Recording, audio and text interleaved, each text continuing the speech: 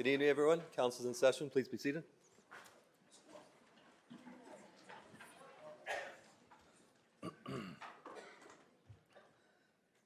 This meeting of Ajax Council is being held in a hybrid meeting format with virtual and in-person participation by members of the public, staff, and council. This meeting is also being live streamed and may be viewed online at ajax.ca/live. A friendly reminder to all participants, please use their microphone at all times for the benefit of those participating in council chambers and joining remotely. Starting with the land acknowledgement. I'd like to begin this meeting by acknowledging that the land on which we gather is situated within the traditional and treaty territory of the Mississaugas, more specifically the Mississaugas of Scugog Island First Nation, signatories of the Gunshot Treaty of 1788 and the Williams Treaties of 1923. This land is and will continue to be home to the Indigenous peoples. Let us acknowledge the mistakes and the traumas of the past through authenticity and support truth and reconciliation. Let us engage and celebrate Indigenous communities by being leaders of action and acknowledging the United Nations Declaration on the Rights of Indigenous Peoples and the Truth and Reconciliation Commission's recommendations towards truth and reconciliation. Let us keep these principles close as we continue towards truth and reconciliation and as we move forward with kindness and respect as a community. Does any member of council have any disclosure of pecuniary interest on tonight's agenda? Oh, hearing, seeing none. Who's got the resolutions?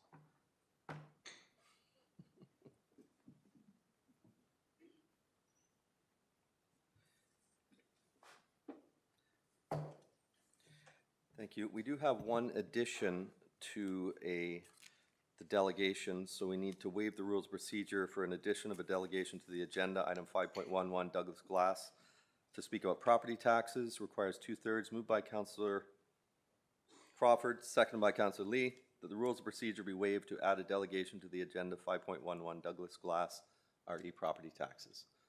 I guess we have to vote on screen, or we just raise hands? We can raise hands. Okay, the vote is up. There we go.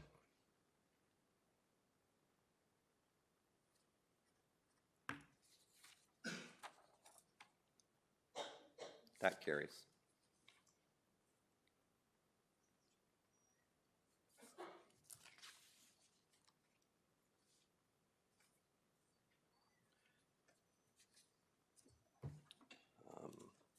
Sorry, there we go. Moving on to adoption of the minutes, moved by Councillor Lee, second by Councillor Bauer, that the following minutes of previous council meetings be adopted. Special meeting of May 10th, 2023, closed meeting of May 10th, 2023, and regular meeting of May 15th, 2023. Any questions, comments, errors, and omissions on the minutes? Hearing, seeing none, we're going to vote.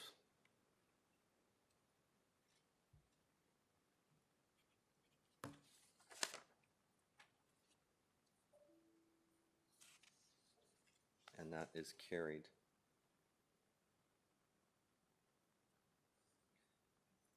Moving on to question period. Does any member of the public have any questions on items on tonight's agenda?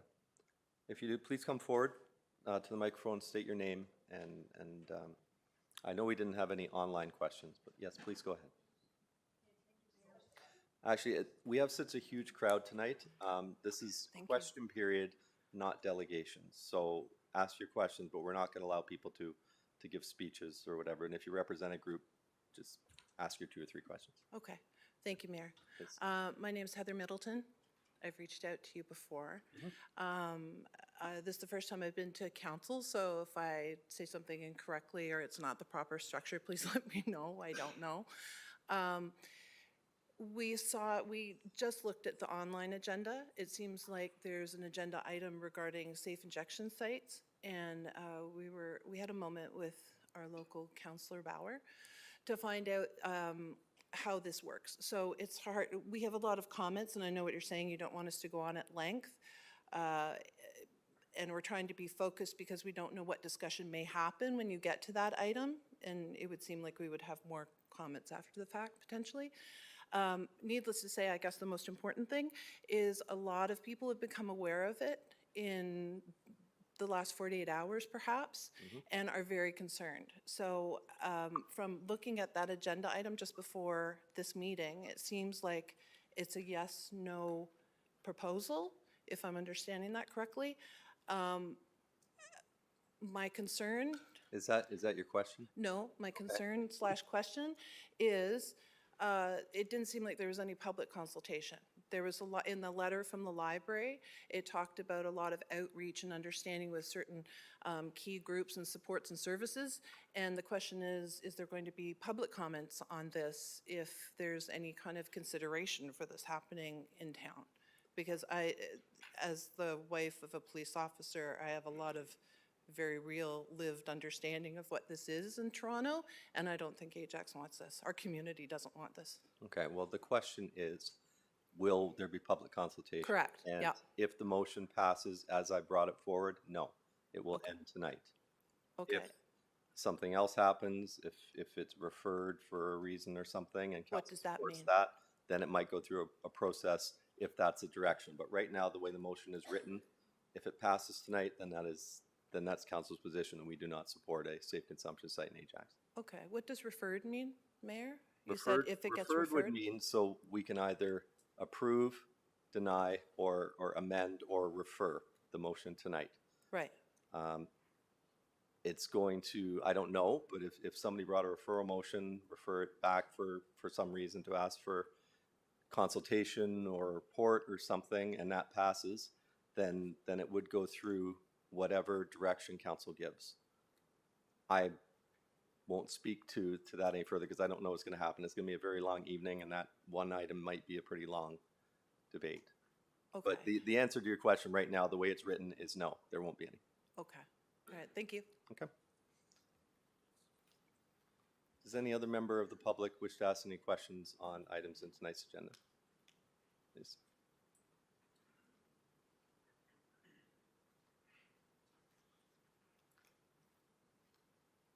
Good evening, Mr. Mayor and Council. On a totally different subject, on the correspondence, there is a note in there from seniors, or a letter to Council from Seniors for Social Action, requesting that Ajax support the City of Stratford with its message to the provincial government on seniors' care and aging in place. And I'm hoping that we can count on Ajax Council to support this. Thank you. That item has been pulled by both councillors Crawford and Henry, or maybe three, Bauer. I think two endorse. So I imagine that's something we might do. Thank you very much. Any other questions from members of the public on tonight's agenda? Sir?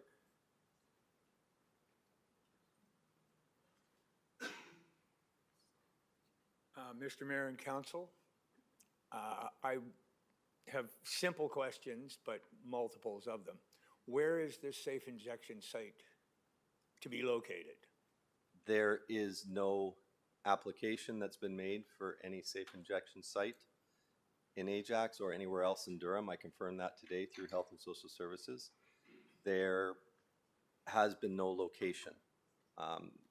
There was a letter sent that's in our correspondence from the Ajax Library in support, and in response to that, I've brought a motion tonight, seconded by Councillor Crawford, to take a position on council. The way the act reads is, in order for there to be a safe consumption site, it requires council approval. My hope is that if my motion passes today, then there won't be a safe injection site in Ajax. So you, as the mayor, are against a safe injection site am in the town of Ajax I am bringing the motion to oppose. to oppose? That would be council's position. Excellent. All I need to know. Any other members of the public who might want to ask any questions on tonight's agenda? Okay. Very good. Thank you. Moving on to delegations, presentations, and public meetings, we have 5. I'm going to put the one that we've just approved as 5.5, fifth in the agenda. The first one, 5.1, Ontario Shores Psychiatric Emergency Service. Karim Mamdani, President and CEO of Ontario Shores Medical Center. Please go ahead. Oh, and you'll have 5 minutes.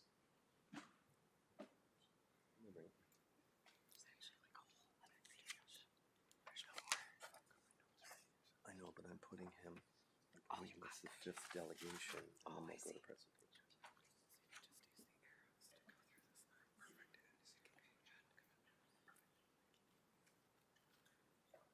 Thanks very much, Mr. Mayor, councillors. Good evening, everyone. My name is Kareem Mamdani, and I'm the President and CEO at Ontario Shores Centre for Mental Health Sciences. I'm delighted to be here today to update you on our plans to bring psychiatric emergency services to the region. We are currently seeking approval from the government for a capital planning grant to build an emergency psychiatric assessment, treatment, and healing unit, often referred to as an Empath model at Ontario Shores. My presentation's goal is to thank you and also to seek your continued support for this important project and emphasize the need, the greater than ever, and highlight the important data from US models that are truly transforming mental health care. I want to start, first of all, by for those unfamiliar with Ontario Shores, to let you know that we're a public teaching hospital that offers a variety of specialized assessment, treatment, and care services for those with serious mental illness. We have 340 beds, over 90,000 visits, 1,300 staff, and we are one of only 4 mental health facilities in the province of Ontario. We serve a wide range of specialty populations ranging from geriatrics to adolescents and forensic services. Although we are humble, I'd like to highlight a few notable accomplishments. We're accredited by Accreditation Canada with the highest standing possible. The highest level is exemplary status.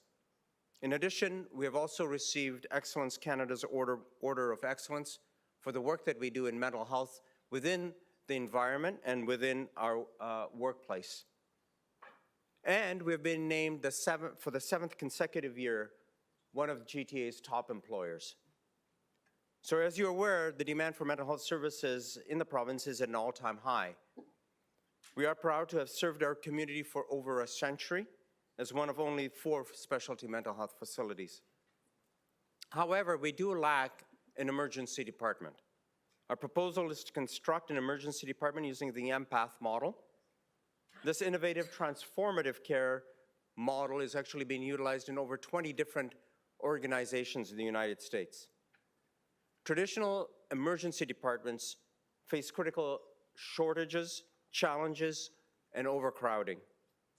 The number of people seeking emergency care for mental health crises in Ontario over the last 2 years has actually increased by over 61%. Ontario Shores has a plan to contribute significantly to the solution. Building of a first-of-its-kind emergency department in Canada based on emergency psychiatric assessment, treatment, and healing at Ontario Shores. The Empath model distinguishes itself by providing immediate psychiatric care, both in terms of reducing agitation, the space is open, it employs recliners, and there's a sense of community in a large emergency area. It allows for dignity, it allows for confidentiality, and it facilitates surge capacity. We know that intervention immediately creates the opportunity for psychiatric emergencies to be resolved within the first 24 hours. Our patients at Ontario Shores would leave with an aftercare plan from our outpatient clinic. Mental health expertise, a specialized environment, and quick assessments all contribute to a better patient care experience. There are also related savings. For those who are arriving with EMS, the ability to absorb those visits would save $1.1 million. Our ability to treat psychiatric patient admissions would result in an additional $4 million in savings. And the reduced length of stay or even admission diversion would include the diversion of 10,000 psychiatric emergency patients to Ontario Shores, would save over $3 million. And so while savings are important, the experience that the individual has actually achieves a greater transformation for that individual. This is an image actually of a rendering of the mHealth Fairview Southdale campus, which shows what a Empath model would look like. They've seen a 60% reduction in inpatient admissions, a 24% reduction in the number of mental health admissions at the Southdale Hospital Emergency Department. And again, this model is transforming emergency mental health services across the United States, and we have the unique opportunity to be the first to bring it to Canada. In the interest of time, I'm going to pause there and thank Council, thank the Mayor for your time, and look forward to any further discussion that may occur. Thank you.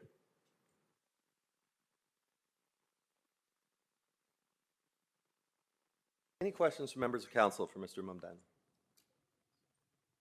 Oh yeah, I'm using this new system. There we go. Councillor Lee, please go ahead. Thank you, Chair, and thank you very much for the presentation. Through the Chair, what would be a description of a psychotic episode or a psychiatric episode? So often what you might have at a facility like ours is individuals who are suffering from schizophrenia. So, for our organization, about 60% of our admissions are schizophrenia, but we also have admissions for depression, mood and anxiety, a variety of other diagnoses as well. How would we differentiate between that and an actual violent, like if you're through the Empath program, is it diversion through 911 then? Is that the goal? Or? No, so what would occur is individuals who are being brought to an emergency department either through an EMS or by the police would in fact get diverted to Ontario Shores. So the challenge right now is individuals who are being taken to a regular emergency department at a hospital. Those are the most challenging ones coming by emergency sort of vehicle transportation. They often are also the individuals with the greatest degree of crisis requirement. So we would be working with EMS when we have support from all of the EMS providers, and the police, DRPS has also provided their support. They would in fact divert those clients to us. And as a worst case scenario, what if the patient's violent? Would the police ultimately take them to the local municipal jail first, or would they take them to Empath first in the ideal situation? So I mean, we'll work with the police, we would work with EMS that would have defined algorithms. They would use those algorithms to determine whether or not it's required to go to a police station, or they could bring them to the Empath model. We work with individuals in crisis on a regular basis.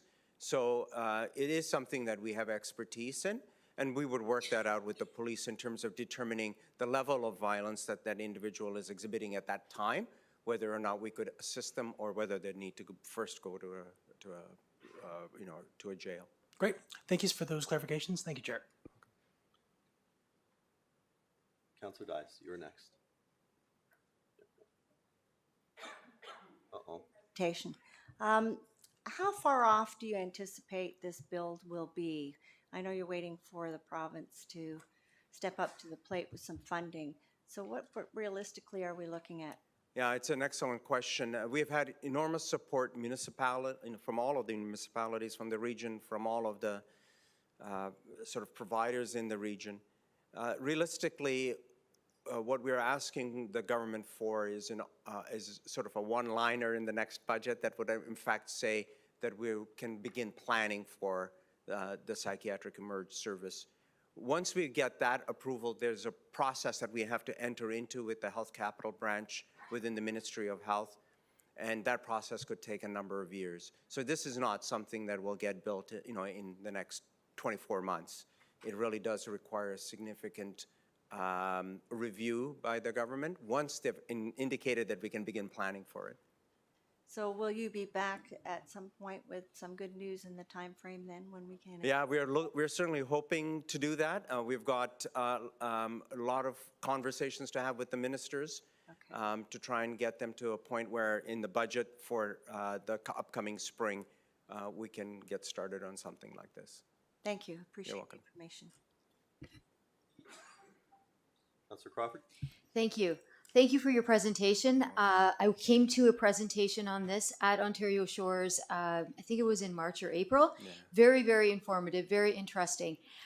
One of the things that really spoke to me was that patients that are admitted to the right facility, there's a 60% chance that they come back for their day, a day, I don't know what you call them, day in A day treatment a program. day treatment program. Yep. So to me, that's a win. 60%. Yeah. We went to the AMO had a homelessness symposium just recently, and there was a model that was talked about in London. Now I don't believe it's Empath. No. But what is do you know of that London example? And Yes. what are the differences? So the similarity is actually working with the EMS services and police services to get delivery to another facility other than a prescribed emergency department. So they can go to a site that would be a locally based, community-based service and get redirected to them as opposed to going to an emergency department. So the similarity is that we would be using the same service providers to actually bring them to Ontario Shores. Okay, thank you. You're welcome. Councillor Bauer? Thank you, Mayor Collier. Thank you very much for the presentation. Very interesting. Some of my questions have already been asked, but I think in your presentation, did you say that there are currently 390 beds in Ontario Shores? We have about 350. 350. Yeah. Do you find that if this facility was in place, that some of those beds would be freed up, or is there a connection between that? So the demand for service is actually far outstripping the resources that we have in the system as a whole. And so as an example, for individuals who are waiting to come to our outpatient services at Ontario Shores, and we serve about 90,000 visits at Ontario Shores, they're on average waiting about 100 days to get into our service. Wow. And the wait list is about 5,000 people on a wait list to get into our services. So we're not going to be able to deliver services to that large a population, regardless of what we do with a psychiatric emerge service. But what it will do is it will reduce the number of admissions to our inpatient beds because we'll be able to treat immediately and discharge. We will be able to reduce the number of readmissions. So those people who would otherwise have to come back for service would be reduced, and our length of stay would be reduced. So it actually improves the functioning of the hospital, and it reduces the pressure on the emergency departments at other hospitals as well. Thank you. Okay. And what is the funding cost? So what we are looking at is Head Start, which would be the first phase of the redevelopment of Ontario Shores. We're about a 30-plus-year-old facility already, so we're getting a little bit older. The first phase would include the psychiatric emerge service. Mm-hmm. It would include our ambulatory services, which I described are bursting at the seams, mm-hmm. and would include some research and academic space. So those three elements in a single building, the cost of which is about $150 million in 2021 dollars.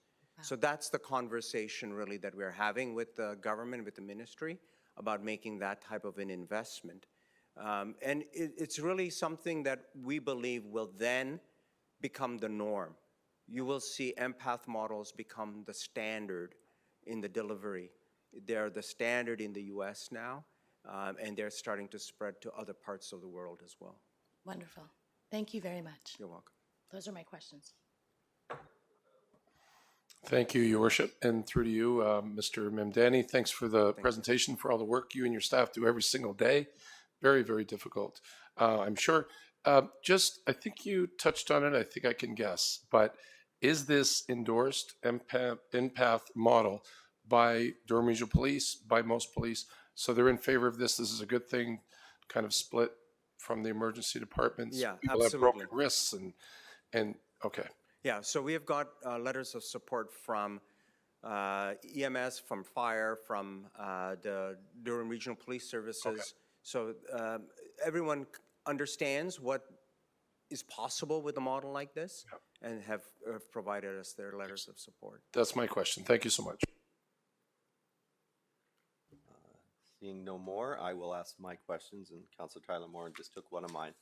As Chair of Police Service Board, I've seen this presentation 3 times now. Once at the Police Board, once at the Region, and again tonight. So you have letters from me at the Police Board, from the Region of Durham Chair, absolutely in support. What I want to ask is, in the most recent provincial budget, was there any funding for the Empath model for Ontario Shores? No, there wasn't.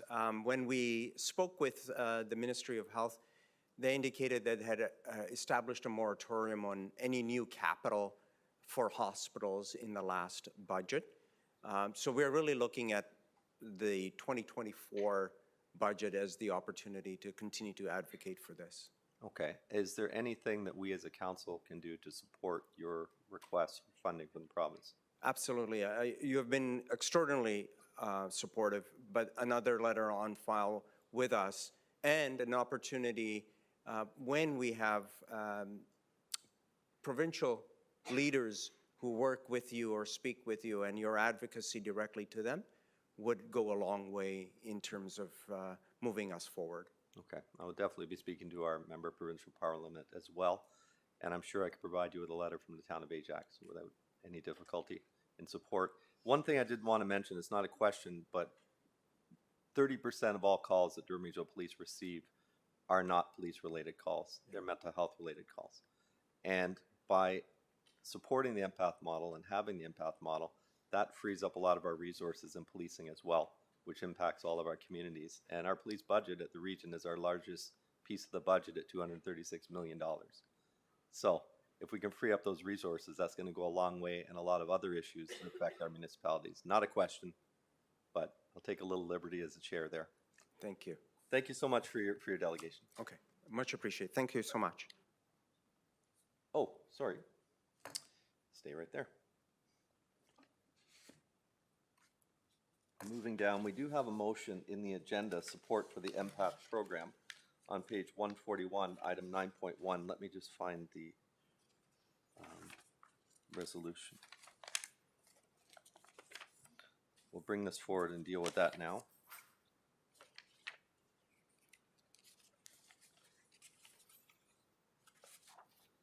Here we go. Moved by Councillor Crawford, second by Councillor Lee, support for the Empath model. Councillor Crawford, you want to probably just read your there for us? And we'll put it on the floor. Oh, I am. Sorry. Thank you.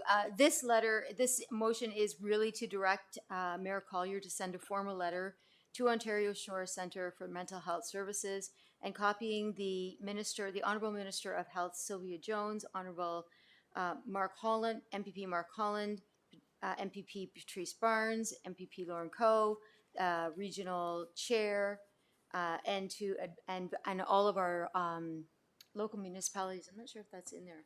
Can we send this to all of our municipalities and also to DRPS in support of the Empath program? You know, I hate that we have to talk about this. I hate the fact that you have a wait list of 5,000 people already. I hate that our society has got to this point, but it's our reality. And the worst day that somebody could be facing in their life, the thought of sitting on a hard chair in a regular emergency department seems cruel and unusual.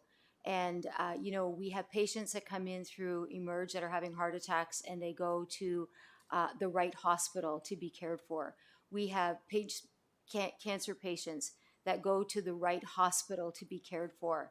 And how much more important is it for people who are having the saddest day of their life to go to the right place at the right time to be cared for properly? And so this is well overdue and sadly is not going to come fast enough.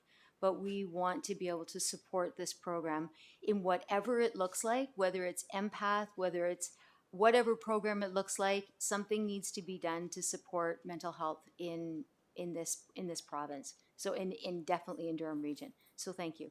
Thank you. Thank you. Councillor Lee, you are next. Thank you, Chair. Thank you for Regional Councillor Crawford for allowing me to second this. I actually take a very different point of view than she does.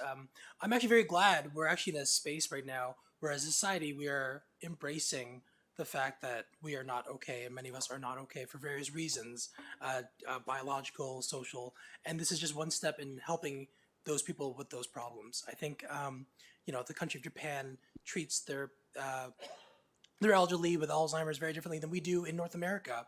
And this is a very good first step in just allowing these patients to have more civility and more care in a time where it's not just being processed as a number in an emergency room. So thank you for letting me second, very wholeheartedly support this, and I'll call for a recorded vote. Thank you.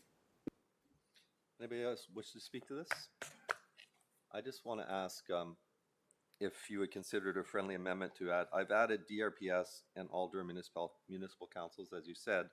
Would you consider also adding MPP Peter Bethlenfalvy and MPP Todd McCarthy, the other Durham MPPs? Okay. If there's nothing further, we will vote. I'm guessing this will be unanimous. That passes unanimously. Thank you so much for your You can support. expect that letter shortly. Thank you.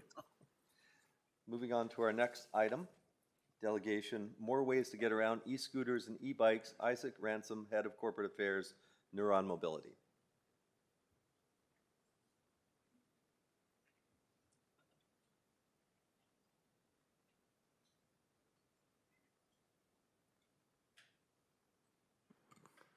Good evening. Please go ahead. You'll have 5 minutes. Thanks.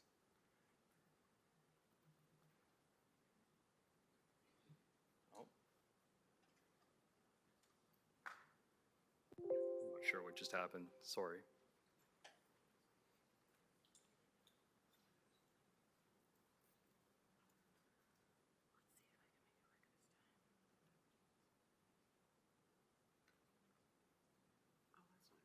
No, that's okay.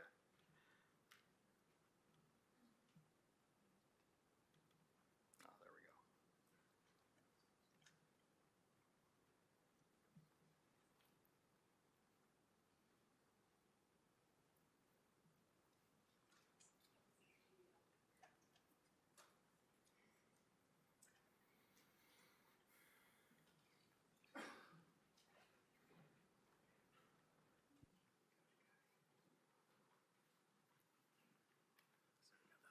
That's okay.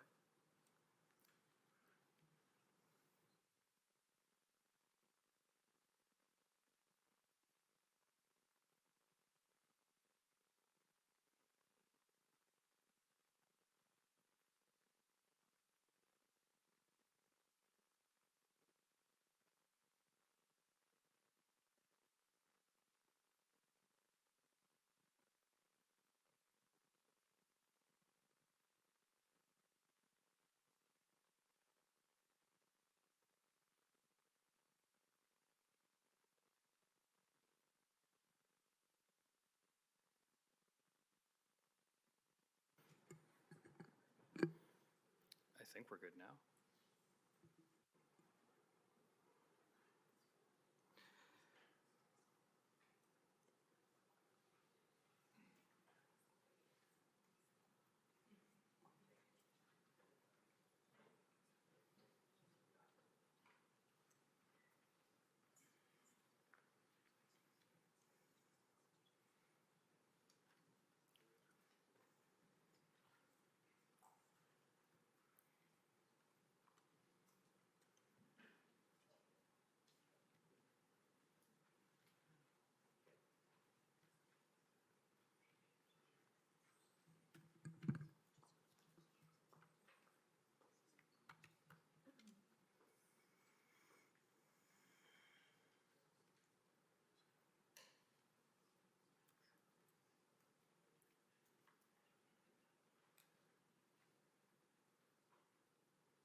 There we go.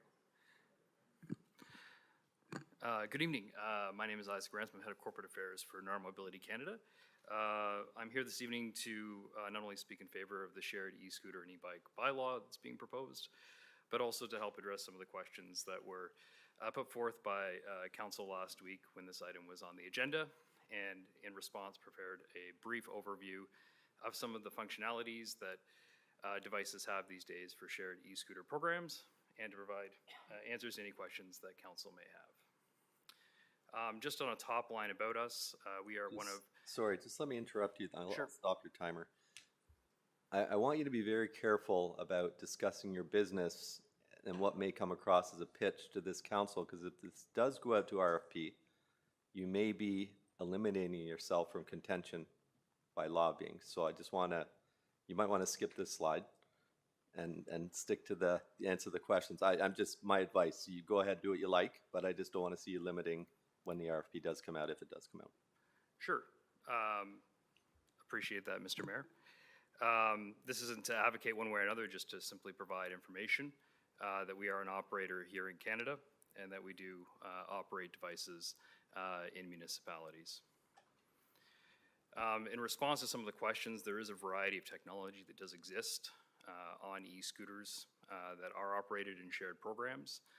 This includes a variety of functions, such as geofencing to control where e-scooters may go, as well as unique pieces of technology like voice guidance, topple detection, follow my ride for safe riding, and high accuracy GPS technology, which is very precise to ensure that e-scooters stay where they're permitted. This is an example of what you might find within an application regarding what a riding area could look like in a municipality. In this case here, you can see that geofences provided to riders show where they can be controlled in terms of parking, riding, and delegating their speed, which geofences can also control. So it's illustrated here within your package, and these technologies are quite accurate in order to ensure safe riding not only for riders, but also to ensure that pedestrians remain safe. Unique to shared e-scooters, separate from private e-scooters, is QR code technology, which allows for easy reporting. In this case here, without needing an application, users in the community who want to report, which was a question that came up last week around how to file customer service, can simply scan with their camera app a QR code on an e-scooter and report e-scooters, and then they can be serviced accordingly to any service agreement with the municipality. There's also technology out there to control parking. I know this is a concern for many municipalities that are in pilot programs right now, and I would encourage you to watch the link in this following the meeting here this evening. But this is new technology that has come to market across not only us as an operator, but others. It's called AR Core technology. What it does is, in addition to the precision geofencing, is it uses images collected by Google to verify the location of scooters to specific locations to ensure that they're parked accurately and in the correct spot. So it's an extra verification process that ensures that e-scooters are not, as was described last week, misparked or dumped in locations which aren't considered appropriate in a municipality. In addition to that, there's another level of accuracy with GPS, which is 50 times more accurate than the average GPS. This means that e-scooters can be kept off of sidewalks with sidewalk detection and can be kept on the roadways where appropriate, and to ensure they don't go into other areas that you might not want e-scooters to operate, such as skate parks, cemeteries, cenotaphs, those sorts of areas, which can be found throughout many municipalities. In addition to that, there's a high economic benefit to shared e-scooter programs as well. Research has shown that we've provided to many of our municipal partners that programs can generate a significant amount of local spending. On average, trips generate about $27 in local spending, and on average per device, it's about $11,300 per device per year. In Calgary alone last year, we do operate, there was $13 million in local economic spending. So there's a lot of interesting patterns which emerge, and that data can be shared with municipalities to better understand how people are using this form of transit. There is a more precise breakdown within your packet. If you do have more interest in this, we're always happy to provide more information in our Shared Ride, Shared Wealth report. But we have provided this to our municipal partners, and this is a breakdown from last year of how people on average across Canada were spending and how they were using their devices, which includes a lot of connectivity to transport, and on average about 35% of people were using this to commute to and from work, which is very encouraging. With that, I'll conclude the presentation and happy to answer questions that council may have. Practice that one just for you, Mr. Mayor. 4.59 and set 0.75. Any questions? We have first, Councillor Tyler Moore. Thank you, Your Worship, and thank you, Mr. Ransom, for being here tonight. Appreciate it. So just so I'm clear, when I see in other municipalities e-scooters that I would deem abandoned, now obviously if someone buys one at Costco, it's, you know, they're going to have it in their garage or on their driveway. But are those necessarily abandoned? Like what I'm seeing, are they truly abandoned scooters, or is it just a question of that's where it's set so you can come and get it? How does that work? And if they are abandoned, who's responsible for getting them? Sure. Through you, Mayor, that's a great question, Councillor. I presume some of the scooters that you've probably seen have been in Oshawa. They run a program there which is free floating, which is one of the sort of parking models that exists in municipalities. And a free floating model allows a user to leave a scooter wherever they may like within a riding area. So that means it may appear to be discarded or abandoned, but in fact, it should be parked correctly on a boulevard, municipal property, a designated parking area that's deemed appropriate by the municipality. And for a lot of people, it's a moment in time. They see it or they're not used to it, and therefore there's that reaction that it's abandoned. But in fact, on the back end, operators like ourselves, we can see in real time a lot of information about that scooter and understand where the GPS location is. And if it does need to be retrieved, let's say it's reported through the QR code or our various CS channels, we usually have a service agreement with the municipality with a standard in which we need to respond to certain sorts of instances. So if it's blocking a sidewalk, we're normally there within an hour to a half hour to respond to that sort of incident. But if an e-scooter, for example, happens to be parked on a boulevard and somebody doesn't like it there, we'll get to rebalancing it to when we do, because it's not considered priority because it's parked appropriately. But then we go back and revisit if it's a constant complaint to maybe find a better parking station in the future for it. In addition to that, Councillor, there are other parking options out there. One of them that I described tonight was the AR Core and Precision Parking. That's a model that's being used by many municipalities that have areas where you might not want a free-floating model. And what that means is that the e-scooter can be controlled. It needs to be returned to a certain geofence location. So the best way to think about it is, instead of there being physical infrastructure, there's a precise geolocation that the scooter has to end up in. Otherwise, the rider will continue to be charged until the e-scooter's back in that spot, and it forces that behavioral change to park them appropriately. So you'll see that model right now in cities like Cambridge, Waterloo, Kitchener, Saskatoon, Regina, and Ottawa. And you'll be seeing that roll out in a few other markets that are opening up. It's something that can be done in cooperation with staff and is often laid out in a process to obtain permits to operate in a municipality. Okay, and hypothetically, because I don't want to, as the mayor has already stated, Yep. I'm ahead of myself here. What would we be using, the free floating system or the Air Core Precision Parking? Again, if we. That would be completely up to those that are putting together the competitive process. Okay. Okay. I couldn't speculate. Yeah, that's fine. Thank you. No worries. Thank you, Mr. Mayor. Councillor Crawford, you're next. Go ahead. Thank you. Thank you. Thank you for your presentation. My concern is not with these types of e-scooters. My concern is with private scooters, and this is not sweetening the deal anymore for me. So I think I understand what you're saying, and this is going to be hard to be a question, but I'll just keep saying it's not sweetening the deal for me. Moving right along, Councillor Bauer. Yeah. Thank you, Mayor Collier. Thank you for the presentation. Your presentation talks something about helmet lock. Yep. So how does that work? Sure. So to keep things very high level on this particular issue, technology which is unique to some e-scooter companies specifically is around helmet locks. In our particular case, this lock functions through the app. So when a rider begins their ride, they're instructed through the voice guidance to wear a helmet. If you're required to do so in that municipality, if it's a requirement, you're required to do so under the age of 18. You can wear your own helmet, and if you choose not to wear the helmet, you can return it back to the helmet clip.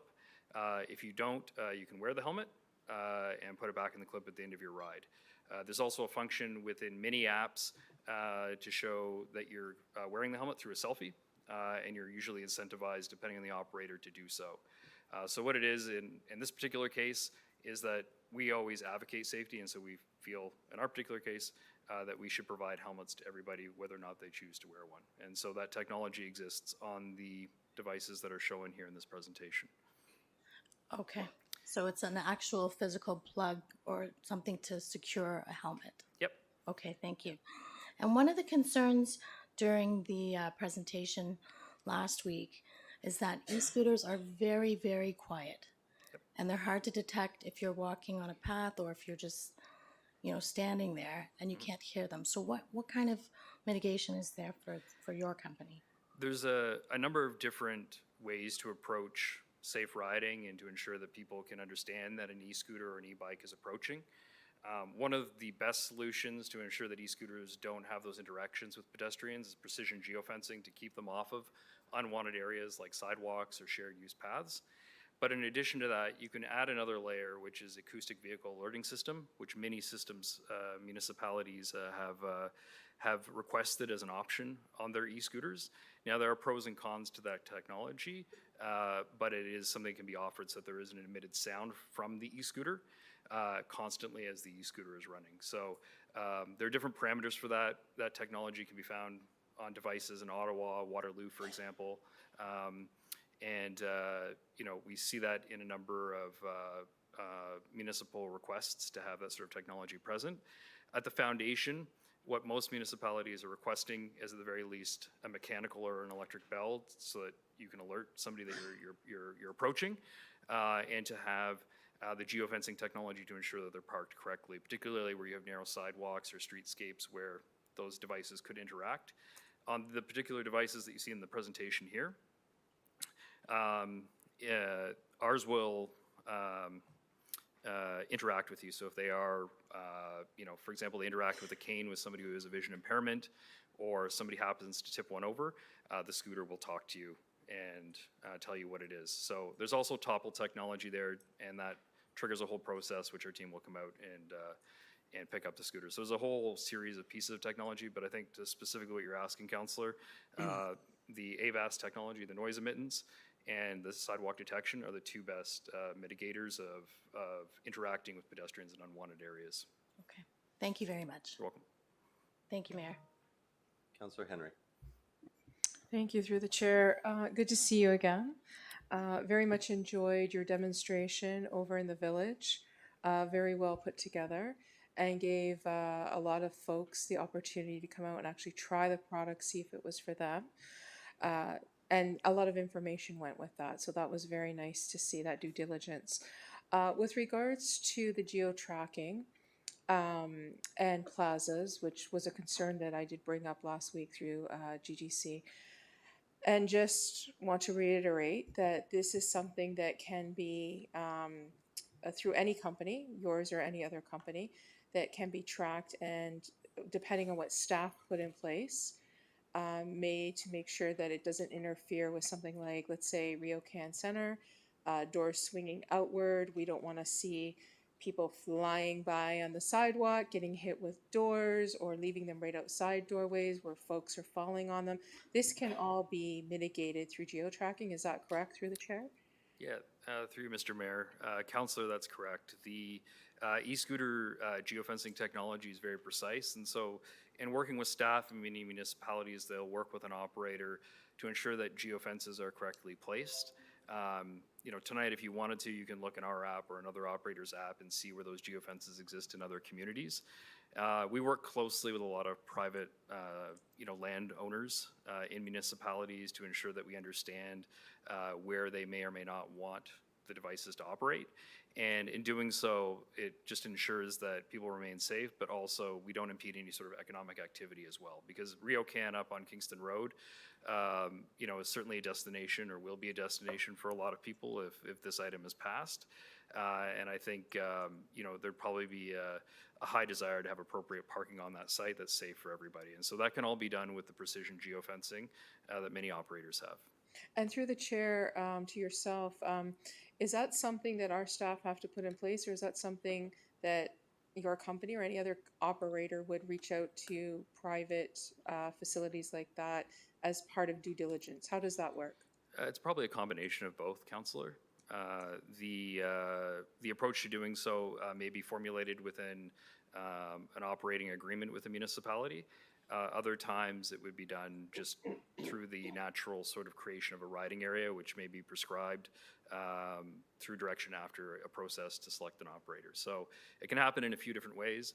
You know, I want to tread carefully here based on the guidance from the mayor, but I would say that we would undertake, you know, a high degree of diligence to ensure that people are riding safely. And you'll be able to find examples of that in the many cities we operate across Canada. Excellent. Thank you for your time here today. And again, a great presentation, and really appreciate you coming out and giving folks that opportunity. Thank you. That concludes our speaker list. Mr. Ransom, thank you for your delegate. Thank you. Moving on, our next item, the dangers of rodenticides, Janice Friend, I hope I said that correctly, and Dr. Brian Friend, Rodenticide Free Ontario. Please go ahead when you're ready, and you'll have 5 minutes.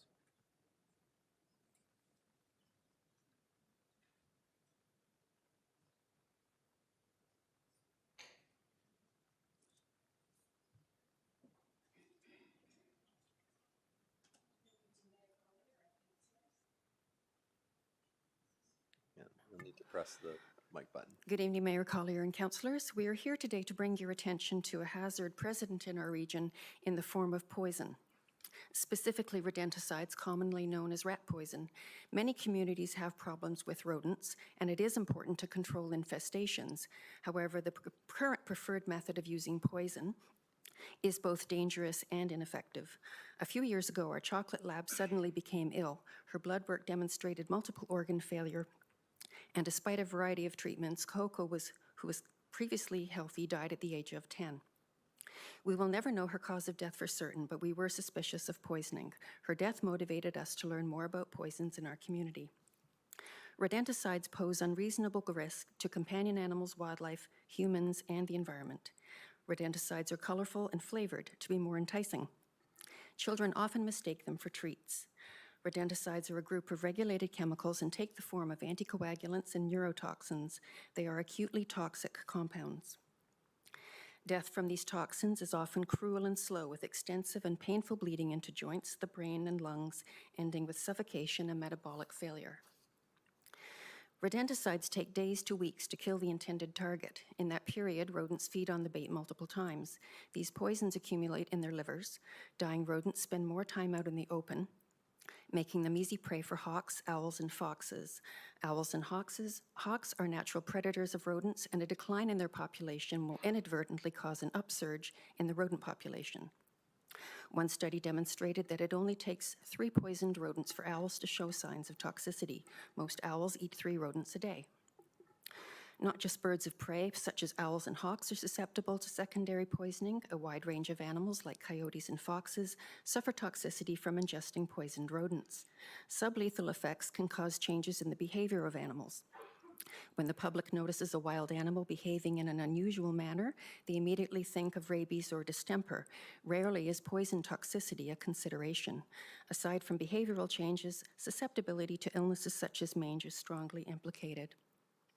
Symptoms can include nausea, vomiting, bleeding from the nose, and seizures. This little hound dog puppy is Tyson, who we fostered last summer. While walking down the street, we came upon a dead mouse. Tyson quickly snatched up that mouse, and just as quickly I reached my hand into his mouth, where I successfully pulled it out. My first thought was poison. The more rodents we poison, the more opportunity for both pets and wild animals to face illness and death. If you have a look at Health Canada's poison incident reports, you will see many cases of children accidentally ingesting rodenticides. Landlords who place poisons around their buildings can expose unaware people and their pets. Companion animal poisoning is not an isolated problem. At a recent visit to the vet hospital, they commented they see about 1 dog a week who has ingested rodenticide. According to the manual used by pest control companies, the most economical solution is avoiding pest problems in the first place. Prevention gives more effective and longer-lasting results than relying on controls such as poison. Property standards bylaw are exactly the type of action necessary to reduce the risk of rodent infestations. Rodents are drawn to areas where they have access to food, water, and shelter. Access to these resources must be addressed if rodent populations are to be permanently controlled. Alternative approaches to poison do exist, and a transition to chemical-free, cost-effective methods could be done with relative ease. Exclusion services or rodent proofing offered by pest control companies prevents rodents from entering in the first place. Clearly, poisons do not work, evidenced by the fact that pest control companies remain on contract to supply poisons for indefinite durations of time. Rodenticides remain the default method used by most pest control companies because they provide a steady income and are easy. Allowing this to continue will only serve to make any infestations worse and continue to reduce the number of natural predators. Birds of prey and other predators that feed primarily on rodents serve as natural and chemical-free methods of pest control. However, we are poisoning them with the persistent and unnecessary use of rodenticides. Banning the sale and use of all rodenticides is the only approach to truly safeguard what we hold dear, and that includes our children, companion animals, as well as wildlife and the environment. BC and California are some of the areas that have banned the use of some rodenticides, albeit with some exceptions. The City of Toronto is currently examining the use of rat poison and alternatives. Durham Region can be a leader to pave the way for Ontario becoming rodenticide-free. Please support a ban on the sale and use of rodenticides. Thank you. Delegations are bang on today. That's great. Thank you very much. Councillor Tyler Moore, you have a question? Thank you, Mayor, Mr. Mayor, and thank you, Mr. Freund, for your presentation. And sorry to hear about your chocolate lab. I know that we have grand dogs at my house, and they get pretty attached. And nice to hear about Tyson. When you were sort of putting this together, and I'm sure you've read a lot about this. Have you ever spoken one-on-one to an animal control person or an expert who's been in the field for many years? Did you get their opinion at all? Just wondering. Somebody wakes up on Monday morning and has to deal with many of the homes in Ajax have rat and mice problems. All of us councillors receive a lot of phone calls about that. So it's very important for people to not have rats and mice Councillor all Tyler around. Moore, Sorry. let me answer your question. Yeah. Please Sorry. go ahead. Yes, I have spoken to many organizations that are mostly animal rescues, wildlife facilities, who tend to deal with the wildlife who've been impacted. And there's been multiple studies around the world.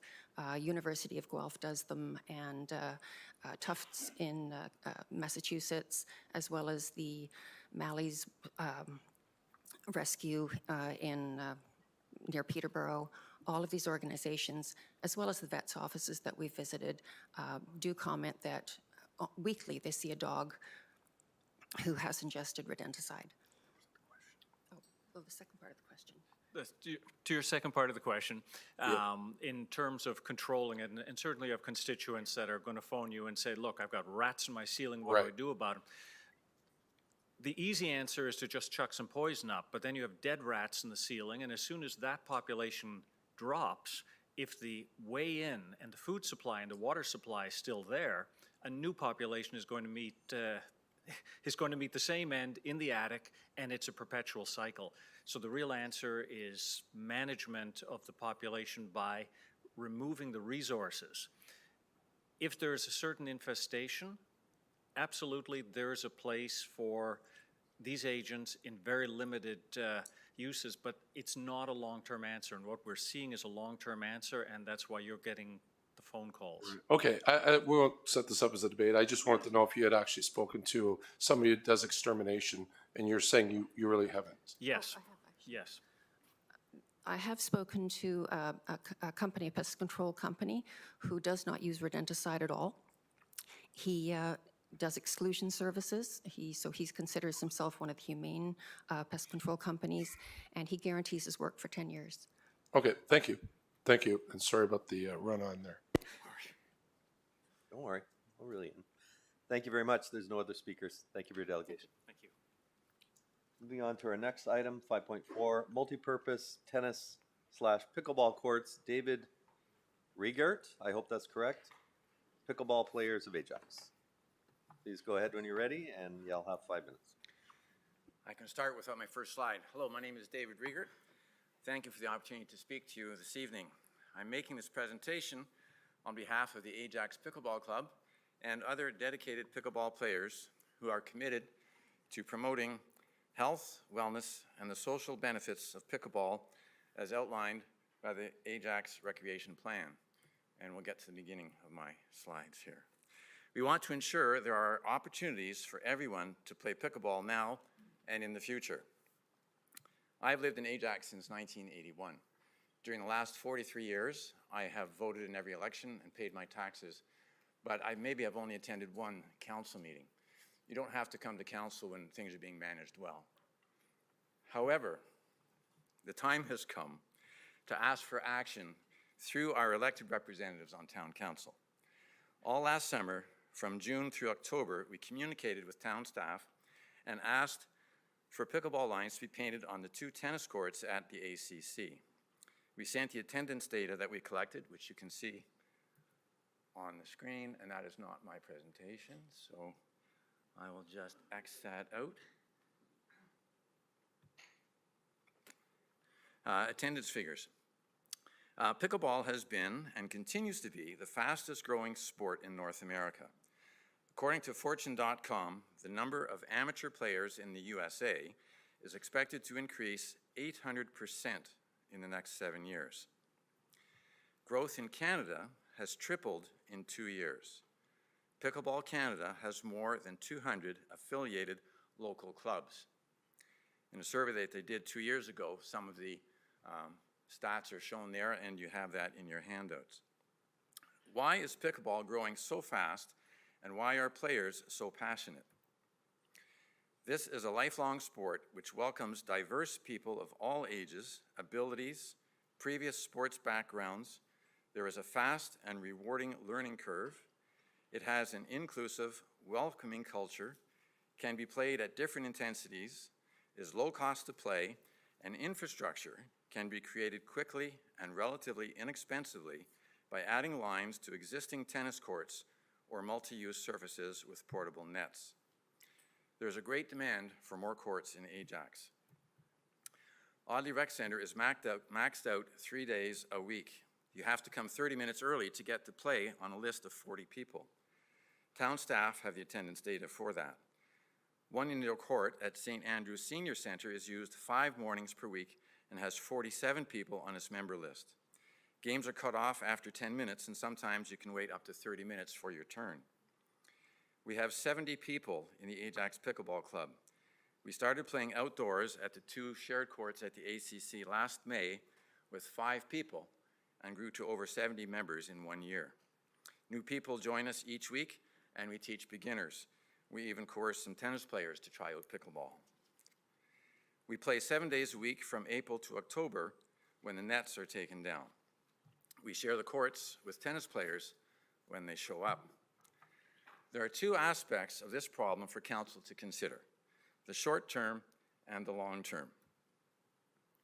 The longer term solution involves deciding what courts to build and where.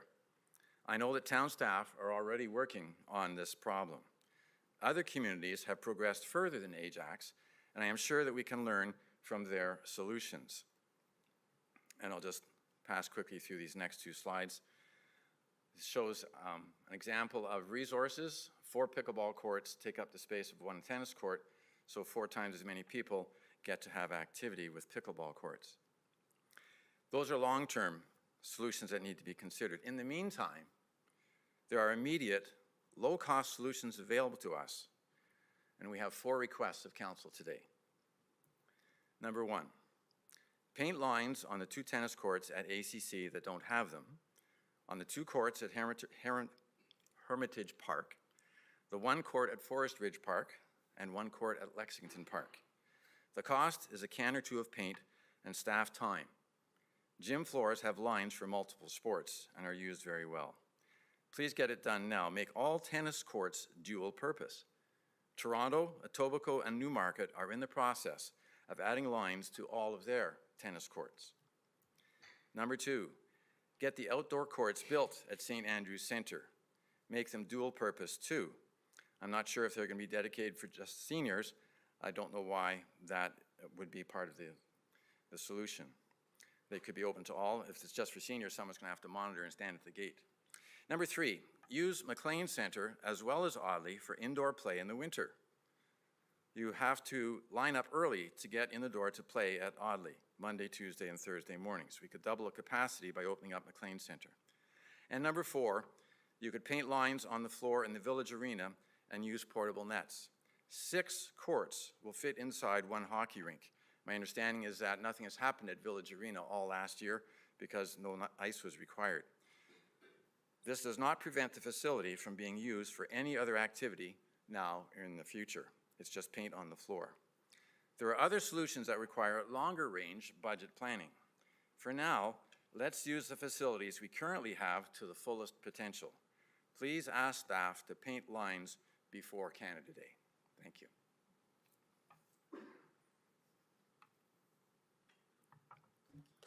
Thanks.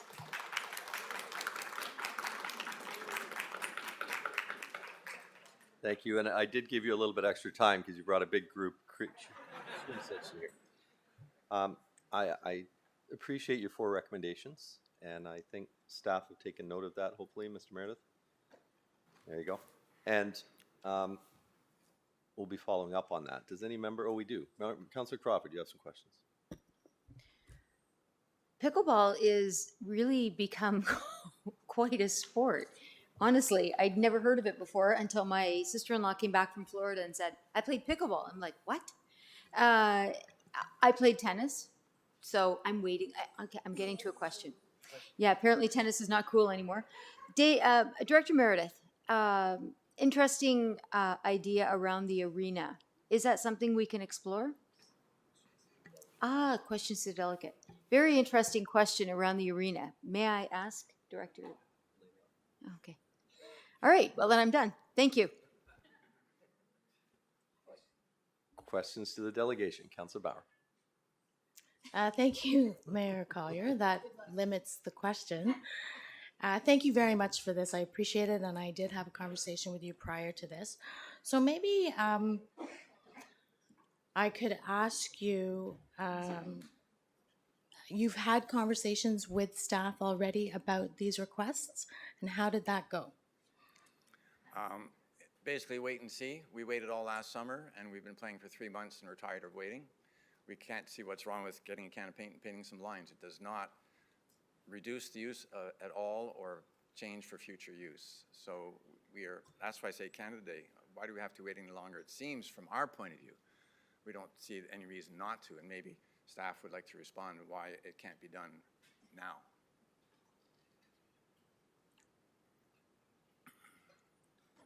My other question. I'm sending a message right now. Yeah, absolutely. I'm hoping that you are, Mayor Collier.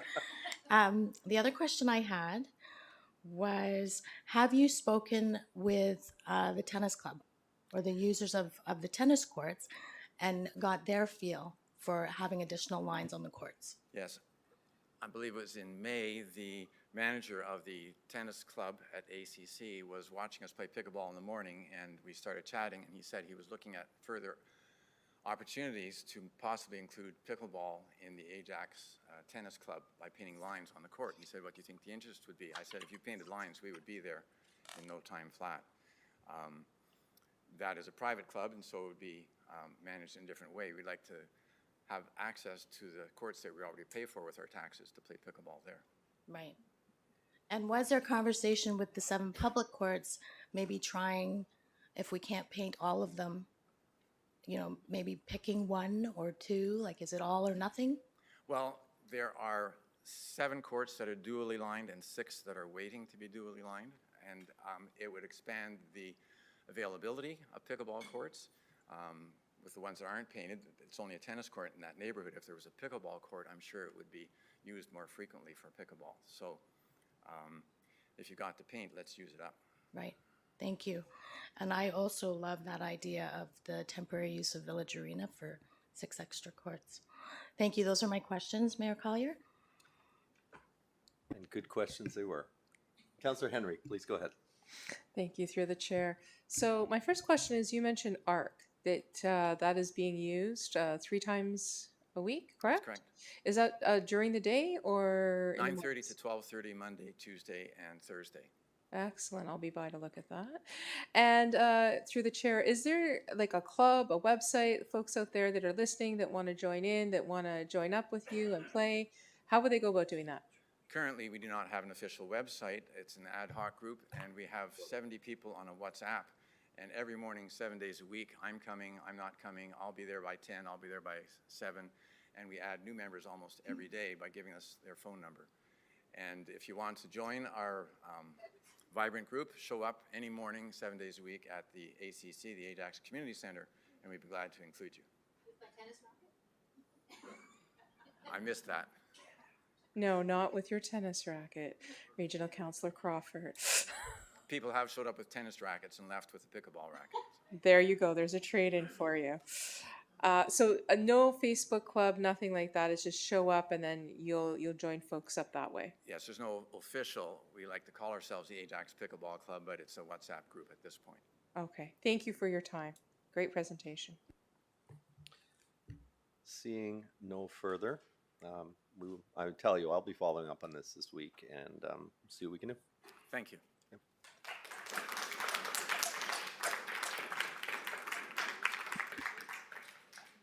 And I know we have a riveting agenda, and you're welcome to stay. But if you would like to slip out quietly, I won't be offended. Our last delegation is on property taxes, Douglas Glass, Ajax resident. I'll just give it a minute while this group exits. Sure.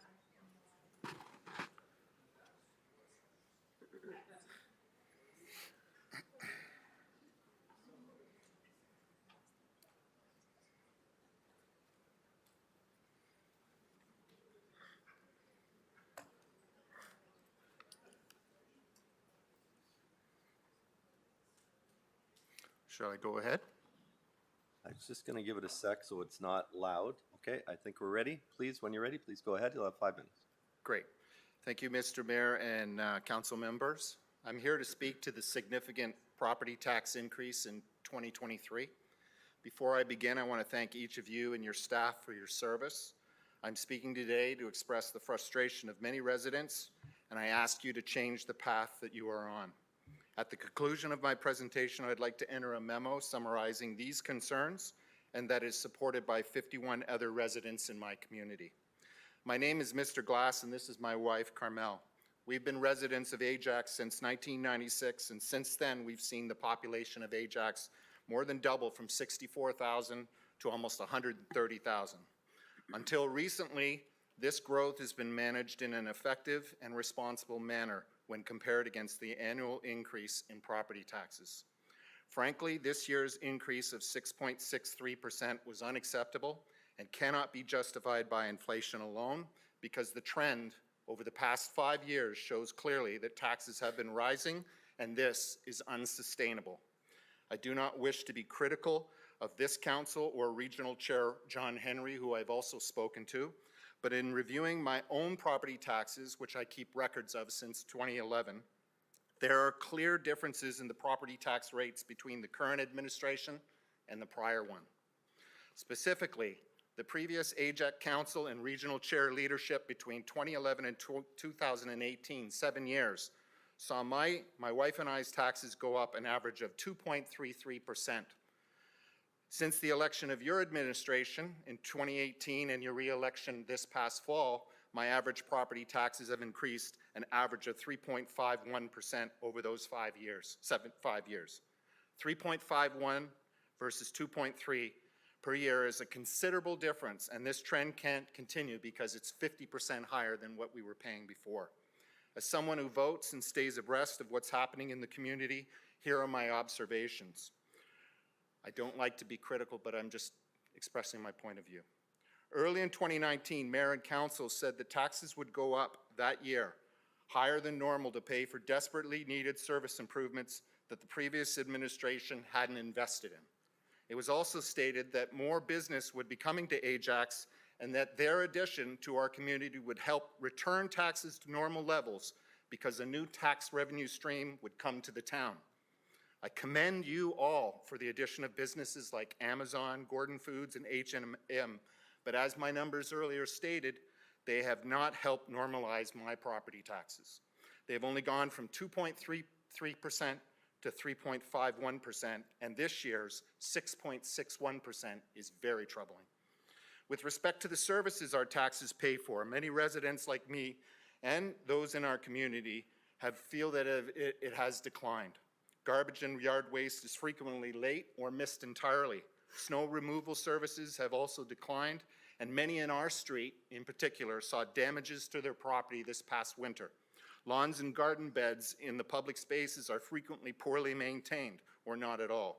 My point is that services have declined, and they do not justify the higher taxes that we've been paying. So what needs to be done? We are calling on you, our elected leaders, and those in Durham Region, to return property taxes at least to the historical 2.5% average, and two, to be more disciplined managing property tax revenue with a focus on essential services. I'd like to cite a recent example of poor fiscal management. In March 2023, a month or two after you approved the recent tax increase, Council approved an $80,000 Ajax sign like the one in Nathan Phillips Square. Such an allocation of town funds when residents are struggling, literally struggling, higher food, higher mortgage, everything else is unacceptable, and we call on this project to be scrapped immediately. I understand that by 2031, 7 years from now, the town will be adding between 17 and 32,000 new units, or 50,000 more residents. Given this anticipated growth, it's imperative that Council and the region manage our taxes back to the 2.5% norm. As my numbers showed, previous administrations managed rapid population during their tenure in a manner that didn't overly burden the existing taxpayers, and we call on you to follow their example. This will demand stronger fiscal management, decision-making, sacrifices will need to be made, and you will need to explain your decisions to the community. Use your Facebook mediums for things more than just feel-good things and so on. Remember the compounding effect of even a 2.5% annual tax increase from here on in, and its dollar value will have a heavy burden on many residents in Ajax. Bottom line, this 6.63% property tax increase was unacceptable, and a change back to the norm must occur. I thank you for your attention, and I wish to submit these documents.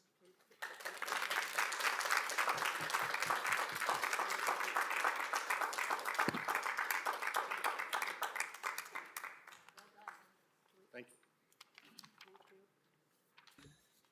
Thank you for your delegation. Before I open it up to questions, I'll try and address some of the questions that you asked to your delegation. I took some notes. I wasn't texting. I was writing some of these things down. And this is in no way any type of excuse. I'm just trying to explain to you some of the pressures that we are under as a council. So, and also as someone that was around during the years that you mentioned from 2011 on the 2-point-somethings, I'll try and address that without being too critical of what went on during that time. But I will suggest that the past councils, have never had to deal with things like COVID, with the incredible inflation. I don't know what CPI ended up being this year. We don't use CPI, we use MPI, because we don't use that basket of goods, but it's considerable. We all know how much we paid for fuel, for everything else. And part of, with COVID, is labor shortages, supply chain issues, difficulty in even getting staff to do some of our services. So I'll try and work those in my answer. In this last term of council, we underwent a number of plans and initiatives. We did a fire master plan update. The last fire master plan was done, I think, in 2011. It was not implemented. We've had considerable growth. Back in 2009, I think, when we built the new fire hall and hired the last round of firefighters, we were told we would not need to hire any more firefighters. That was the last time. We've had so much growth now, in order to maintain that service level, we had to reach out and hire another 20 firefighters last year. There's $1 million. But you hire them partway through the year, so that gets annualized. So by hiring 20 firefighters last year, we are basically starting at, correct me if I'm wrong, about 2% this year, because you need to carry on the second half of that. So when we started our budget this year, we started at about 4%, I think. I'm looking for a nod, somewhere around there, based on decisions that were made in the past. So I'm just, again, just trying to explain this, and we can get to questions in a second. We also did our stormwater master plan. We have somewhere in the neighborhood, I think 29 or something stormwater ponds. It could be higher. When these things were built, nobody ever thought of what the maintenance was going to cost to maintain them. They get full of sediment. They cost between $250,000 to $350,000 each to maintain them. They're all coming due now. And we had to do a stormwater management plan. And one of the things we found was we have a number of tax exempt properties. So places of worship, government buildings, things like that that don't pay taxes, but they still produce stormwater. So we needed to come up with a way to have them pay their fair share, because if they don't, our cost is still the same, and we would have to add on more than the $48 a year that was added on to every tax bill for the stormwater charge. So we developed this stormwater levy, which you'll see on your tax bill as a separate charge, one time, $48. And then all the commercial properties that aren't currently paying taxes now get that levy, and they're paying their own share, because the stormwater, we are in a climate change emergency. We have global warming. We have the 50-year storm twice every 5 years. Stormwater is a big deal now, and erosion, and we need to deal with it. And this is the way we've dealt with it. We're not the only ones. I think there's 12 other municipalities in the province right now that have had to do that, and that's just the start. They're all going to have to do it. I think Burlington this year is a 12% tax increase, for instance. There's a lot of others. We also were directed by the province through COVID to do an asset management plan. This asset management plan, and again, correct me if I'm wrong, and I'll ask staff this after, means in order to maintain our current inventory of roads, bridges, buildings, community centers, everything else is, I don't even remember what the number is, but we included a 2% increase just for the asset management plan, because our capital budget, all of our projects, if you look at our GGC report from last Monday, we had 2 awards of tenders for a road and a parking lot, something else. Our capital projects, because of things I've already outlined, supply chain and the rest, are coming in nearly double what we estimated 5 years ago when we did the 5-year capital forecast. So what we're having to pay today is almost double what we've estimated for, and we had to add a 2% asset management just to go in to prop up our capital budgets. So those are just a couple of things I picked up from your delegation. You talked about declining service. I agree. The yard waste was a bit of a gong show last year. Again, Miller Waste just couldn't get drivers. They couldn't get people to come out and pick them up. It was a delay. They ran shifts on Saturdays. They got it done.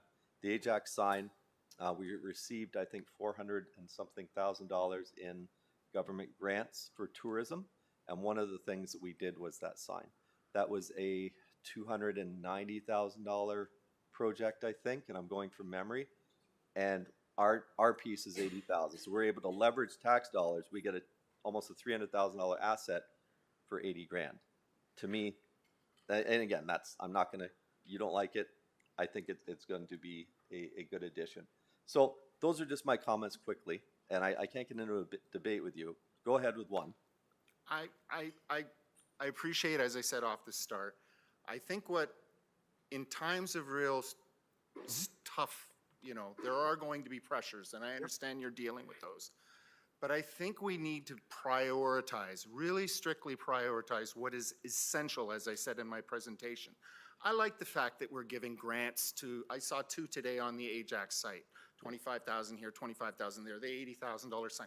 I think, in times of plenty, and if we're paying a 2.5% or a 3.5%, and there's funds available for that, But when you're passing on a 6.6% increase, and I don't know what it's going to be next year with this higher floor with my taxes. You know, it's $8,200 in 5 years. If the 3.5% trend continues, I'm going to be bucking up against 10 grand. And like, when's this going to stop it? Let alone a 6.5 if it keeps up at this pace. So if we're going to have higher property taxes from this point on, one, I need to hear about it, right? Because it just can't sustain it. And two, then you guys have to do more in terms of saying, this is a want and this is a need. And Absolutely. we need to focus on needs for the residents of Ajax, municipal needs, not feel-good things and all of these other things. As much as they're great and they build a community, you're going to destroy the very community you're trying to build and help serve. I'm telling you. I'm not disagreeing with you. Go ahead. I'm not disagreeing with you. I'll address that, then we'll open it up to questions. We are addressing the needs. These are very trying times. We have a full, open, transparent budget process. It starts in the fall. We have on our website, the budget builder, or is that still what we call it? Well, anyway, look for input from the public on different budget items, that type of thing. I mean, please give us your feedback. That is the time. Our budget meeting is open and public. And I invite you to attend and make a delegation and bring forward some issues, review the budget. If you see things, that is the time. Now, the budget has already been passed. And just to cap, it's a 6 point something total, but the Ajax portion is only 3% of that. So just that's. But we have regional councils here who sit on the group as well, who can bring these same points, and the same type of diligence I think needs to be carried forward to there. That's my point why I spoke to John Henry, and I'm asking Councillor Crawford and Councillor Lee to take that forward as well. And dies. But yeah. So absolutely, I hear what you're saying, and I can tell you, and as a practicing accountant in the past, not anymore, but I do understand budgets. I do look very closely. If you do come to these meetings, you'll hear me ask a lot of very pointed questions, make some amendments, move some things around, as well as the rest of council. We do our very best, but it is a challenge, and that's all I just tried to explain to you was some of the challenges that we have, which is the same as what all regular homeowners also have. Everybody is seeing, managing your home, the increases in everything, whether it be the electricity that you're using, or whether it be the gas for your car, or everything has gone up. Insurance, for instance, interest rates have gone crazy. Interest rates alone account for a considerable amount. Like people who have to renew their mortgages are going to all of a sudden be realizing how high the next one is. We have the same thing on debt that we carry.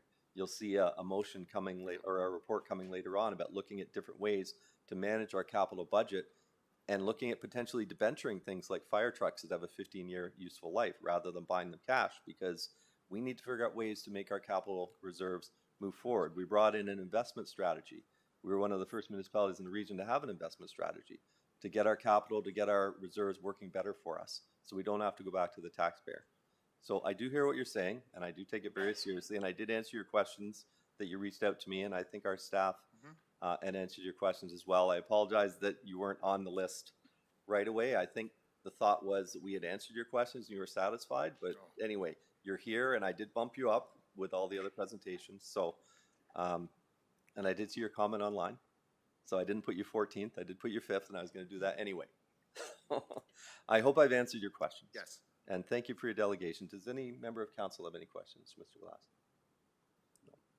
Thank you very much. Have a good night. And it appears there's a few supporters. Again, I won't be offended if you don't want to sit through the next 3 hours of the meeting. I'll just ask you to exit quietly if you like. Moving on to our first presentation, item 5.6 now. 2022 Financial Statement and Audit Report, Lillian Chung, Associate Partner of Deloitte.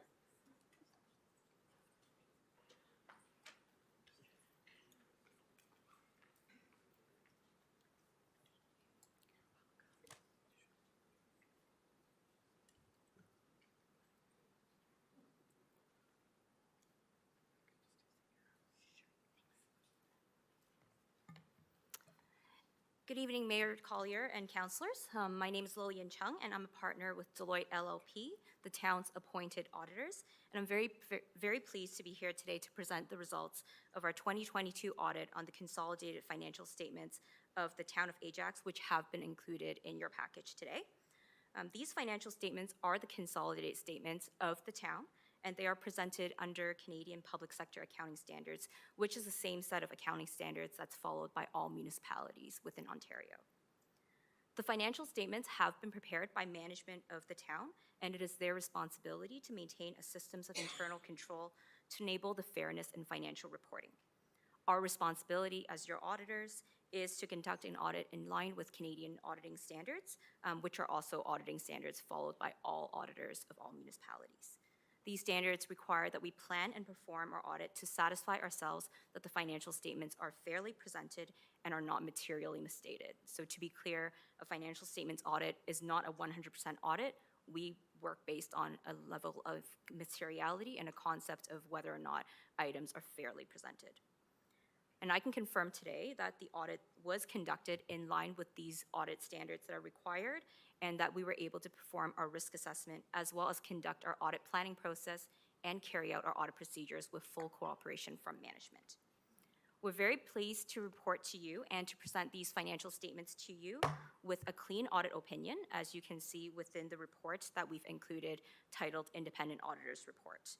This is the best outcome that you can receive from the perspective of the town, and we're very appreciative of the cooperation that we received from management during the audit process. Also very pleased to report to you that there are no uncorrected misstatements as an outcome of our audit, nor are there any material weaknesses in internal controls that we identified. Again, very clean audit report and very clean audit results. So very happy on behalf of management, and kudos to them for the good work, but happy to take any questions you may have for me. Thank you. Any questions from Ms. Chung? I just have one. I wonder, and this is, I guess, appropriate after the last delegation. We do our budget in February. Before we know what our deficit or surplus could be, before we know some of these things, we're already committing for the next year. Is there a way that the financials can be closed quicker, sooner? Potentially that is a comment that I could leave for management to respond to. The one comment that I will add is that the audited financial statements are prepared under public sector accounting standards, which is not necessarily the same method of accounting for which sets your tax base. So there are certain differences in terms of their presentation. So that is one clarification that I do want to add, but maybe I'll leave it to management to respond as to timing. Well, management is well aware of my concern because I bring it up often. Okay. Thank you so much for your presentation. Thank you. Moving on to our next grants and partnership update. Again, good timing for this one. Where is Ms. Cruciano? Senior Advisor, Grants and Partnership. Online. Please go ahead, Ms. Cruciano.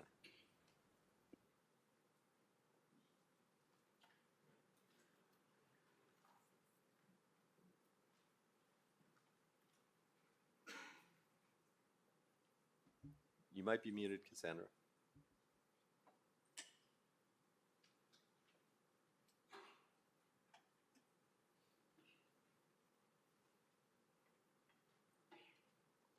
Cassandra, can you hear us? We cannot hear you.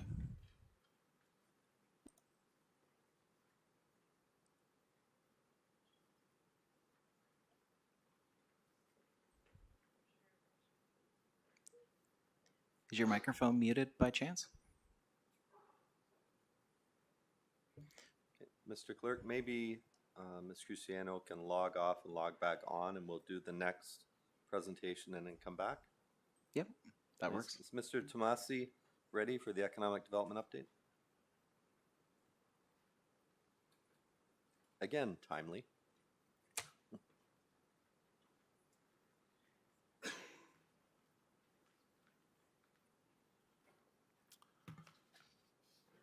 Good evening, Mayor and Council. Just gonna take a couple minutes just to load up a thing or two.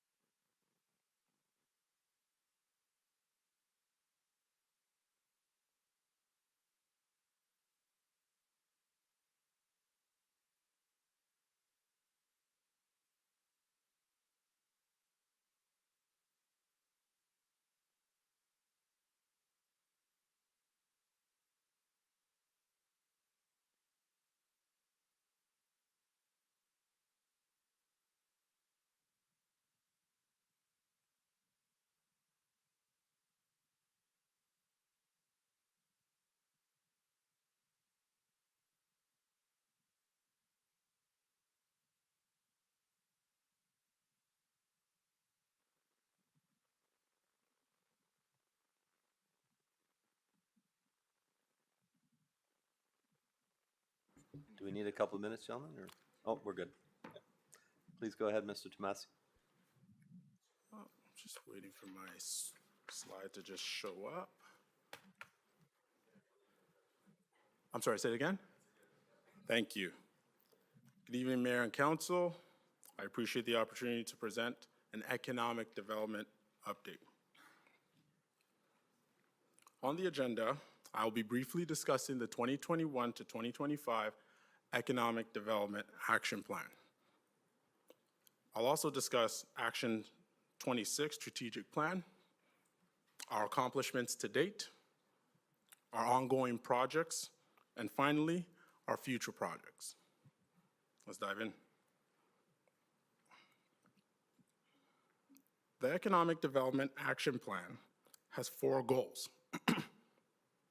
Goal 1, leaders in business retention and expansion and attraction, innovators in business incubation and workforce development, supporters of attractive place development, champions for organizational readiness to support growth and development.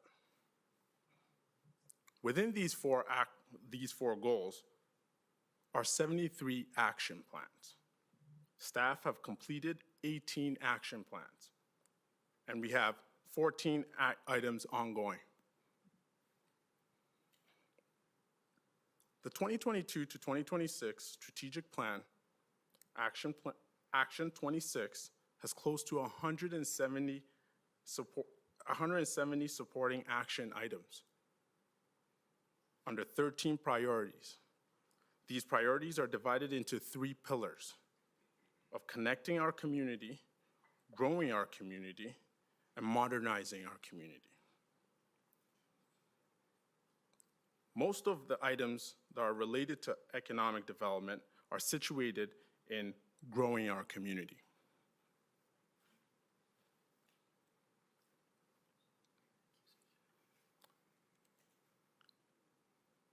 Now I'm gonna, just 2 seconds.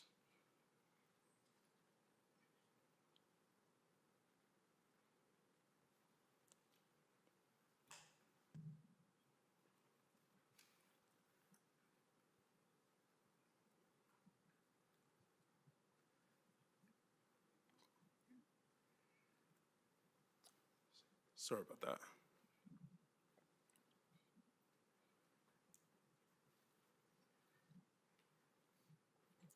Within the Action 26, there's about 9 items that are specifically related to economic development. The first item is business retention and expansion initiation, business engagement strategy, business mentor roster recruitment, Ajax business video profile series, not-for-profit business support study, post-secondary student business program, tourism webpage update, tourism revenue opportunities, and highlight diversity in tourism. Now I'm going to jump into our accomplishments. We've had 27 grand openings to date. Let me share with you one of our most unique grand openings.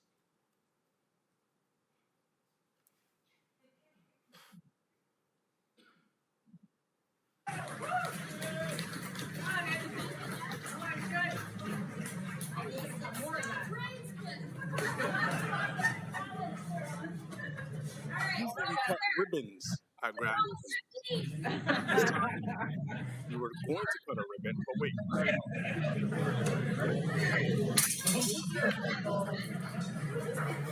A wholesale distributor for plumbing, HVAC, waterworks products.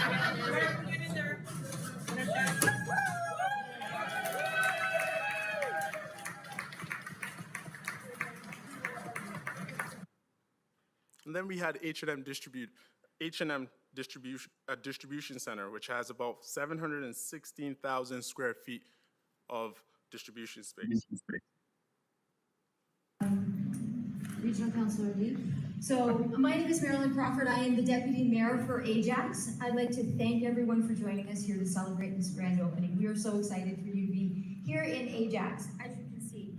I'm joined today with Councilor Rob Tyler-Morin, Councilor Nancy Henry, and Regional Councilor Sterling Lee. And our mayor gives his regrets he was unable to come, but he would have loved to have been here for this event today.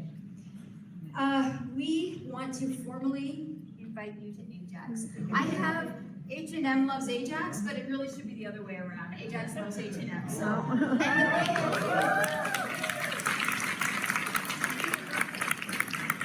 the really important question is, where do you live? So for the sake of time, I'm gonna pause that video.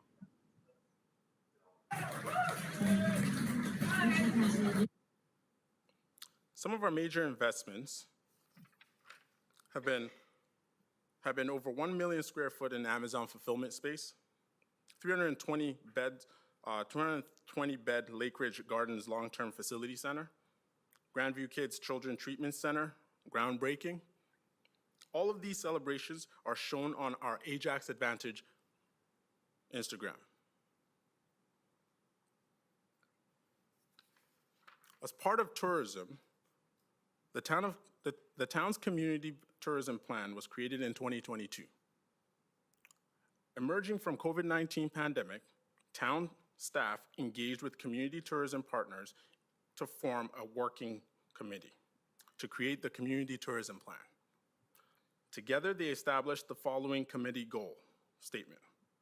Through collaboration and shared vision, the resident, stakeholders, and council will make Ajax the destination of choice, building economic vibrancy and strong community pride. The goal defined 4 key items: optimize economic impact, recover and develop, collaborate community placemaking, measure, monitor, and manage. Through tourism, we partnered with the CAO's office to gain $350,000 of federal funding to promote tourism in Ajax. It was to attract more local and domestic visitors and develop new and enhanced tourism experiences. As part of tourism, we've had 14 film permits already. Popular film locations include Greenwood Conservation, Audit Recreation, and Ajax Community Center. CBC Corner, Season 4, Episode 6 was filmed right at Audit Recreation. Johnny Orlando's music video, Blur, was filmed right here in Ajax. Some of our ongoing projects are our Ajax Business video series. And if you don't mind, Mayor and Council, to just humor me for this video.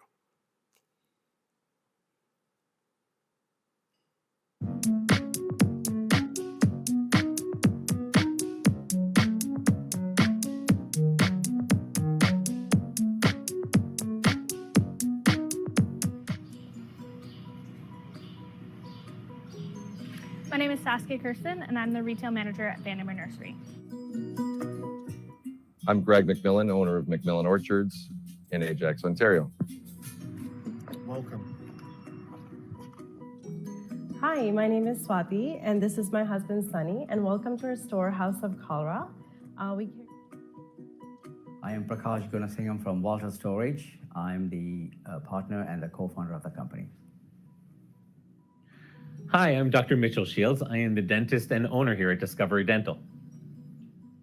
Hi, my name is Leonie Siegel. I'm the founder and CEO of Granny Lee's Kitchen Limited. My name is Dean Weatherby, and I'm president and CEO of Safran Landing Systems Canada. Our goal is to be a unique store that caters to all cultures. Ajax, being so diverse and multicultural, is a perfect community for us to excel and grow. I really love the idea of working where I live because of that really nice community feeling. When I was first looking to open my practice, to open Discovery Dental almost 27 years ago, Ajax was a growing town, and I was looking for a community that would give me the demographic mix that would allow me to provide a wide range of services. And South Ajax really had that, and over that time, over the last 27 years, this local community has really become quite diverse, and it's provided me the additional benefit of helping and meeting a lot of new people. Walter had our first GTA location in Toronto in 2020, and then we want to expand in the GTA areas, and we decided to come to Ajax because Durham was growing very fast in the GTA area. My parents settled in the area in the 1950s. My dad was a school teacher in Ajax and purchased an orchard at the north end of Whitby where we had a retail store, and then moved the store to the present location on Kingston Road in 1975. My sisters and I have lived in the area forever, grew up here, and we've never left. Why would you? Today, Ajax remains an ideal location for our company with its growing transportation infrastructure, its easy access to colleges and universities, its skilled workforce, and as well, its, I'd say, local proximity to other large aerospace companies within the Southern Ontario region. For time, I'm just going to pause our video here. So we have 25 businesses that have participated to date. This basically gives an opportunity for businesses to share their story about themselves, including why they invested in Ajax. You can hear why to invest in Ajax from me, the Manager of Economic Development and Tourism, but it's even better when you hear it from the businesses themselves.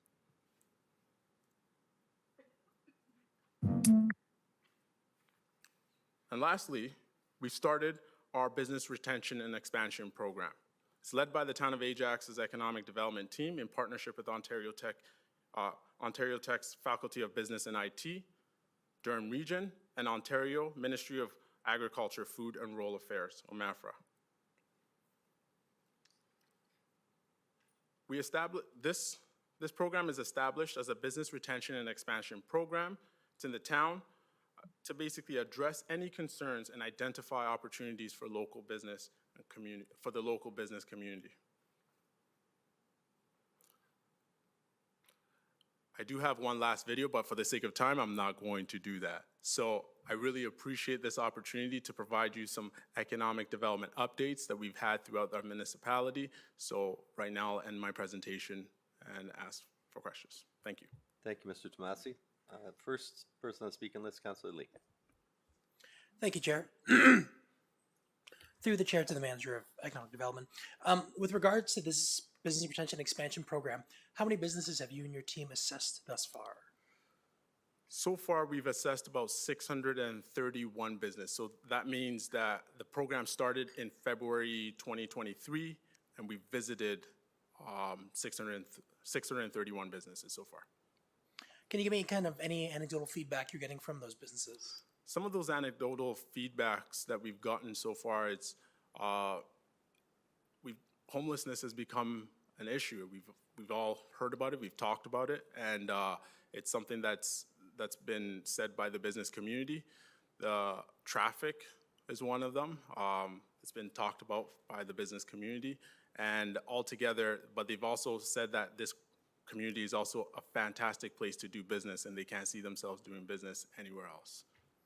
So from a personal standpoint, like 5 years ago when I joined council, one of the biggest gaps I found was that I don't think the town has a vision for its economic development. Yes. So through this BRE and BRNE program, what do you think we'll able to kind of define ourselves of like, oh, Ajax, we are the tech capital of Durham region, we are the agriculture. I just find we don't have that vision, and I'm just hoping that through this program, do you think this will lead to us, in a sense, defining a vision for the next 10, 5, 15 years?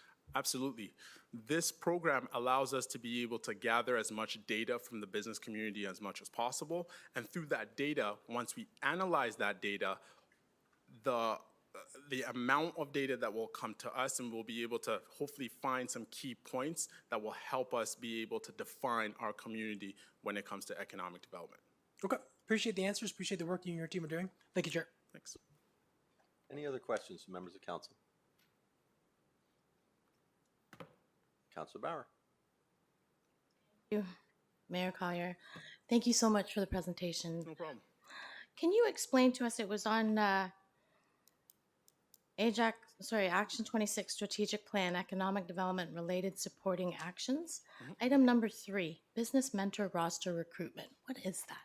So the business mentor roster recruitment is basically allowing businesses that have done really well, or businesses that have done stuff, that have been leaders within their industry or within their sector, to basically come on as a committee member.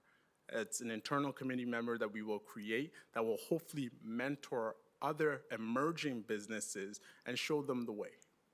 Okay.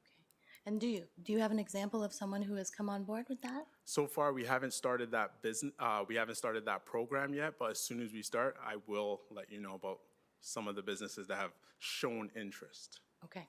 Thank you. Thank you, Mayor Collier. You're welcome. Councilor Tyler Moore. Thank you, Mayor. Questions? Yep, question to our Manager of Economic Development.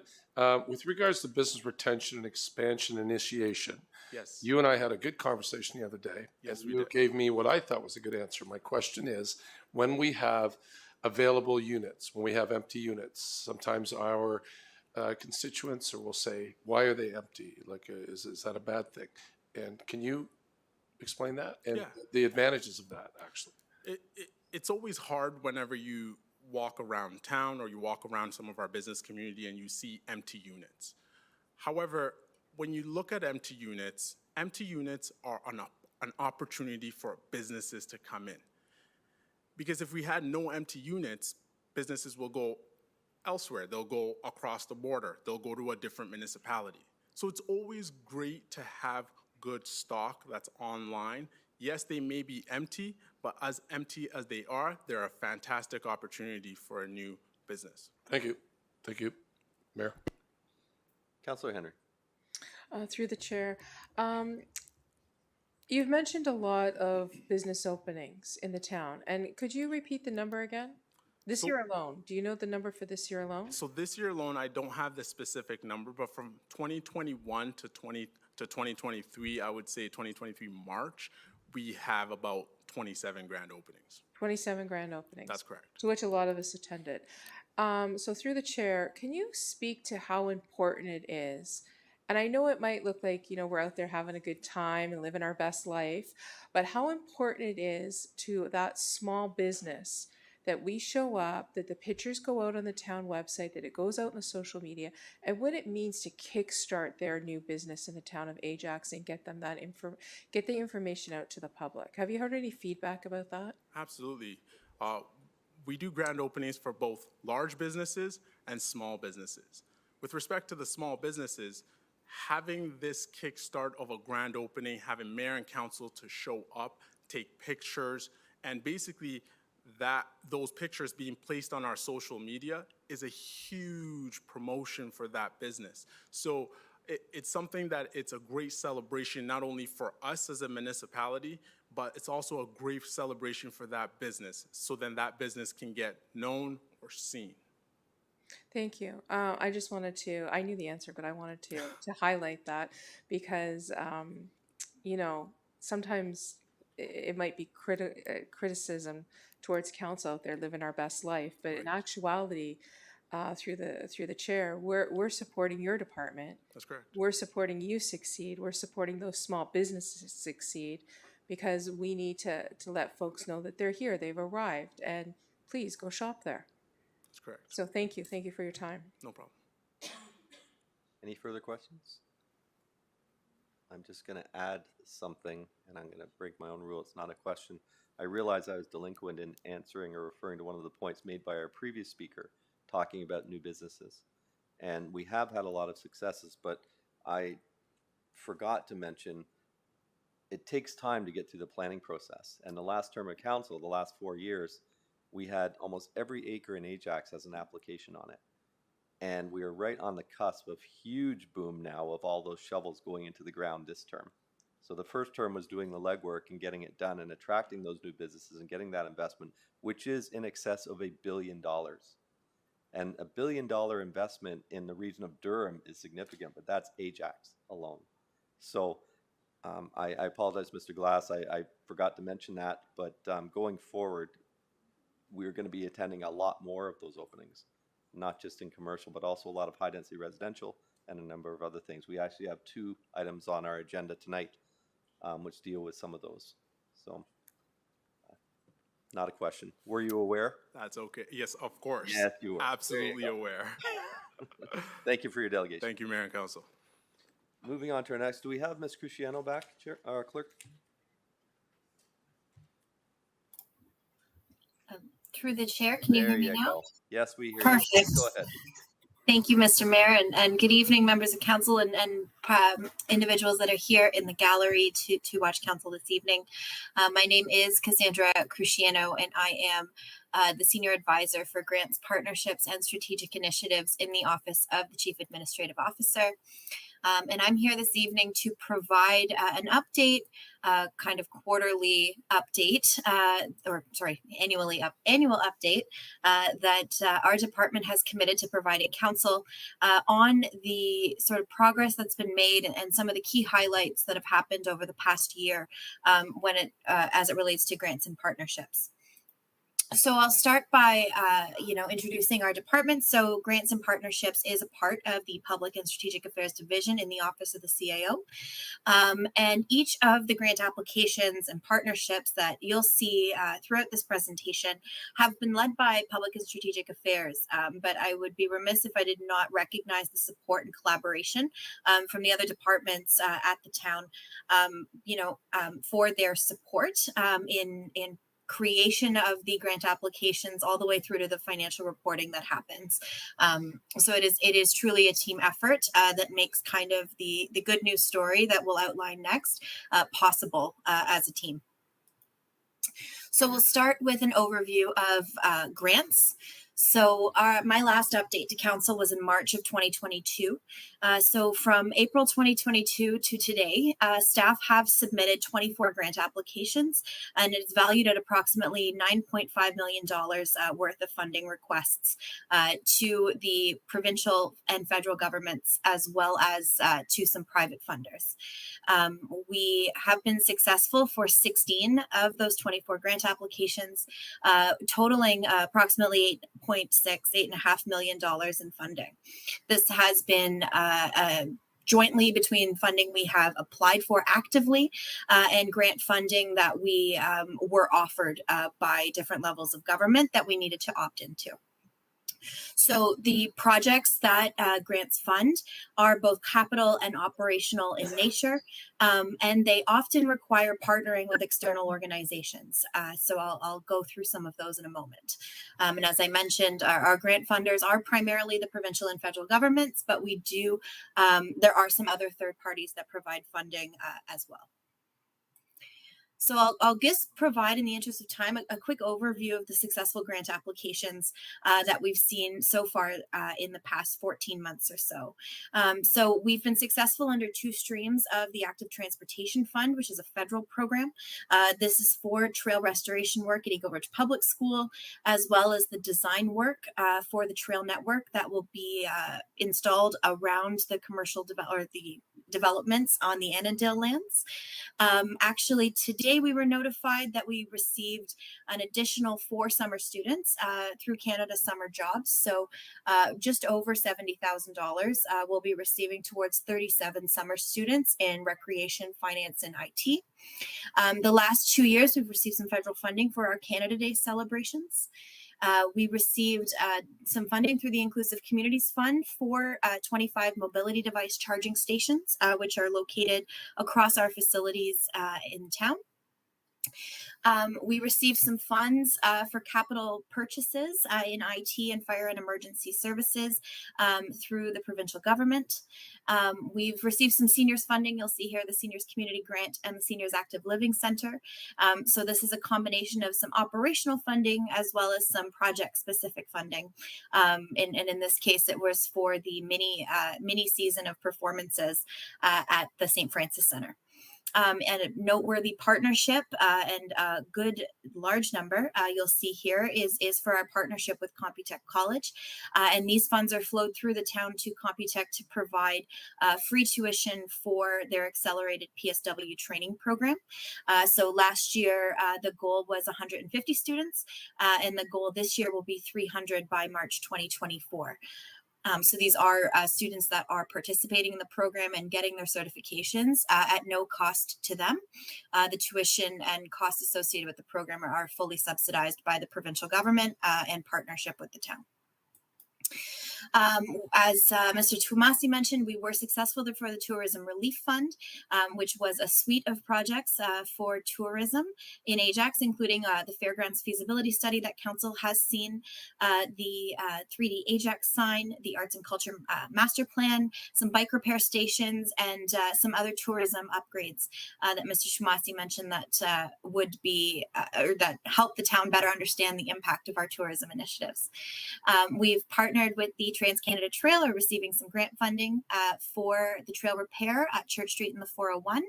We were successful for a capital grant there, as well as some smaller operational programs to help subsidize some summer employment costs for students that are focused on trail maintenance and for tree planting. Now I'll just say these are our grant applications. There are 3 that we currently have submitted that we're waiting to hear back on, as well as one that is noteworthy that is upcoming. So we are partnering with DRPS and a number of other partners within the region to upgrade our surveillance cameras at Town Hall, Operations, ARC, and the ACC. We've submitted an application for a speaker series for seniors on personal safety, future planning, financial literacy, and things like that. And we have submitted an application to increase the accessibility of the change rooms for 2 of the town pools through the Inclusive Communities Fund.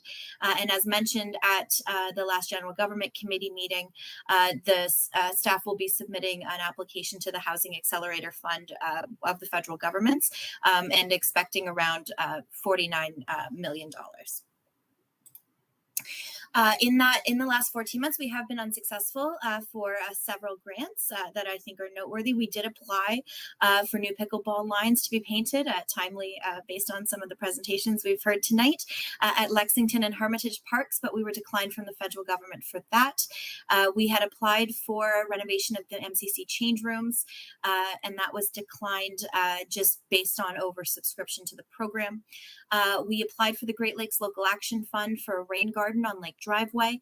That was also declined. And lastly, the Tourism Relief Grant, which we received some funding for, as mentioned previously. The second round of that, we applied in partnership with Metrolinx for a sort of recent winter event. It would have been sort of in December, January of last year, earlier this year. But that was declined as well. We also, as mentioned, I mentioned the DRPS grant earlier this evening, but we have partnered with other organizations in Durham to submit a Durham-wide proposal to the 2 billion trees. And we also supported the TRCA, who received a $50,000 grant for the Ajax SNAP partnership with the Peter Gilgan Foundation. So that's an example of one of those third-party organizations.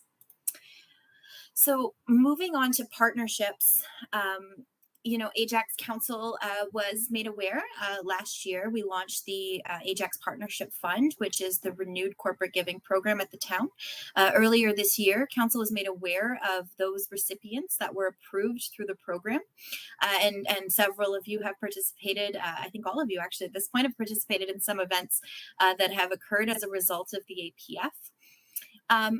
Per the policy and as a result of in-year asks, which we know that, it's a new program. So getting community organizations to the point where they're able to submit a fulsome grant application 1 year in advance of a program is certainly not something that would happen overnight. And so we our policy does allow for review and approval of in-year asks, so long as they remain within our approved budget.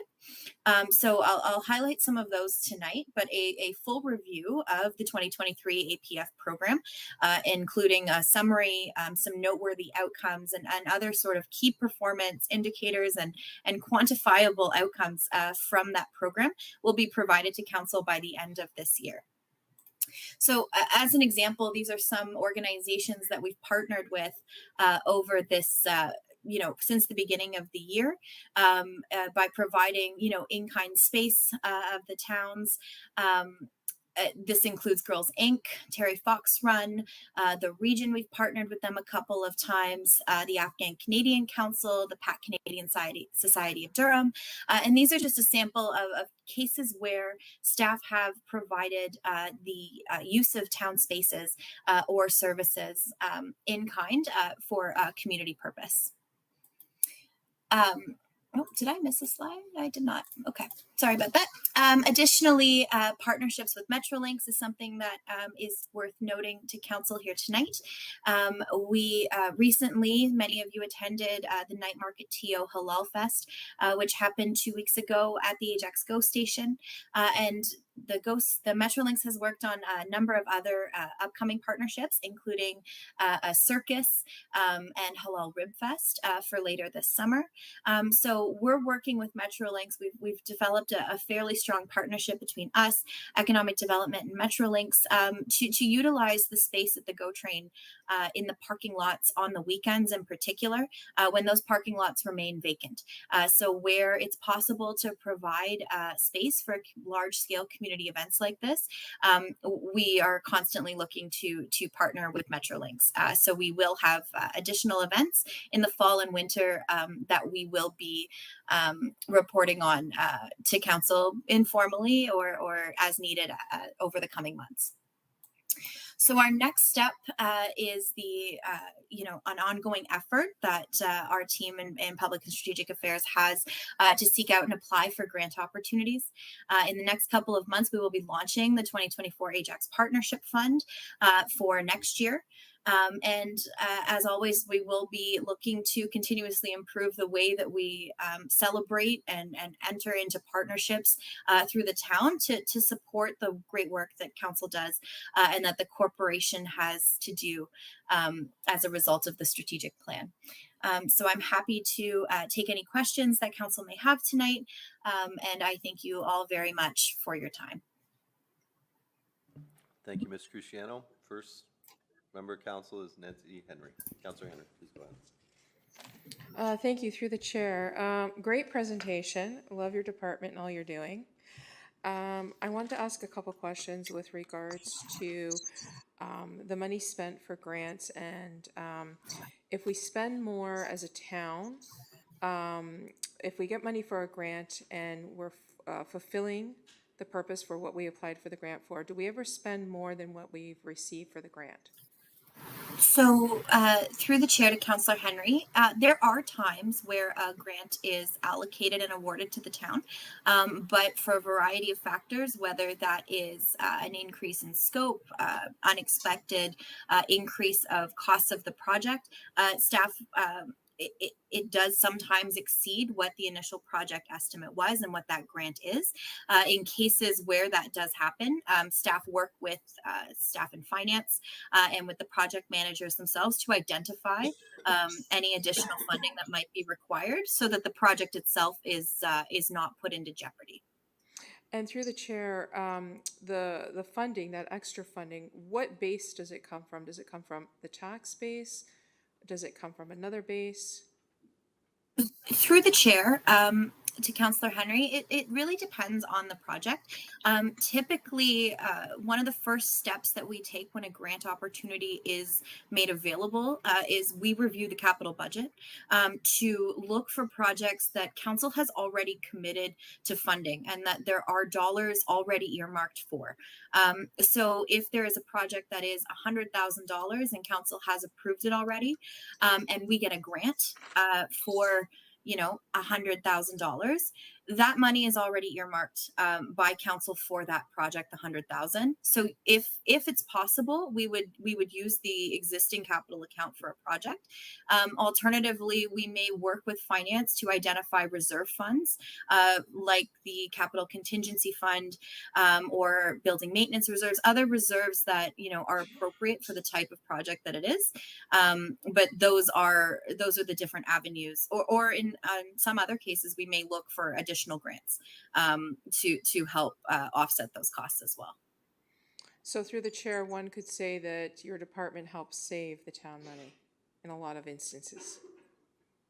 Through the chair to Councillor Henry, that is always the goal, I think.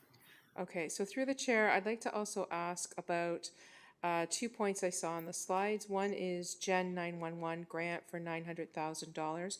Can you speak to a little bit more about what that is and if it's implemented as of yet? Through the chair to Councillor Henry and Acting Chief Burridge may, if he is there, might chime in, but that funding was provided to all municipalities from the provincial government to assist with the transition to the next Gen 911 system.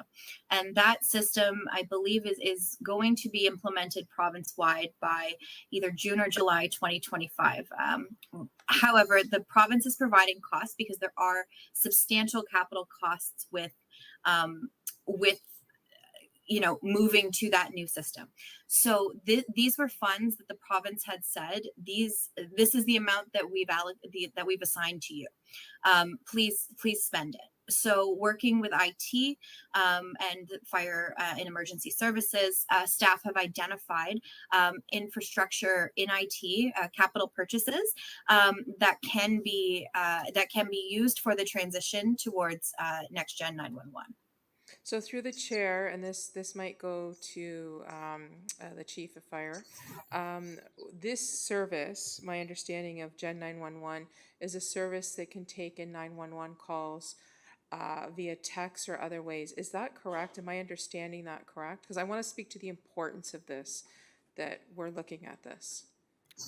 Through the chair to Councillor Henry, you are correct. Next Generation 911 does allow multimedia texting in addition to on-the-fly real-time texting that can happen. So you can have an operator actually talking directly via text with the caller while the caller's relaying information via text, video, all that to the 911 center. And the transition timeline is March of 2025. March 2025. And through the chair, will this service cost more, or this upgrade cost more than what the province has provided in this grant of $900,000? Do we know? Are you going to say something, Cass? No, go ahead. Through the chair to Councillor Henry. The costs at this point for this portion of the grant were specific to consulting services as well as some hardware and network infrastructure. There will be other costs as we transition to next generation 911. So through the chair, will there also be further opportunities through this department to receive more grants as we go along to help pay for the cost of this? Through the chair to Councillor Henry, yes. So we have been made aware by the province that they intend to open 2 additional rounds of funding for costs related to Next Gen 911. So this will be something that staff monitor to fulfill any needs that we have. We would seek to use grant funding to primarily fund those purchases.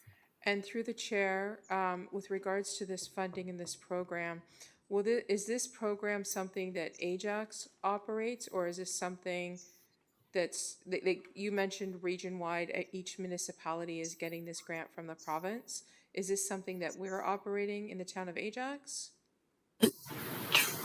Through the chair, I believe, and Deputy Chief Burge can speak to it, but I believe it is offered to anybody that operates a dispatch. Yes, through the chair to Councillor Henry, Cassandra Cruciano is correct that it's meant for PSAP, Public Safety Answering Points services, so that's police, fire, for instance.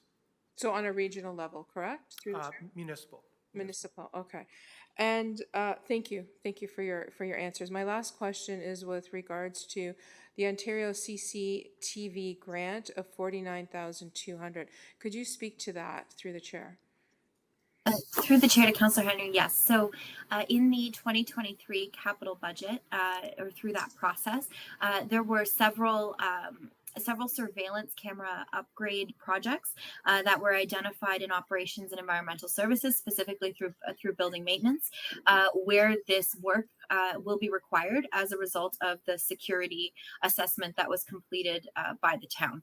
The grant amount that we are seeking, the $49,000, that was the maximum amount that DRPS had left that we could ask for as partners in the grant. So we opted to ask for as much of that as possible, for all of that, and those funds would be applied directly to the projects that have been approved by council through the 2023 capital budget process. And through the chair, is there any monies or funding left that are not accounted for to bring this project to fruition? Through the chair, to my understanding, and Director Meredith may jump in, but the funds required for the capital projects that are described in the capital budget have been approved by council and therefore assigned. Thank you. That's all my questions for now. Thank you. And great job. I don't see anybody else on the speaker list. Ms. Cruciano, when you were hired approximately 5 years ago, the intent was to have a dedicated grant writer on staff to seek out and apply for these federal provincial grant monies. Do you have a cumulative total over the last 5 years of what has come in as far as grants to the town? I don't need to the penny. Through the chair, I can get you that in one quick moment. I believe that number is close to $30 million. And that's $30 million that we would not have had and that we did not have to go to the taxpayer for. Through the chair, yes, that would be correct. Thank you. I just also wonder, can you speak to the funding source for the Ajax Partnership Fund, please? Yes, through the chair to the mayor, or to the mayor as the chair, thank you to the mayor. The funding source for the Ajax Partnership Fund is the slot revenues from Ajax Downs. There are no tax dollars assigned to that account. Thank you, and I knew the answer as well. I just asked the question because it was referred to by one of the past delegates, and I just wanted to point out to the gallery that is funds that are not tax-based. They are not from the taxpayer, they're from a separate stream. Thank you very much for your... Thank you very much. That comes from our Ajax slots revenue. Slots revenue from the casino. No. Thank you. Thank you, Ms. Cruciano, for your presentation. Thank you very much. Moving on to our last presentation, 5.9, 2023, sorry, 5.8, 2023 Capital Project Update, Ranil Fernando, Manager of Infrastructure and Asset Management.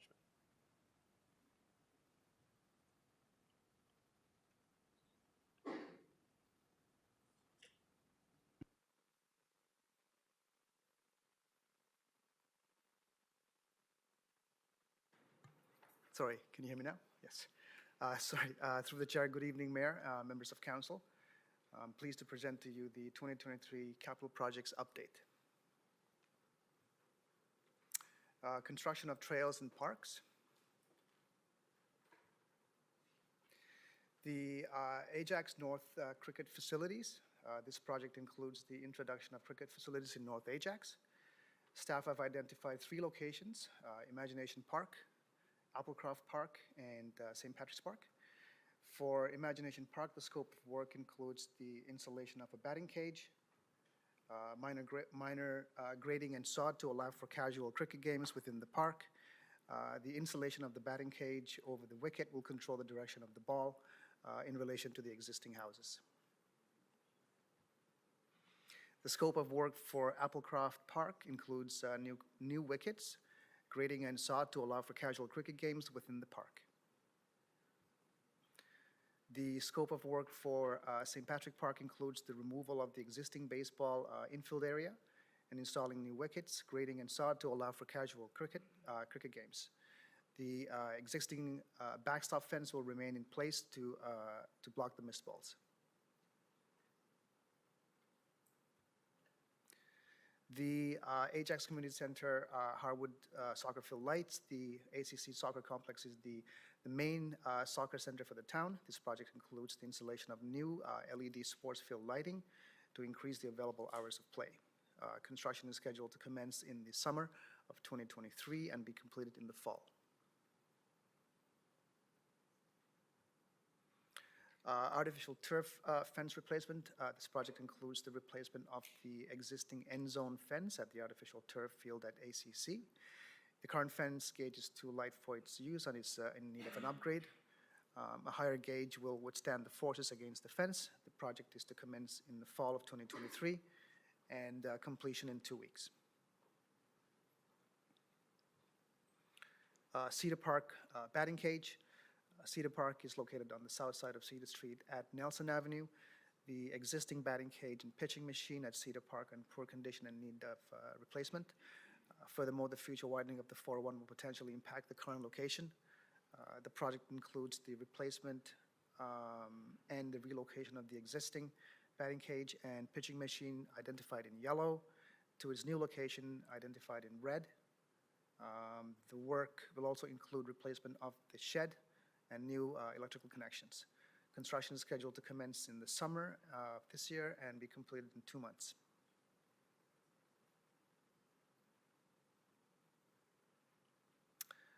Forest Ridge Park Trail. This project includes new trail connections to Eagle Ridge Public School. The project includes 2 segments of 3-meter multi-use trails, grading and restoration work. The project is expected to commence in the spring of 2023 and be completed in the summer of 2023.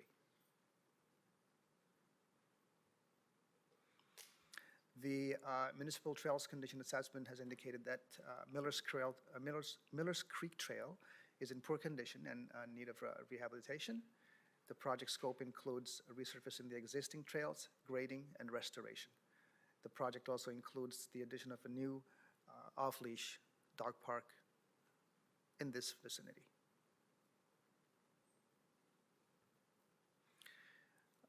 The condition assessment of Miller's Creek baseball fences has indicated that the fence is in poor condition and need of replacement. The scope of work will include removal and replacement of the fence at both the north and south field, including grading and sod and restoration work. The project will commence in the fall of 2023 and be completed in about a month. Trails at Hermitage Park are in poor condition and in need of replacement. The project scope includes resurfacing the existing trails, grading, and restoration. The project will also include a new small dog off-leash park adjacent to the existing dog leash new leash-free dog area, indicated here in green. Construction is to commence in the spring of 2023 and be completed in the summer of 2023.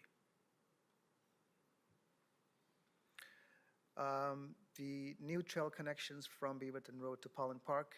This project includes the construction of a 3-meter wide multi-use trail on the west side of Ravenscroft from the north leg of Beaverton to Pollen Park. The multi-use trail is recommended for providing a safe method of travel for pedestrians and cyclists and to promote active forms of transportation.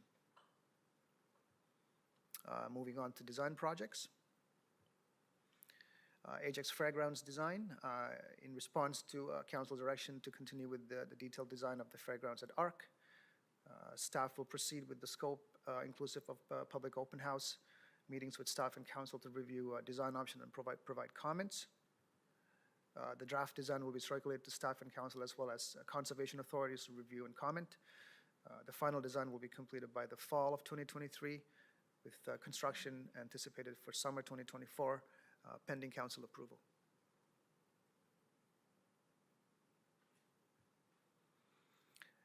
Exeter Park is located between Kings Crescent and Exeter Road. The park will include a splash pad, a gazebo shade structure, fenced leash-free area, junior-senior playground, improved LED lighting and landscaping. The design is expected to commence in the spring of 2023 and be completed by the fall of 2023. Construction is expected to commence in the fall of 2024, also pending council approval. St. Catharines of Siena Park. The retrofit of this park will replace the failing infrastructure and improve site conditions. Improvements will increase the usability of the park by providing new playground equipment, site furniture, lighting, and open space area. The scope includes a splash pad, a gazebo shade structure, fenced leash-free area, junior-senior playground, improved LED lighting and landscaping. The design work will commence in the spring of this year and be completed by the fall 2024.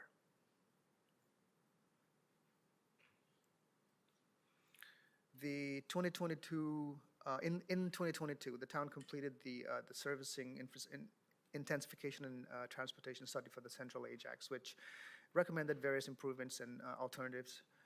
While the preferred sanitary service alignment remains along the extension of Hunt Street, an alternative route was identified. The study identified a servicing route from Mills Road, west along Hunt, and north along Dowdy Road to an existing service near Highway 401. Through coordination with the region, it was confirmed that the alternative route was achievable. Now moving towards design.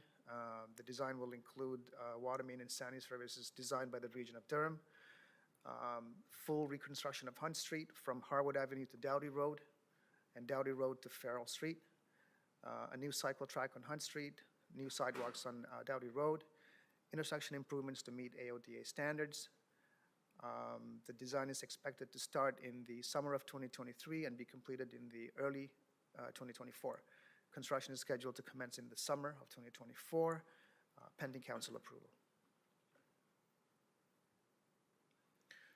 Pedestrian countdown signal design. The scope of this project includes installation of countdown signals with the accessible pedestrian signal controls at various intersections. The work will be completed by the region of Durham to meet AODA standards. The detailed design is to commence in the spring and be completed in the fall of 2023. Construction is scheduled for 2024. Roslyn Road widening design. The 2019 ITMP identified Roslyn Road from Church Street to Lake Ridge Road to be urbanized and widened to 4 lanes. The segment of Roslyn Road between Westney Road and Audley will include 4 lanes with a center turning lane, a 3-meter multi-use path on the north side and south side, landscaping, new LED streetlights, improved drainage, and AODA-compliant cross-rides at intersections. The segment of Roslyn Road between Audley Road and Lake Ridge Road will include 4 lanes, 2 in each direction, a 3-meter multi-use path on the south side, a 1.8-meter sidewalk on the north side, landscaping, new LED streetlights, improved drainage, and AODA-compliant cross-rides at intersections. The detailed design project is anticipated to commence in the summer of 2023 and expected to be completed in the spring of 2025. Ongoing construction projects. Range Line Road reconstruction from Pickering Beach Road to Shoal Point Road. The work includes full-depth road reconstruction from Pickering Beach Road to approximately 40 meters east of Cherry Road. Road resurfacing from the limits of reconstruction to Shoal Point Road, including curb extensions. New sidewalk from Pickering Beach Road to Cherry Road connecting to the existing north sidewalk. Removal of the existing roundabouts and constructing new raised intersections for traffic calming. New speed bumps on 2 locations to further enhance the traffic calming. Curb depressions and tactile plates at all intersections to meet AODA standards. And the installation of Share the Road stencils for cyclists. A road closure with access to local traffic is anticipated for this project. Staff will coordinate with corporate communications to ensure that the public is not notified. Accessible pedestrian signals. The scope of this project includes design and installation of accessible pedestrian signal controls at various intersections. The work will be completed by the region of Durham to meet AODA standards. Streetlight wiring replacement in the Lake Vista neighborhood. The construction includes a replacement of buried streetlights wiring due to age and deterioration, and the relocation of existing power supplies on private properties to the town's right-of-way. Construction is scheduled for spring 2023 and completed in the spring of 2024. The Kingston Road BRT project will include the addition of new streetlights from Wicks Drive to Gallia Drive to meet the current lighting standards. The detailed design and implementation will be completed by the region of Durham. Construction is expected to commence in spring of 2023 and be completed in the summer of 2025. Southwood Park Phase 2 street lighting improvements design. The project includes a removal and replacement of existing streetlight poles, LED fixtures in the Southwood Park neighborhood. Construction is to commence in the spring of 2023 and completion in spring of 2024. The Town Hall parking lot improvements. The Town Hall parking lot was identified as being in poor condition. Furthermore, it was also found through the most recent water main break that the existing water main under the parking lot was also in poor condition. The detailed design was completed in 2022. The project has been tendered and ready for award pending council approval. The work includes water main replacement, storm and sewer repairs, curb and sidewalk repairs, AODA compliant parking spaces, traffic calming measures, new asphalt paving, installation of conduit for future cameras and electric vehicle charging stations. Construction will commence in the fall of 2023 and expected to be completed late 2023 or early 2024. The 2023 road resurfacing program, the roads in the table have been identified for improvements in the 2023 resurfacing program. The work includes removal and replacement of sections of concrete curb, gutter and sidewalk, placement of new roadway asphalt, pavement markings, driveway apron restorations, and topsoil and sod restorations as required. The project will commence in the summer of 2023 and be completed by the fall. The lakefront footbridge was assessed as a part of the municipal structure inventory and inspection study and found to be in poor condition. The scope included removal of the replacement of the existing bridge, including replacement of various bridge components. The project commenced in the spring and has been completed. Building maintenance projects. Cricket site improvements. The Ajax cricket site is located at the northeast corner of Clemens Road West and Monarch Avenue.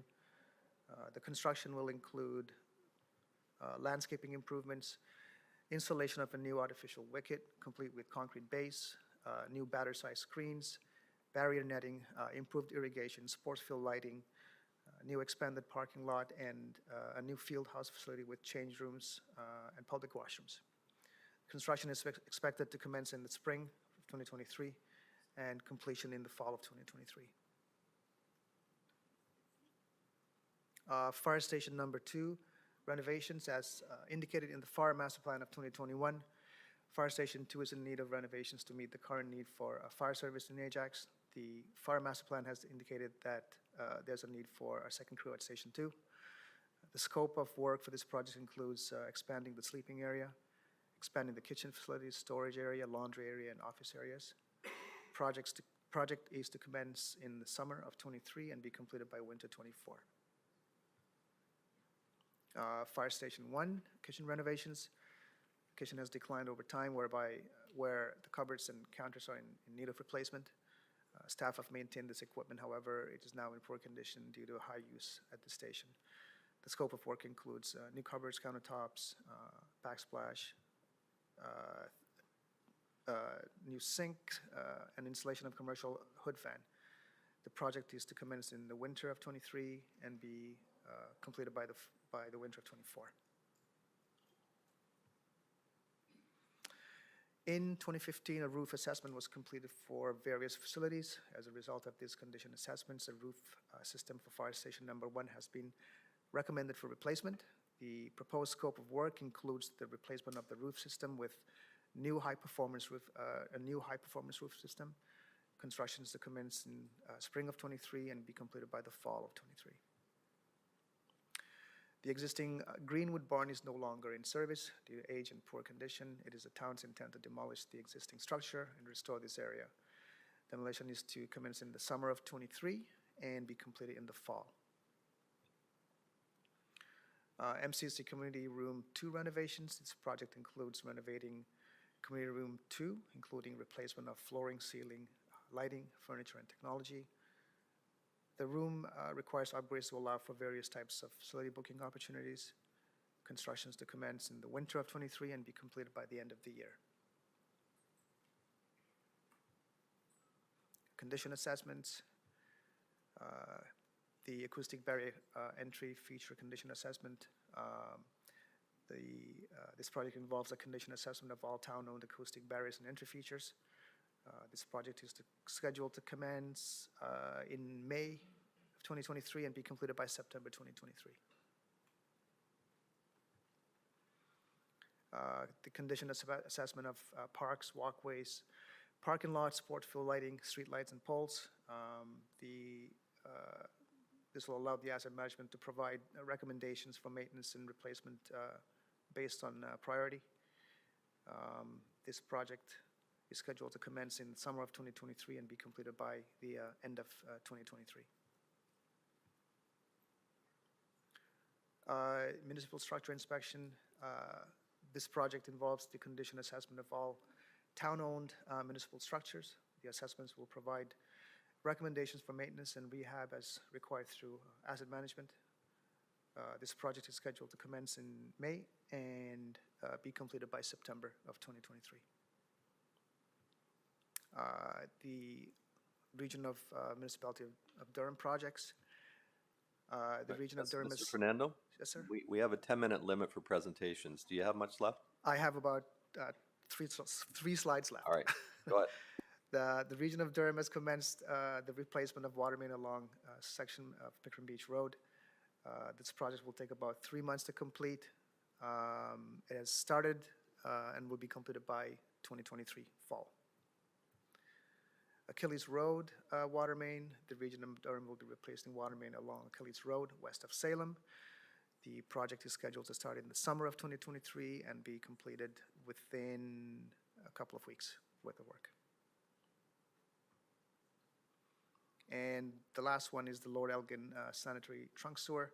This project includes a rehab of the trunk sanitary sewer through Lord Elgin Park. The region is anticipating starting construction late summer, early fall, and the work includes trenchless rehab of the trunk sanitary sewer behind the Lord Elgin Public School.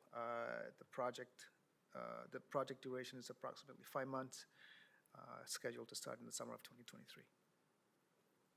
And that was the last one. It's a lot of projects, sorry. Thank you. We have a long list of questions, starting with Councillor Lee.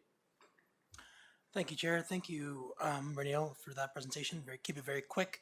On one of your first slides, you had the cricket pitches as just things we're doing. Have we consulted the various cricket community groups? Councillor Crawford, Henry, and I have one from, I think it was the Durham Club or something, that had concerns regarding the way the current pitches will be built out. Have we had consultations regarding those creations, or? I'm fairly certain that they have been consulted. I do have Ms. Sinclair on the line if she wants to jump in for a second, or Mr. Meredith.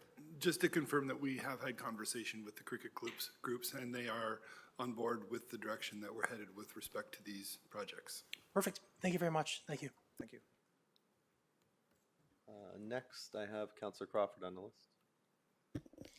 Thank you, Mr. Mayor. Really quickly, under the asset of acoustic walls, we know that we're assessing the the state of the acoustic walls. We know that the region installs them, but then ends up being a municipality responsibility for rehab or redo or whatever. We also know that is a lot of money. So my question is, do we not see it prudent to start a reserve on something that we would know that in the future we're going to likely have to address, and we know that it's going to cost a lot of money?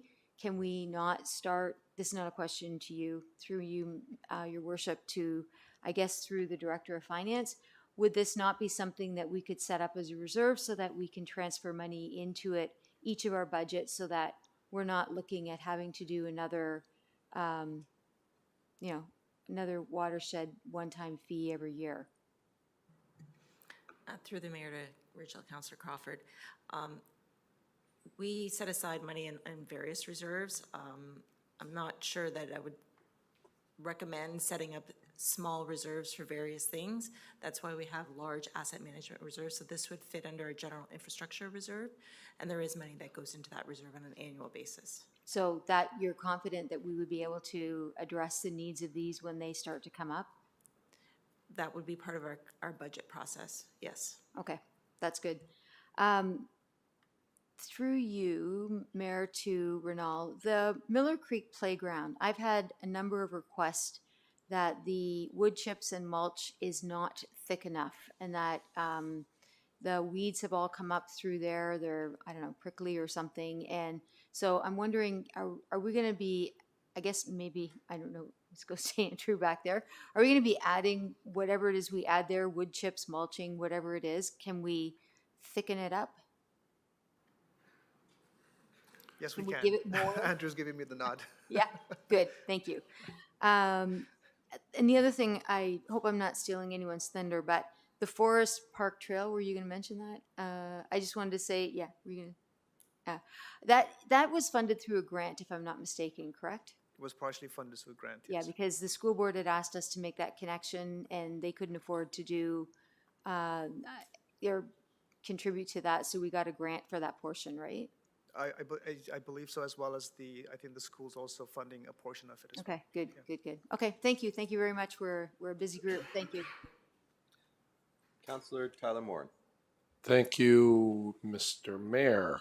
To you, Mr. Fernando, on page 136, the St. Catharines of Siena Park retrofit, I think you said splash pad, but I don't see it on that list the scope will include.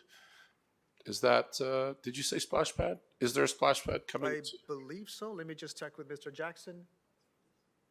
My mistake, there is no splash pad. Okay, I was pretty surprised. I thought that'd be great, but wishful thinking. Okay, thank you for that clarity.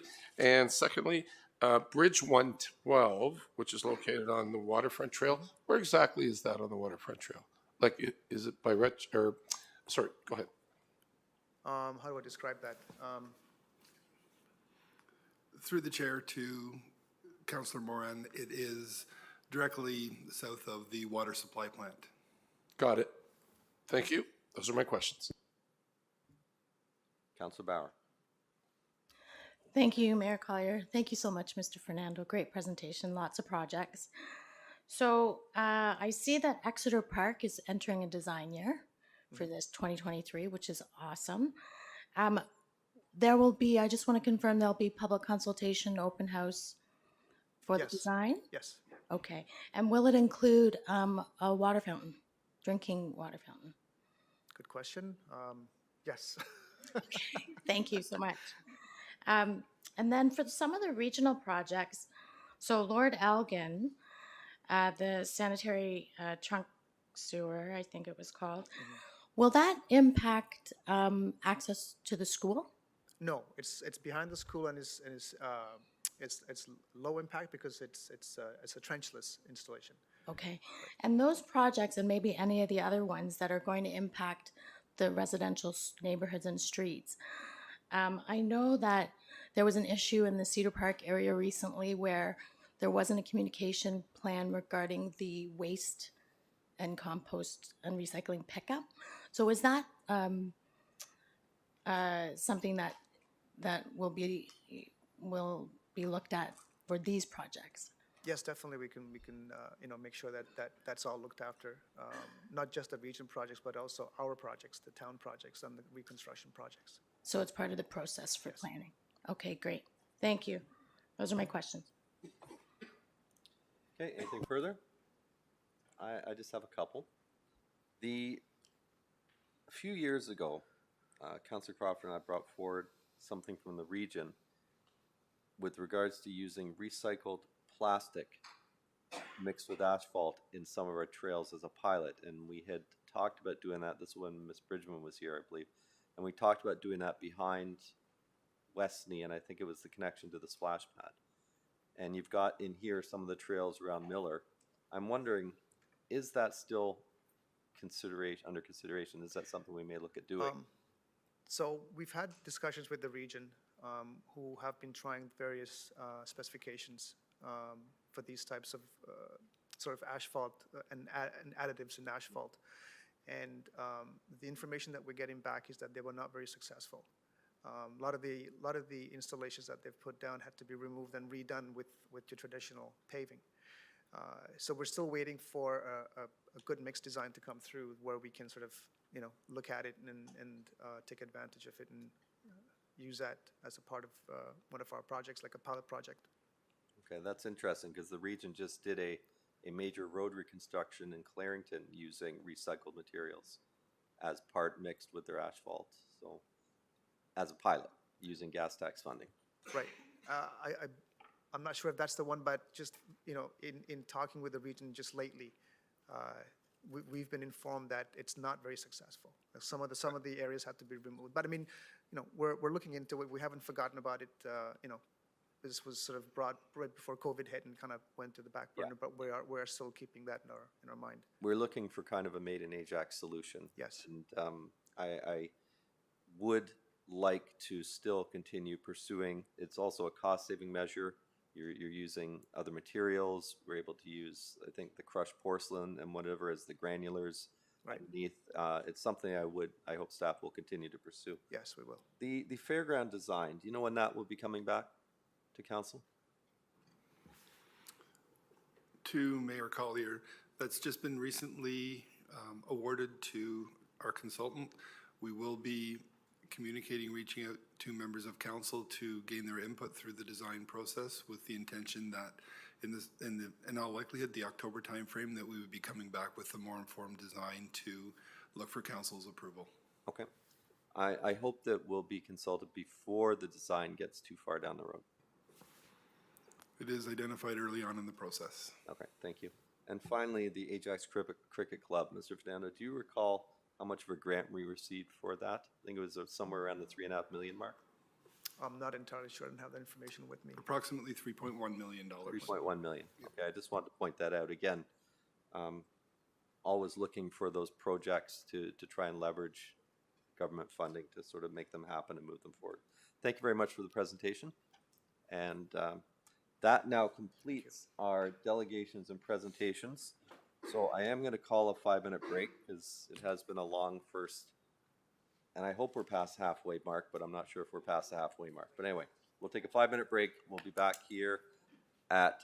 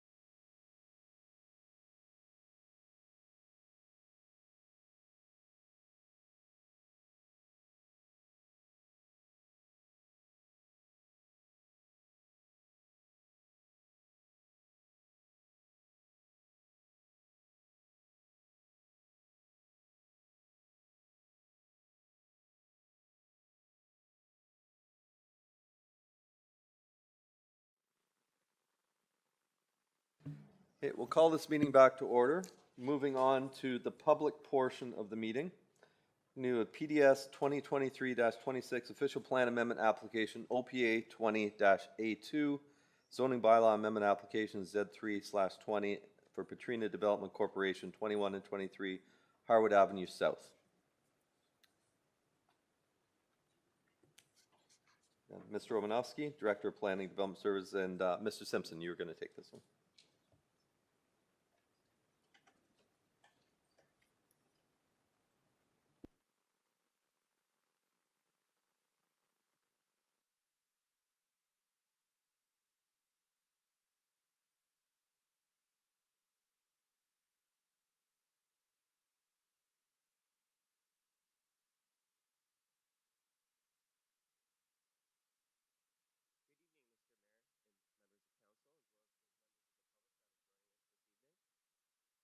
If your mic is on. There you go. Is that better? Okay. Good evening, everyone. My presentation will provide a quick summary of the submitted development proposal and development applications. Please note that this public meeting, this serves as a statutory public meeting for council to consider these development applications. So the subject lands consist of the following parcels of land. 21 Harwood Avenue South, the northern parcel, which is occupied by a 2-story commercial building. 23 Harwood Avenue South, the southern parcel, which is occupied by a 1-story commercial building, and a portion of the rear yards of 100, 101, and 102 Huron Street. The subject lands are located at the southeast corner of Harwood Avenue South and Mandrake Street. This portion of Harwood Avenue is envisioned as a midtown corridor that will be developed as an urban connection between the Uptown Regional Center along Kingston Road and the Downtown Regional Center, directly south of Highway 401. The subject lands are surrounded by the following land uses. To the north, along both sides of Harwood Avenue, are a variety of multi-unit commercial buildings. To the east and to the west are residential lands consisting of single-family detached dwellings. And directly south of the subject lands is a 1-story commercial building.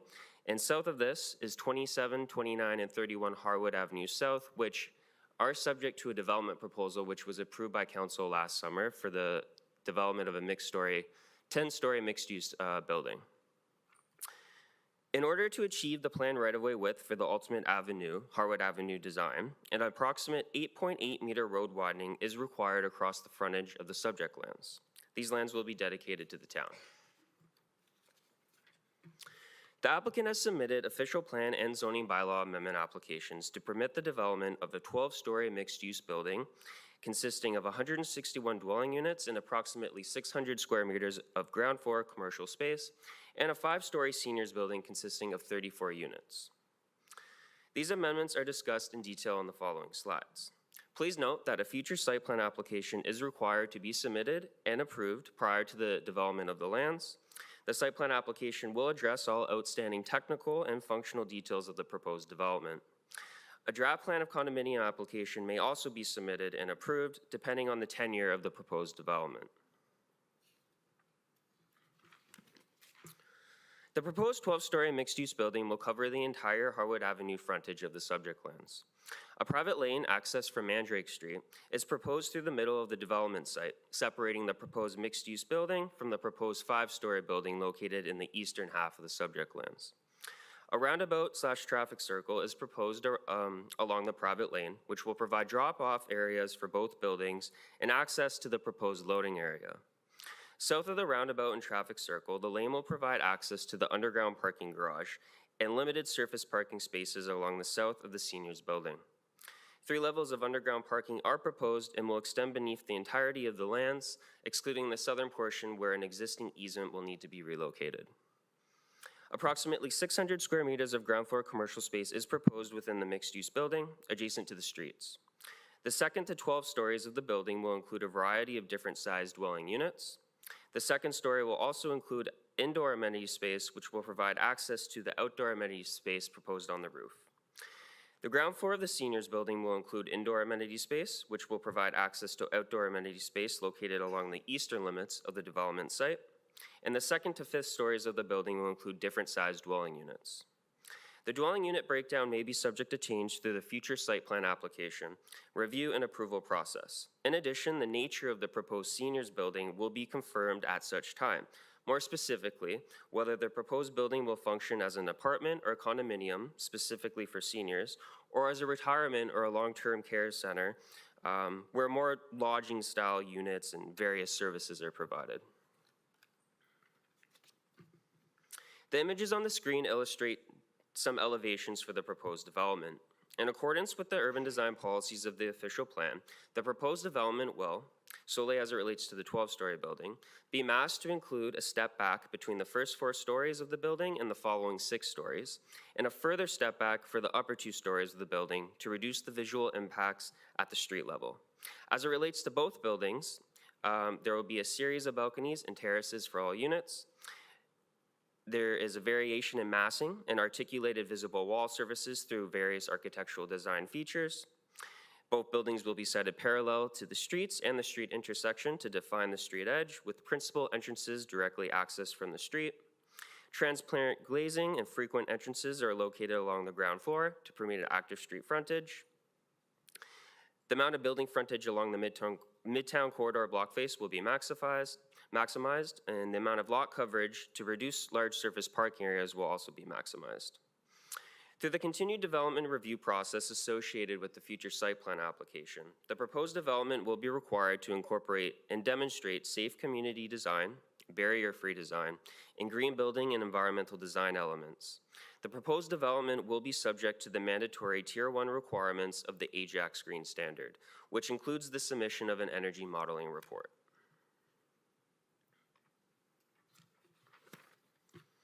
A private lane access from Mandrake Street is proposed through the middle of the subject lands. The private lane is proposed to provide a north-south connection from the adjacent properties to the south to Mandrake Street and assist in the implementation of a north-south private lane connection between Mandrake Street and Doric Street. The proposed 8.55 meter private lane aligns with the rear private lane that will be secured through for the proposed development of 27, 29, and 31 Harwood Avenue South, as previously mentioned. The proposed development of 27 to 31 Harwood, as well as the subject lands, have been reviewed in a comprehensive manner as it relates to the development of this entire Harwood Avenue street block and therefore the Midtown corridor. Through internal staff discussions and consultation with the applicant and adjacent property owners along the corridor, it was determined that, as part of the vision for the development of the Midtown corridor, space shall be allocated for a lane to be located generally along the rear portion of lands fronting onto the street block. The implementation of such will serve as a traffic calming measure, as it will direct development-related traffic off of Harwood Avenue to the lane and help alleviate traffic volume. In addition, it will reduce the amount of site accesses and remove service-related activity from Harwood Avenue. As the timing for the ultimate construction of this lane is dependent on the entire development of the street block, it was determined that it is most appropriate for this lane to be under private ownership. As the lane will function as a private lane, the intent would be for reciprocal access easements for vehicular and pedestrian access purposes to be established along the adjacent lands fronting Harwood Avenue. The town will coordinate these reciprocal access easement requirements through the future development of the adjacent lands. Due to this, the lane will need to be constructed in segments through each development proposal. The applicant will be responsible for the construction of their portion of the lane through this development proposal. The majority of the subject lands are currently designated Midtown Corridor, as illustrated in purple on the screen, with a small portion of the subject lands currently designated as low-density residential, as illustrated in yellow, within the Town of Ajax official plan. The Midtown Corridor is identified as one of the town's intensification areas. Lands designated as Midtown Corridor are intended to redevelop as mixed use with mid-rise buildings containing more residential focus that will enhance the street frontage and create a primarily pedestrian-friendly environment. The Midtown Corridor designation permits a variety of commercial and residential uses in mixed-use or standalone buildings. The maximum permitted height and density in the Midtown Corridor designation is 8 stories and a floor space index, FSI, of 2. The lands are also located within area-specific policy 6.7 of the official plan. This area-specific policy regulates the Midtown Corridor and was established as a result of the 2001 Midtown Land Use and Urban Design Study. This policy overrides the residential densities and land use permissions within the Midtown Corridor designation. As per this policy, buildings with direct frontage along Harwood Avenue shall be limited to 3 stories or approximately 12.9 meters in height, whichever is less, and building height shall decrease as the distance increases from the street to ensure that the majority of the building massing is directed towards the street. In addition, existing building setbacks from the adjacent residential area to the east shall be maintained. In 2010, as a result of the Town of Ajax official plan review, amendments were made to the official plan to implement the intensification and growth policies and initiatives of the Durham Regional Official Plan and Growth Plan. These amendments created the Midtown Corridor designation. However, Area-Specific Policy 6.7 still remained in effect. As such, Area-Specific Policy 6.7 does not align with the town's intensification goals for the Midtown Corridor designation or the overarching regional and provincial land use planning policies.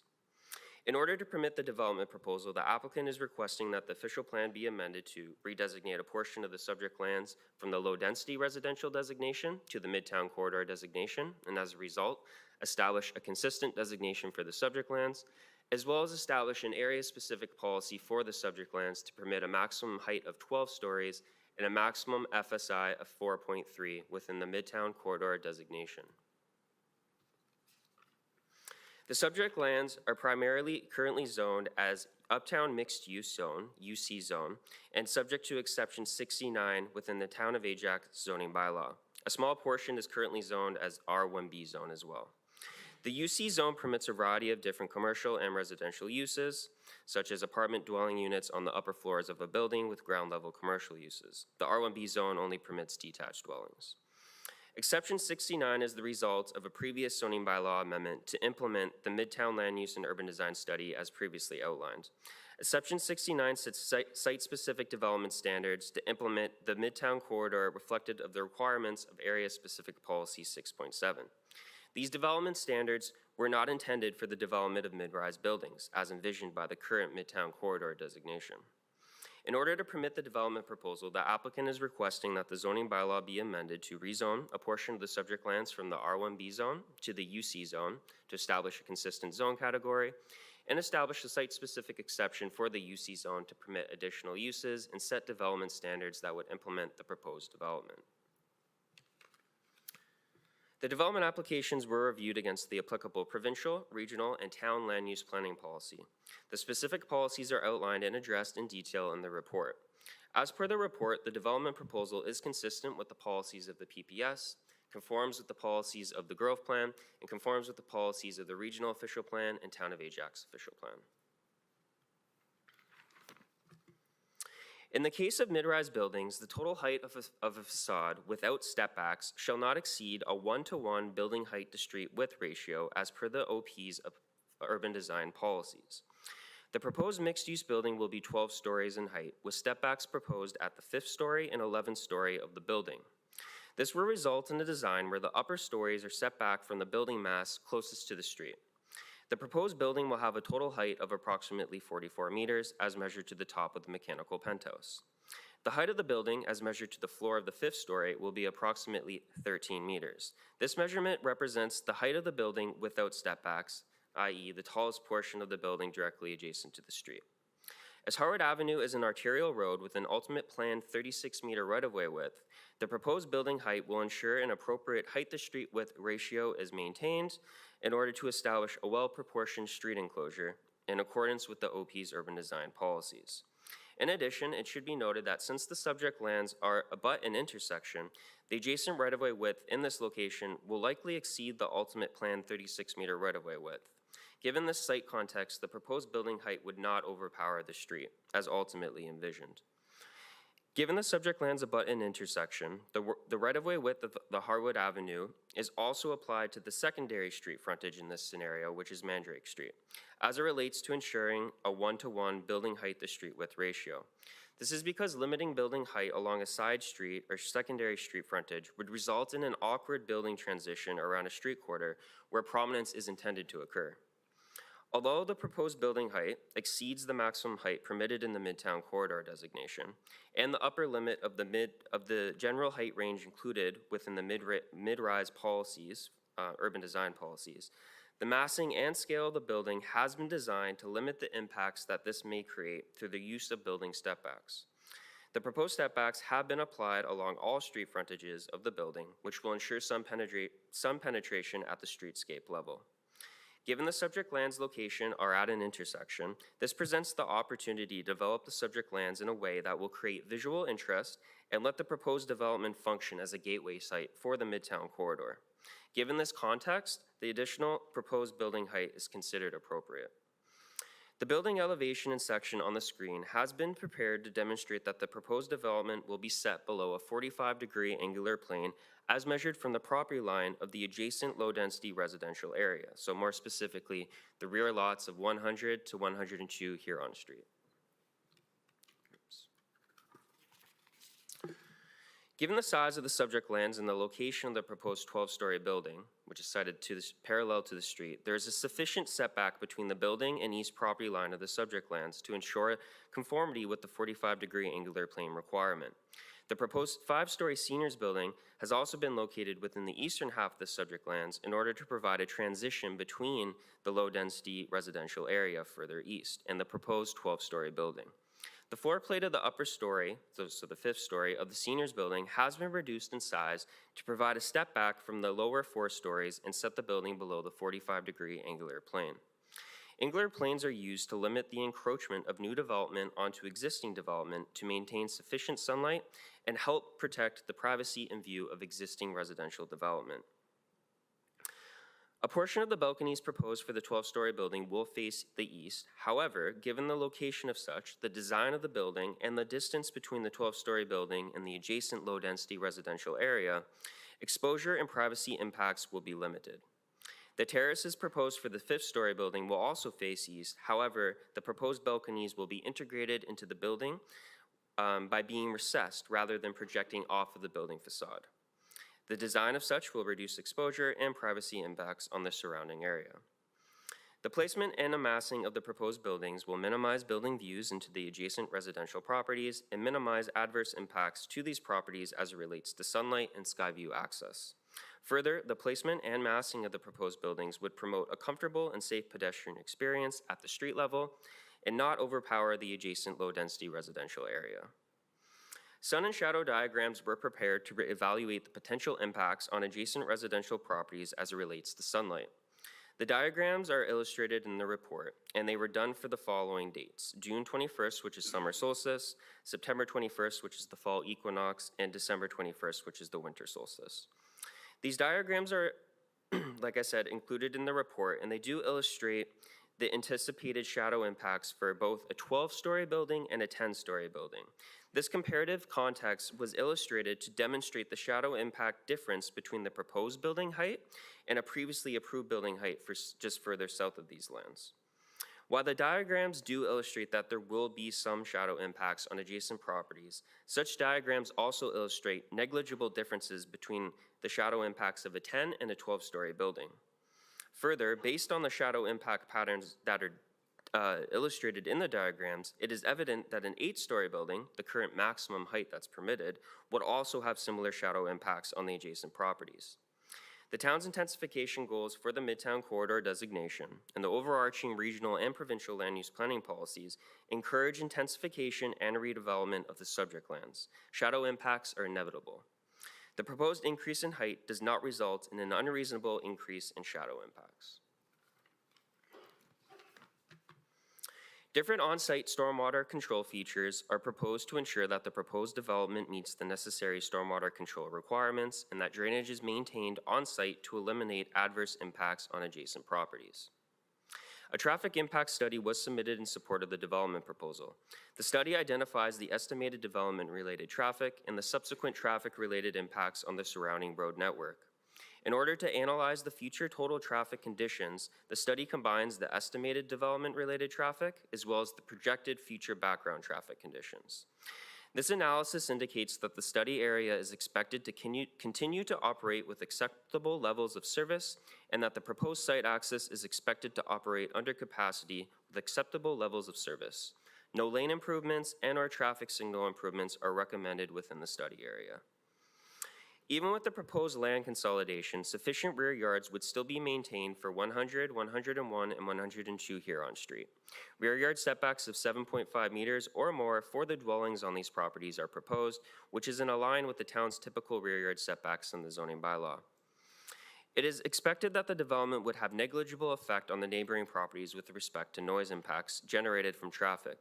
The main noise sources from the proposed development would be the mechanical equipment and systems, as well as the parking garage exhaust fans. These systems and features are required to be reviewed in detail and is certified by an acoustic engineer in order to ensure that the sound emission levels meet provincial guidelines. Noise from future residents will be subject to the town's noise bylaw and any specific property management requirements.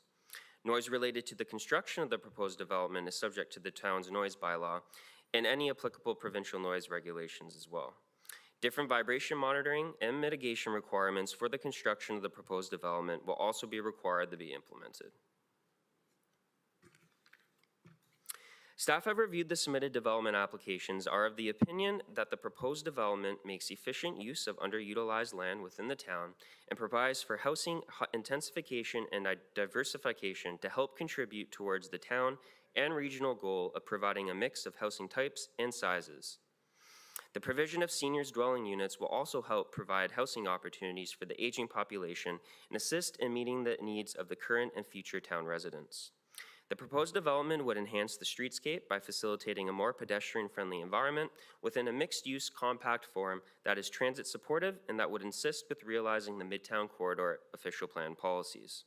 The proposed development represents appropriate infill intensification along a corridor that is sensitive to the existing character of the surrounding neighborhood. Therefore, staff recommend approval of the official plan and zoning bylaw amendment applications, subject to the recommendations provided in this report and as illustrated on the screen. That concludes my presentation. Happy to answer your questions. Thank you. I'll just mention to council and to any residents that want to speak to this that we are here today to discuss the official plan amendment and the zoning bylaw amendment. We're not here today to discuss site plan issues such as parking, appearance of the building, those types of things. Those happen later through the site plan process. So today we are just dealing with the official plan amendment and the zoning bylaw amendment, not garbage pickup, not those types of things. Questions from council? You were very thorough, Mr. Simpson. No questions from council. As this is I didn't, you just popped up. There you go. Councilor Bauer. Thank you very much. Thank you, Mr. Simpson, for the presentation. So I won't ask my questions about the site plan application. But I do have a question because I know the Midtown Corridor, there's already that one development neighboring and then this development here. So there's a lot of construction. There's already ongoing construction right now. What is the timing of all of those builds so that we're not in a construction zone for years? Through the chair to Councillor Bauer. So currently the one under construction is an older site plan for the townhomes at 10 Doric.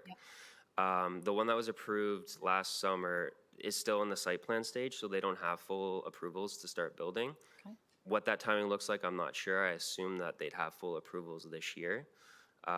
This still has to submit, if it is approved today, would still have to submit site plan applications, go through that whole process before construction even starts. And the timing for all the other properties is really unknown. It depends when they come in. So we don't really have control over that. Right. So I do anticipate that it's a future thing. It's not anytime soon. Okay. Yeah. And there was a mention in your report about that back road there off of Mandrake, like the one laneway, and that it will be chunked off and built based on the development? Correct, yeah. So then that means that actual roadway will not be in use for the That's correct, yeah. time. It won't be functional until that entire block, or at least certain portions of it, have been constructed. So then access for all of that will be using Harwood? Yeah, so the one that was approved last year, it has access off Harwood. Okay. This site has access off Mandrake, so it's not really an issue.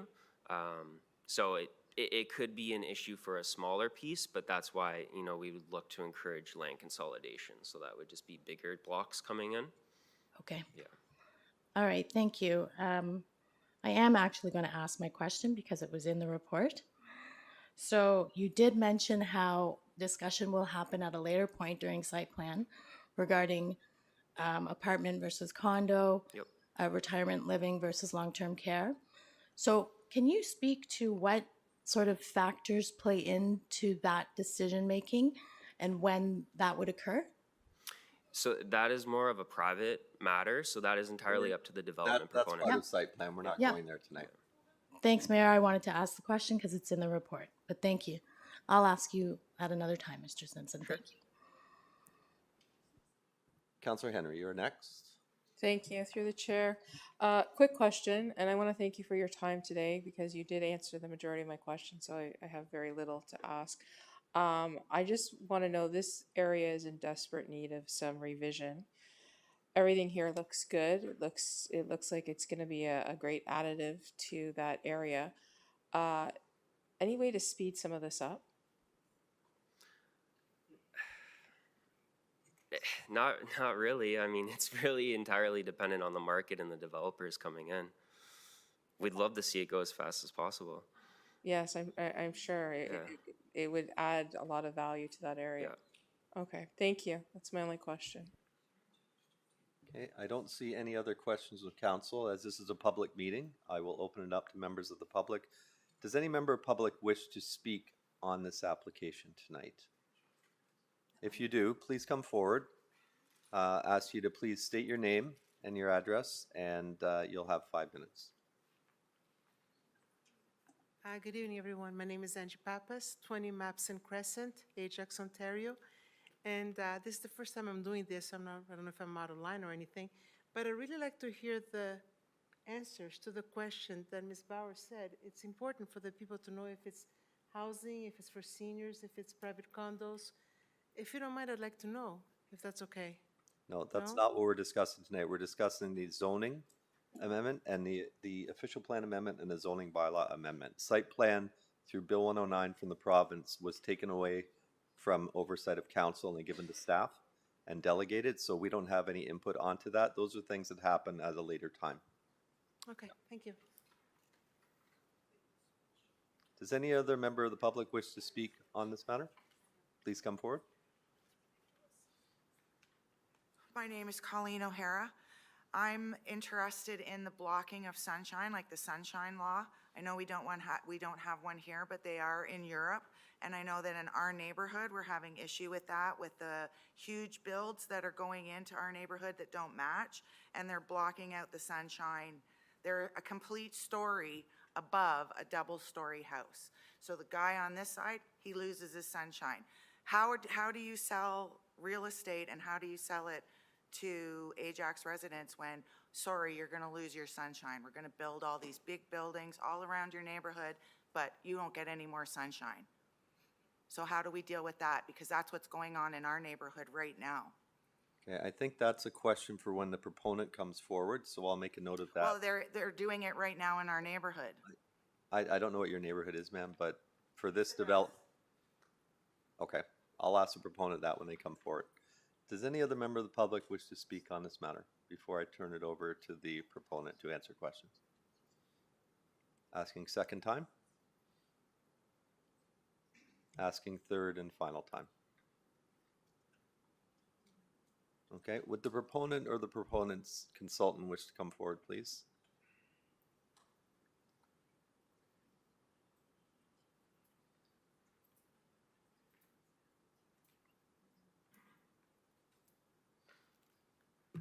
Hello, Mr. Mayor, members of council. My name is Brad Rogers, and I'm with Groundswell Urban Planners, and we've been the agent for the owners of these consolidated lands, working on this application with Eric for about 2 years now, and I'm happy to answer any questions that you may have.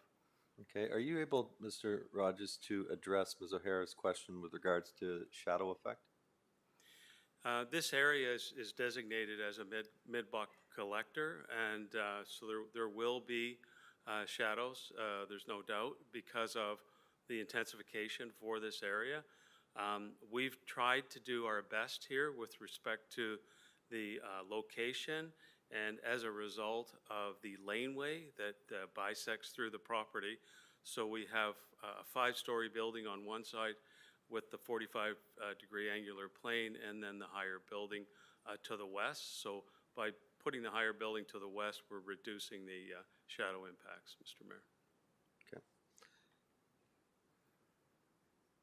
Thank you. I don't have any further questions. Ms. Bauer?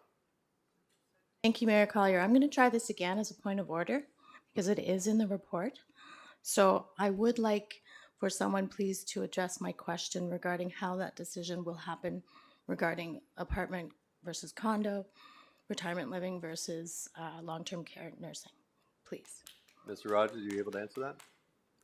I don't think I can give you a definitive answer because we haven't made those applications yet, but I can tell you that the intent of the owners is to keep the building, the seniors building, to the east and to maintain hopefully future ownership of that building as a seniors building. I don't know if it's going to be a retirement residence or a seniors apartment building. We've always talked about seniors rental apartment building, and it's been designed as such. The building on the west side was, I think we're looking at a condo building or perhaps a rental building, and that hasn't been decided yet. So I'm not sure if I'm answering your question or not, but I'm trying to. Sort of. Thank you, though. I will get further direction from Mr. Simpson later on. Thank you. Thank you, Mayor Collier. You are welcome. Anything further? Thank you. Okay, seeing, hearing none, I have the motion here.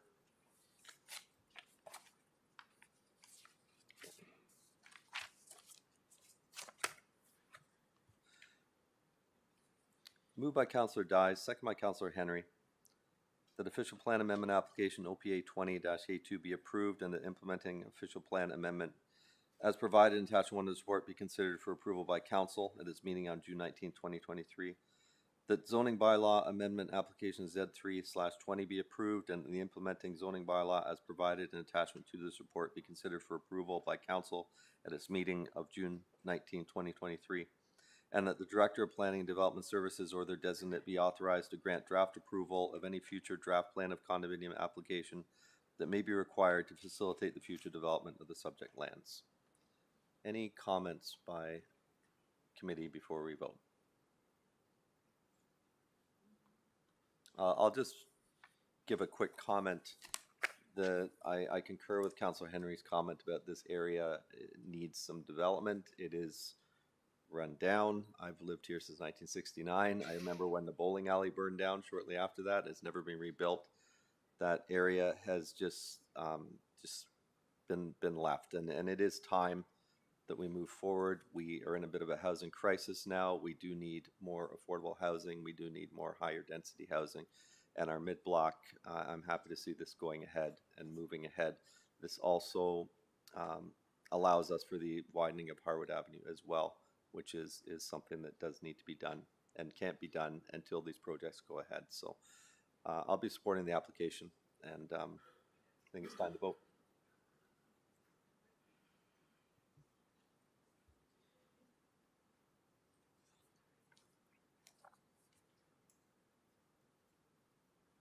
That is carried unanimously. Moving on to our next item. Public meeting PDS 2023-28, zoning bylaw amendment Z1/23, temporary use from 283-8033 Ontario Inc., 527 Kingston Road West. How do I pronounce your last name, ma'am? It's Ghadge. Okay. Ghadge. Cardgay. Ms. Cardgay, development planner, please go ahead when you're ready. Yeah, I'm just trying to pull up the presentation.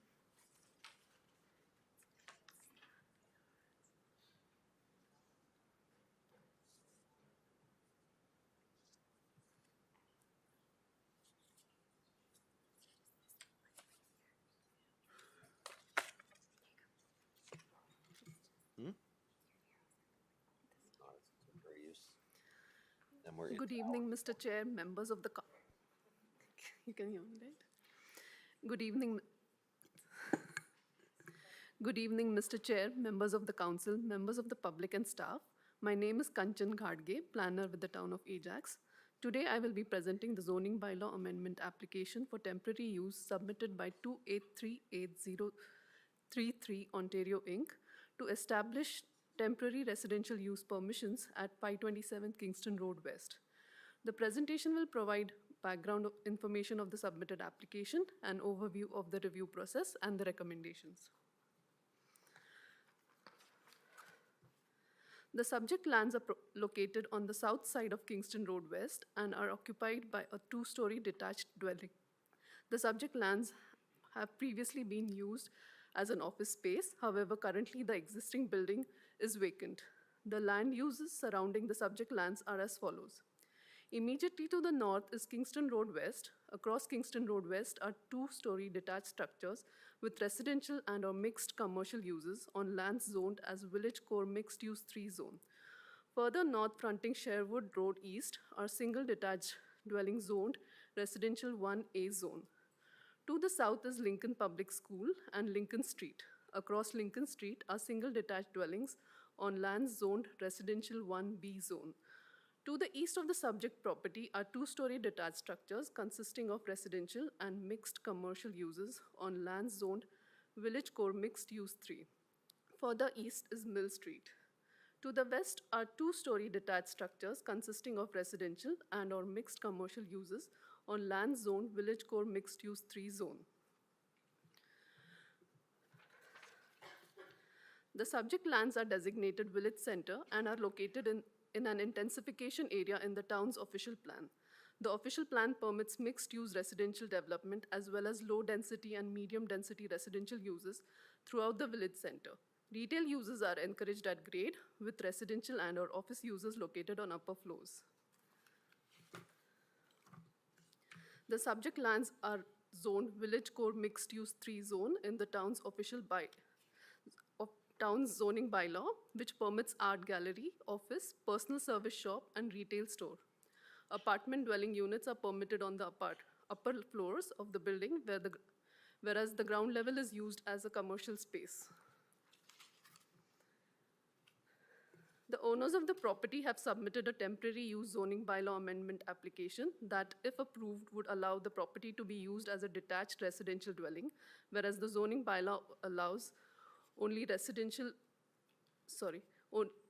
the zoning bylaw only allows residential on the upper floors of a building with commercial at grade. The applicant has expressed difficulty in leasing out the property for commercial uses under the current zoning provisions. A planning rationale report and a phase 1 environmental site assessment is submitted in support of the application. Staff have reviewed the planning rationale report and found it satisfactory. The phase 1 environmental site assessment concludes that there is no evidence of potential contamination associated with the subject lands.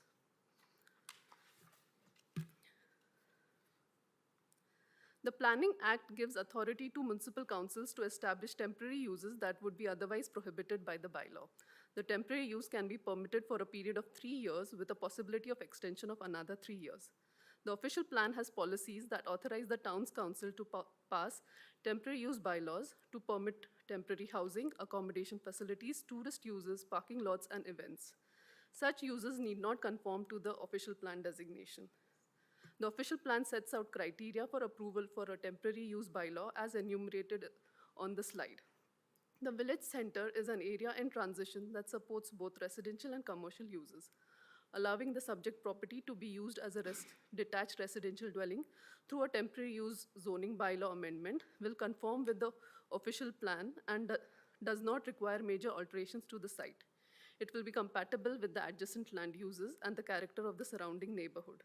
It does not require an extension or expansion of the existing infrastructure and will not create any major traffic concerns or require additional parking facilities. The application has been reviewed in relation to the applicable provincial and regional policies. The proposed temporary use is consistent with the provincial policy statement and conforms with the growth plan. The subject lands are designated living areas in the Durham Region Official Plan. Policies of the Durham Region Official Plan allows various housing forms in terms of density, range, tenure, and affordability in living areas. The policies of the Durham Region Official Plan are therefore supportive of the proposed temporary use of the subject lands as a detached residential dwelling. The application was circulated for review and comment to internal departments and Durham Region. All internal departments indicated no objection to the approval of the application. The region of Durham is in receipt of the Phase 1 Environmental Site Assessment Report and requires a record of site conditions prior to the subject lands being used as a detached dwelling.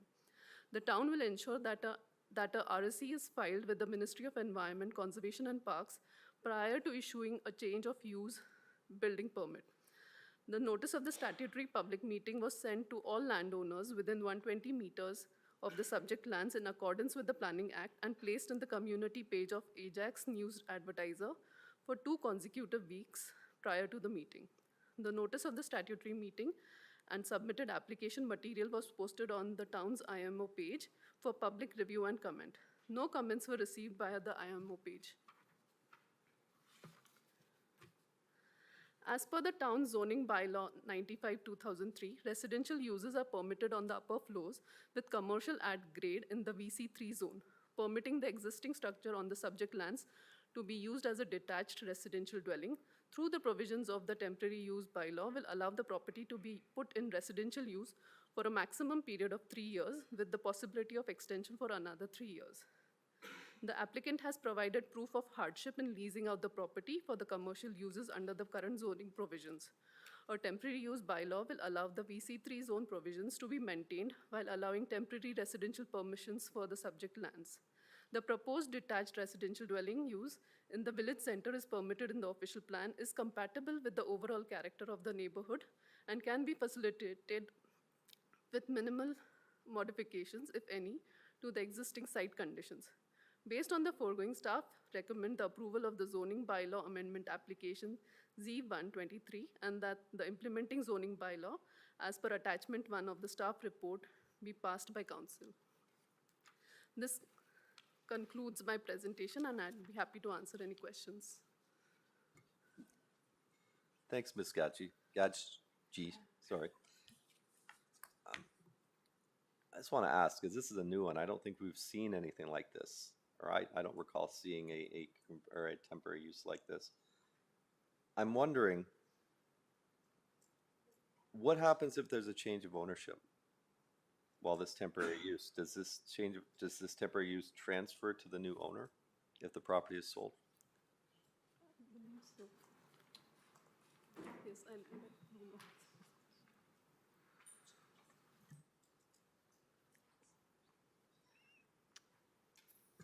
Through the chair, Mr. Mayor, just for everyone on the record, Bruno Scopacasa, Supervisor of Development Approvals. When a zoning bylaw amendment is passed, whether it's an amendment or a temporary use, that use runs with the property, and in this case, it'll be for a 3-year period. So regardless of whether ownership changes, that use would be permitted for the 3-year period. So the recommendation here is to allow for a 3-year temporary use with an option to renew. Who makes a decision on whether it gets renewed? The property owner would have to come forward with a request for an additional 3-year extension. Is it possible to approve this and not allow an extension? Yes. I just wonder, because this is an area of that we want to see redeveloped, and I certainly don't want to park it for 6 years. This property was supposed to have a mid-rise building on it of, I think, 12 units. I think it was more than that, about 28 units, if I recall correctly, with some commercial units at grade. Right. So we have pre-consulted with the property owner about the redevelopment of the site. They are still pursuing that proposal, but in the interim, they'd like to have this temporary use to help with some of the financial constraints that they have with the property. Okay, I'll see what my colleagues have to say before moving forward. Councillor Tyler Moore, you're next. Thank you, Mr. Mayor. So I've never seen this, and I'm glad the mayor said he's never seen. He's been here a lot longer than me, but I've never heard of, in my time, going from a commercial back to a residential. But I'm a little leery about the word temporary, and then I'm just, it almost seems so simple. I read the report, the detailed report, twice, And it seems that one of the cornerstones is that the real estate person is saying they're having a hard time finding a tenant, therefore they want to change it. Is that correct, to residential? Yeah, it's a temporary use. So the current zoning permits residential, but it's only on the upper floor Right. of a mixed-use building where you must have commercial at grade. I understand. So the main level is what the real estate, or in the report, it states that the real estate level's trying to rent or sell the main level, or rent this main level, correct? Correct, yes. Okay.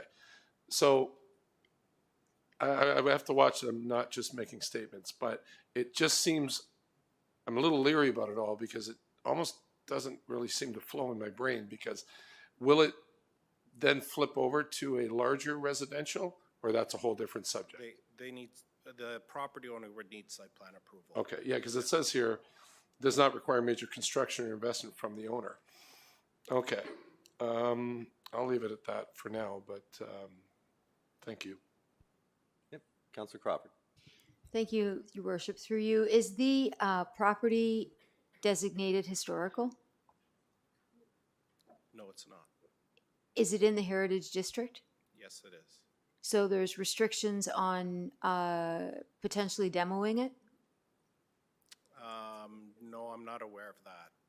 There would have to be a heritage study that would be submitted with the redevelopment of the site, but we're not talking about redevelopment at this stage. No, but it sounds like that's where we're heading, so. Yep, so that will be dealt with when the redevelopment proposal comes forward through a site plan application. Okay, thank you.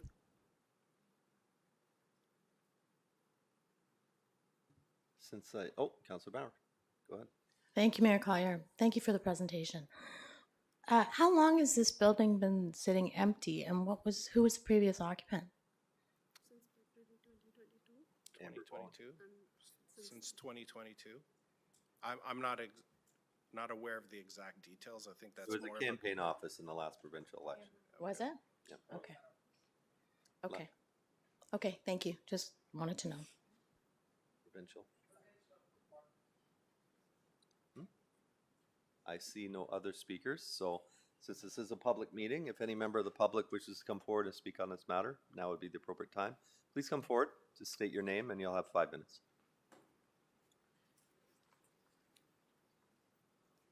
My name is Julia Seaton. I live at 9 Tudor Avenue. I do have a question in regards to the landlord-tenant board. I know that right now they're backed up 8 months to a year. What happens if that 3-year period passes and it's not residential, but they have residential tenants there? It's something for you guys to think about. It just kind of crossed my mind. It probably something you guys should look at.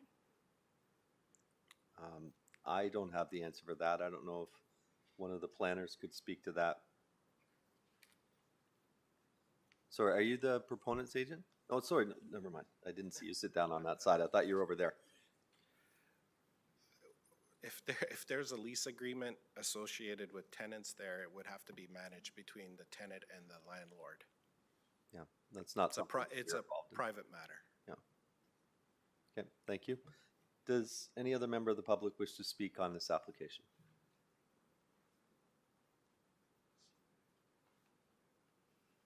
Asking a second time. Asking third and final time. Okay, hearing and seeing none. I have the resolution 5.10, PDS 2023-28 zoning bylaw amendment Mr. Z1. Mayor? The proponent's I forgot. representative is online. Please. Mr. Khan, if you can click the button in the middle of your screen, you can address council. Hi, my name is Mohammed Khan. I'm the owner of 527 Kingston Road and happy to answer any questions.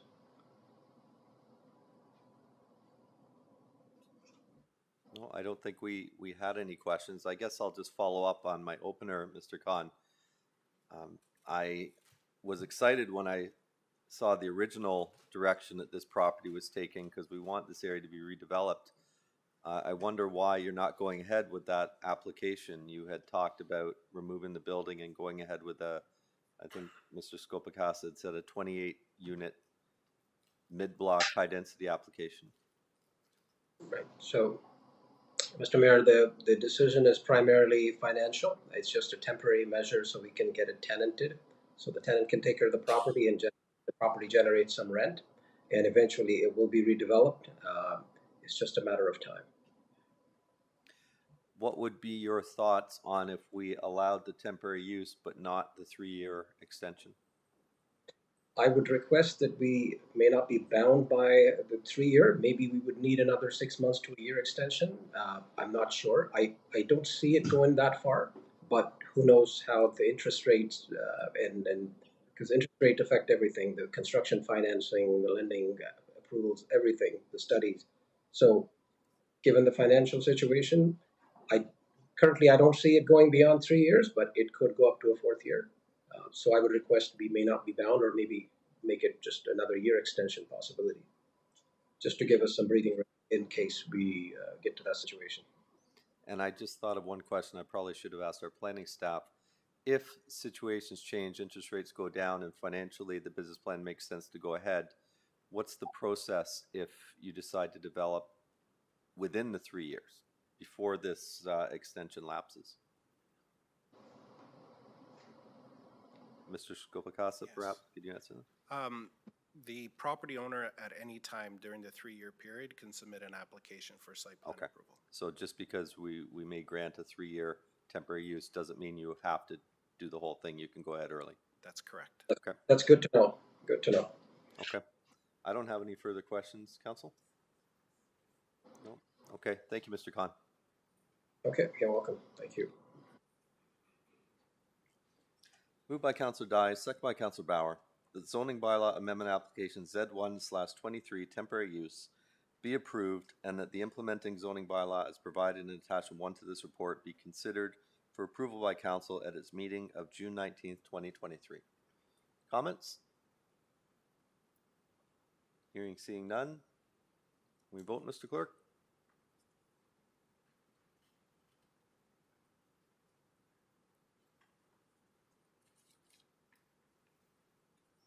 That is carried unanimously. So, members of council, I'm going to modify the agenda at this point. We still have a number of people here.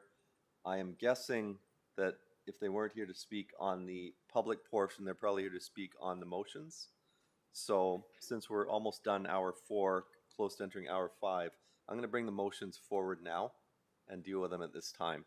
We've already dealt with the Empath motion. So the next one would be business arises from notice motion supporting Bill 41, protection from coerced debts incurred in relation to Human Trafficking Act 2023. Moved by Councillor Crawford, second by Councillor Bauer. Councillor Crawford, would you like to speak to this? Just pulling my, here it is. Okay. Yes, so this is a private bill motion, bill that is being brought forward, and it is to protect, I'm going to just say that the definition for coercion debt is a form of financial abuse that occurs when an abuser incurs debt in the name of a victim of a domestic violence through threat, force, or fraud. In this case, we're talking about human trafficking. And so what this motion is asking for is protection from coerced debt incurred in the relation to Human Trafficking Act of 2023. So I think this is important. I would also like to ask that this be distributed to all municipalities. Sorry, I should have asked that before, but that it goes to all municipalities. All or Durham? Durham, my bad, Durham. Okay, Durham municipalities. Councillor Bauer, did you want to speak to this as a seconder? Thank you, Mayor Collier. And thank you, Regional Councillor Crawford, for asking me to second this motion. I think it's very important.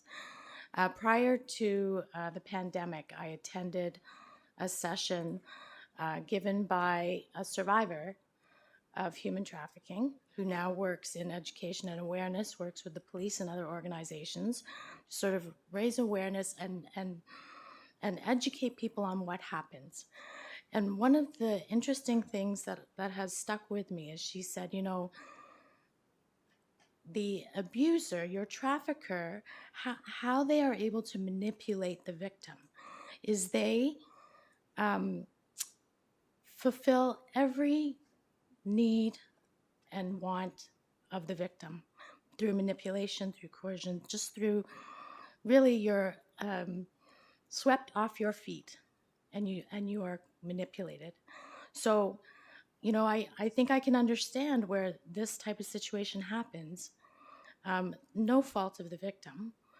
And so I think it's really important that we do support this bill so that, you know, there's no punishment allotted to that victim as a result of the abuse. So thank you for this. I think it's important to support. Any further comments from members of council? Hearing, seeing none, please vote.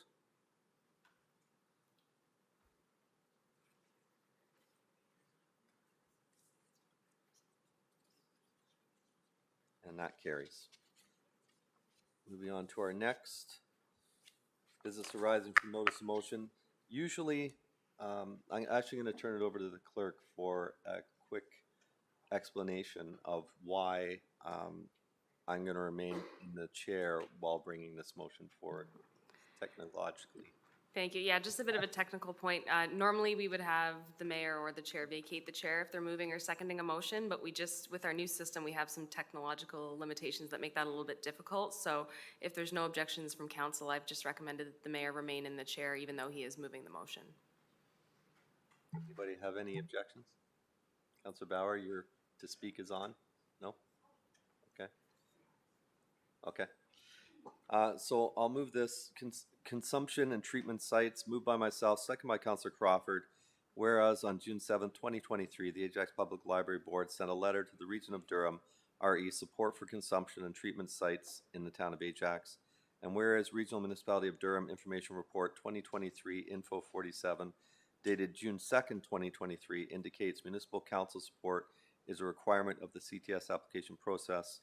Now therefore be it resolved, the Ajax Council does not support the presence of consumption and treatment sites in the town of Ajax, and this motion be shared with Durham Regional Chair John Henry and Regional Clerk Alexander Harris and MPP Patrice Barnes. And I will speak to it, then turn it over to Councillor Crawford, then open up to questions or comments from council. To say I was surprised when I saw the library motion was a bit of an understatement. I had no notice it was coming. I got the same email everybody else did, and it wasn't even an email to us. We were copied. It was sent to the region. I think that we should have been consulted on this, and we weren't.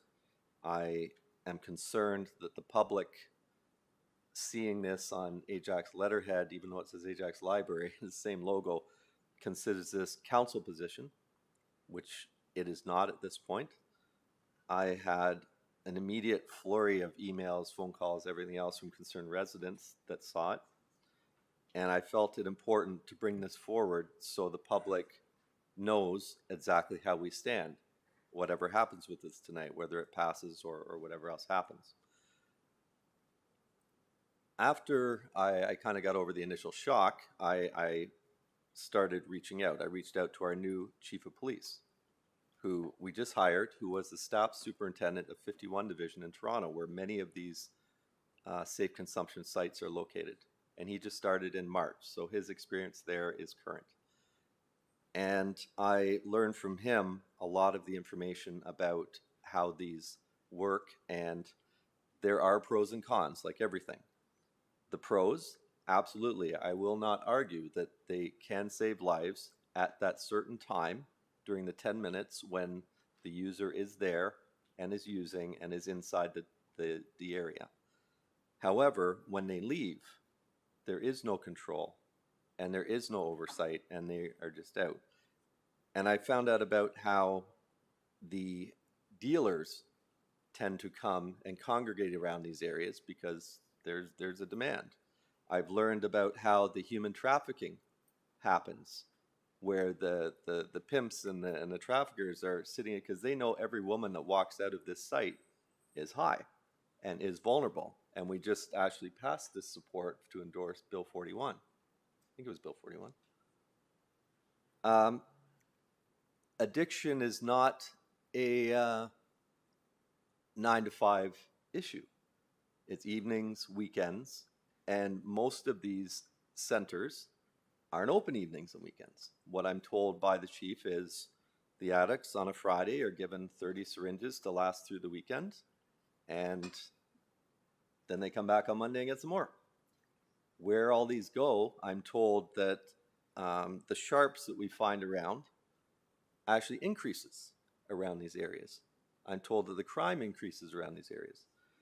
Then I reached out to the head of the Business Improvement Association around that area in Toronto where the Works is located, when the Works is the name of the supervised consumption area, and found out about the impact of businesses and the amount of money they've had to spend. I know how much money we've had to spend across the road dealing with our homeless issues and a number of these other things, and that's nothing. Now, I know people might say Toronto is not Ajax, and I agree with that, but it's the closest example that we have. So that's why I reached out to get the information. So that was interesting to find out the impact of the business. I don't think the local councillors, I know Councillor Crawford, you were over there just the other day, Councillor Bauer and Councillor Dyes, of course, have been, and myself, inundated with calls and issues from the businesses over there. That plaza is dying in front of us every day because of the issues that we have. I did not do anything to cause this. Anyway, you've had your chance to speak. We're going to have order. We're going to have order. And we're going to be respectful. Then I reached out to Dr. Kyle, our medical officer of health, to ask about some of the impacts and everything else. Last Monday, we dealt with a report with the region wanting to expand services and make our shelter across the road here permanent rather than temporary. That is what it was supposed to be 6 months ago. Now they want to make it permanent. So there's a lot of changes going on. I spoke with the Salvation Army, who was not consulted before the library board put out the letter, and learned from them about a lot of the issues that are happening and the ins and outs. I reached out to Stella Dano, the Commissioner of Health and Social Services at the region, and asked her a number of questions, very detailed questions on the operation of the hub across the road, or the respite center, I believe it's called, and a number of other things, and what the intent was and what's going to happen going forward. And Mr. Clerk, I provided you with a heat map from the region of Durham's opioid calls and overdose website. And I asked that we could show that just to sort of show you what we're dealing with here in the town of Ajax and where it's located. It's right across the road. So if we were to support this and have a consumption treatment site, it would be right there. And from what I'm told and from all the information that I've been given, it causes a lot more problems, which I'm not willing to deal with. I'm not willing to have. We already have a lot of problems that residents like yourself are looking for me to deal with that we can't deal with because there is no solution to this, no quick fix. I shared a link to a video called Canada is Dying, which I understand may have some partisan parts in it, but I have been to Vancouver and I have witnessed firsthand, as recent as last May, a lot of the things that are happening there. And it speaks to safe consumption sites, it speaks to safe source and the issues involved with that. And the information that I found jibed with that. It didn't counter that. It actually went along with what was in there, whether you believe it or not. I watched the whole hour, 25-minute video. But one thing they did talk about was Alberta and the things that Alberta is doing, which is increasing their treatment centers and having immediate access to treatment for everybody that wants it. In Vancouver, from the numbers I found, 3 out of 10 get access to treatment. In Alberta, what they've been doing with the treatment is immediate, and it's not 30-day treatment, it's a year treatment. Very intensive, and that's been effective. So for all those reasons, I do not support a safe consumption site here in Ajax. I think from what I found, we're going backwards if we do that. It's not a solution. It's a Band-Aid fix. It's not a solution because, again, there's nothing saying that they have to have treatment available. And we just don't know what it looks like. Oshawa City Council, and Oshawa, if you remember the heat map, had it bigger than ours. They have about 60% of the region's homelessness and addiction and drug issues. Voted down a safe consumption site. So I know exactly where it will go if Durham Region decides to have one, and that's right here on our doorstep. And I can't have that. There was an informal survey that was done on the Adjation's website. And again, it's informal, but the numbers were nearly 80% absolutely opposed. So if I was making a political decision today, I definitely want to fall on the 80%, not on the 20%. If that means anything. But that to me is a good indication. Again, it's not scientific, I'll concede that, but a good indication of what the public opinion is on having this here. I get more emails, phone calls, I see more social media posts based on the homelessness issue that we have here and the growing homelessness issue that we have here than on anything other, all combined probably. And it's getting more and more and more every day. And again, I don't know what the solution is, but I do know that what we're doing isn't working. And that's why I'm bringing this motion. I'm going to ask for council support. I'm going to ask for a recorded vote. I am not going to support any motion to defer and ask for public consultation and ask for staff to prepare a report, because I think the decision in 3 months will be the same decision as, or a decision today would be the same decision in 3 months. I think we need to deal with this. I think the public need to know where this council stands, and that is not going down this road. I am absolutely willing to speak to the region and the province about treatment. And Dan Carter, Mayor of Oshawa, everybody probably knows his story, and he's probably the biggest proponent for homelessness and addiction and mental health. Does not support, I talked to him 3 days ago, a safe consumption site in Oshawa. He says that's not the solution. That's a backwards as what I said, but absolutely supports harm reduction and absolutely supports treatment, which is the way I think we should be going. So I'll leave it there. I'll pass it on to Councillor Crawford as a seconder and then open it up. Thank you, Mayor Carter. Mayor Collier. It's been a long night, sorry. It has. So I've done a lot of soul searching. It is a real moral dilemma, really. But from what I've read, and I've done a lot of reading over this past week, is that all healthcare workers in the regional treatment and that treat addicts are bound by a legal duty of care and their respective professional license to do their best for their patients, as it should be.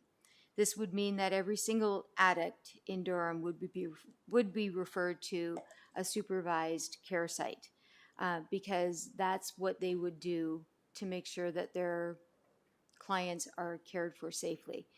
As I understand it, safe consumption sites don't test the drugs. It's a clean needle that's given and a suggestion and counseling of treatment, but there's no forced treatment made at all. And I have to agree with the mayor that treatment is one of the most underfunded parts of drug addiction out there. And when we talked about the mental health situation and the Empath program in in Ontario Shores, my thinking is the ideal place for a treatment center is right beside that. So if you're looking to redefine or restructure that program, that's the ideal place for it to go, because I believe that no one really knows if mental health drives addiction or if addiction drives mental health. I'm not really sure, but the two are very closely associated. I'm also not saying that every unsheltered person that's on the street today is a drug addict. That's not true. That's not true at all. But the gentleman talked about taxes today. I think we had a figure of $70,000 that it's cost in addition to for cleanup for various parks, the mall. We're doing a big cleanup on shrubbery and greenery in the mall to make sure that there's no opportunity for people to be hiding in there. And every hour that's spent on that means that a boulevard doesn't get cut or a park doesn't get cut. And it's not, as he said, it's not an endless pot of money. It costs money to clean up. It costs people time to clean up. And so my fear, and I think it's factual, is that if we're the only site in Durham region, then references would be given to Ajax. And the only way it really works is if there's a site in Pickering, Ajax, Whitby, Oshawa. That's how it really works. That way you're servicing the individuals in your own area and you're not growing a population. And so for me, I'm not willing to take that risk. And I have talked to the businesses, and yes, they do blame us for their current situation. And I don't blame them for blaming us for their current situation, but they have literally begged us to not make it any worse. And so I represent Ward 1, but I represent all of Ajax. And I can see the hurt in their eyes, and I can feel the pain in their voice. And so the area of the wartime homes are exactly the same situations. And I attended 2 senior events over the last week, and one of them I had at least, 6 or 7 seniors come up to me saying, please don't support this. So I'm voting because I believe that that's what the residents of Ajax expect me to vote, and that's no to a safe consumption site.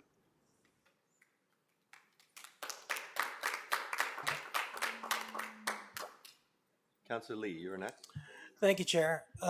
It is incredibly late, and I appreciate everyone sticking around because it shows, this is an important subject that requires the time and consideration. And it's the time and consideration I don't think we've given quite yet. So just very quickly, if the clerk can put up my referral motion. So, if I may, Council refer consideration of the notice of motion respecting consumption and treatment sites in the town of Ajax to a future meeting until after Public and Strategic Affairs coordinates consultation, education, and input from the Ajax community and key stakeholders to better understand the plan to address the substance use and crisis in Durham region and the role a CTS may play in such plans. I believe Regional Councillor Dyes, you're seconding? Thank you. So just very quickly, this is a tool, nothing more, nothing less. This is just literally a tool. And there's a tool that the mayor referenced could save lives.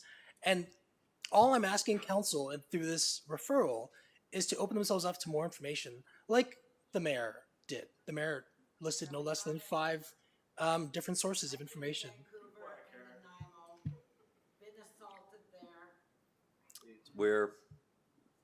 Let's not go there.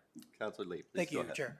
And like Regional Councillor Crawford went through, and that by getting that more information, we can make an educated decision of whether this is good for Ajax or not. I don't know, and that's the thing. It's the mayor painted a very scary reality, but we have successes in Peterborough. We have successes in Kitchener, where in the first year we saw 640 referrals to social services, 2,060 referrals for mental health, and 138 referrals for addiction treatment.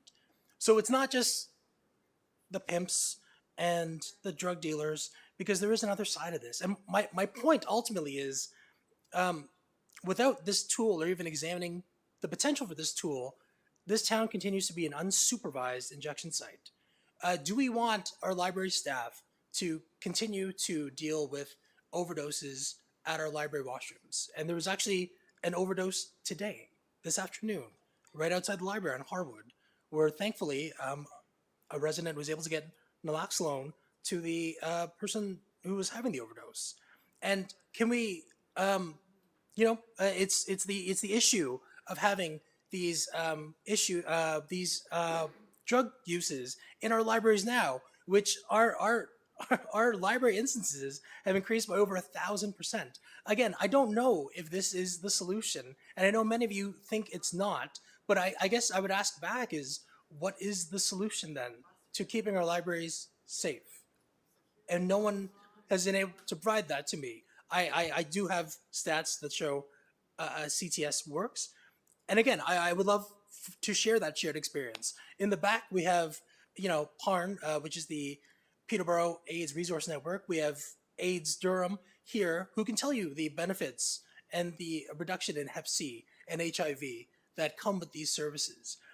It's not so much as black and white as drug users are just trying to be a blight on society. I think there are many cases where they want to find the solution, to find that path to healing, but can't, because addiction itself becomes a greater enemy than the drug.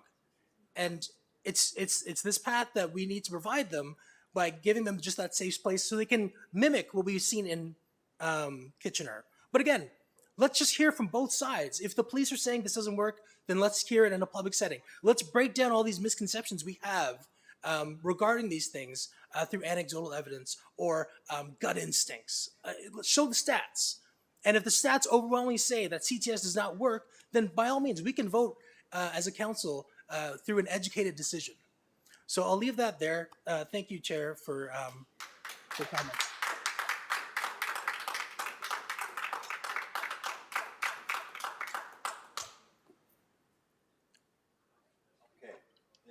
Few items in the speaking list, but there is an amendment on the floor.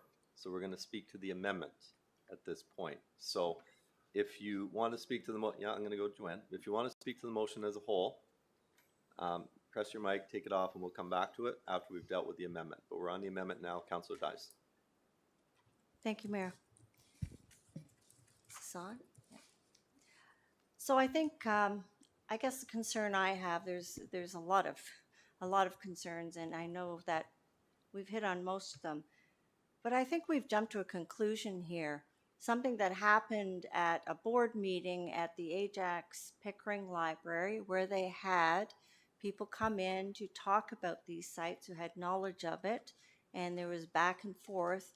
And I would assume, and maybe wrongly so, but I take it that the board then decided that this perhaps was something that would be good here in Ajax. And I have to say, for in support of the library and the board, and it doesn't reflect, this is not about Ajax, this is about the board, the Ajax Library Board. They're very separate. They're just sending us a letter of support. There has not been a site chosen here in Ajax. In fact, there has not been a site chosen here in Durham Region in 2023 at all. The last one was in 2019. Presently, the province supports 21 sites. They've had that on record. 17 have already been funded, and 5 are in a queue. So that says to me there are no plans here at this time. Yet we're having this conversation like we have an emergency here that we have to fix now. We know that the homelessness issue is serious, and we are not the only ones in this country. And there are reasons for that. So provincially, it's the responsibility of the province to build treatment centers, which we have not done. And it's the province's responsibility to look after drug addiction and housing. That money flows through the regions to address those issues. They're not simple issues. They're complicated, and it's not a quick fix. And we've learned, I think all of us anywhere around who have tried to tackle these complicated issues of human beings are learning to adjust and do it better in some cases. For 30 years, Ajax has had the highest number of homeless people in the region of Durham. And you won't know that because you didn't see it until 2018 when they became very, very visible. I know that because I volunteered with CDCD, who used to do the pit count even back then 30 years ago. And we have those statistics all these years. The homeless have always been here. They were here before FCOC opened the doors. They were here before the hub opened their doors. They were here before the respite center opened their doors. And they're going to be here. For whatever reason they come here, I think it's the commercial area where they can access things, I don't know. But they are going to be here. They're not going away. And you know, not looking at other solutions is not going to make it go away.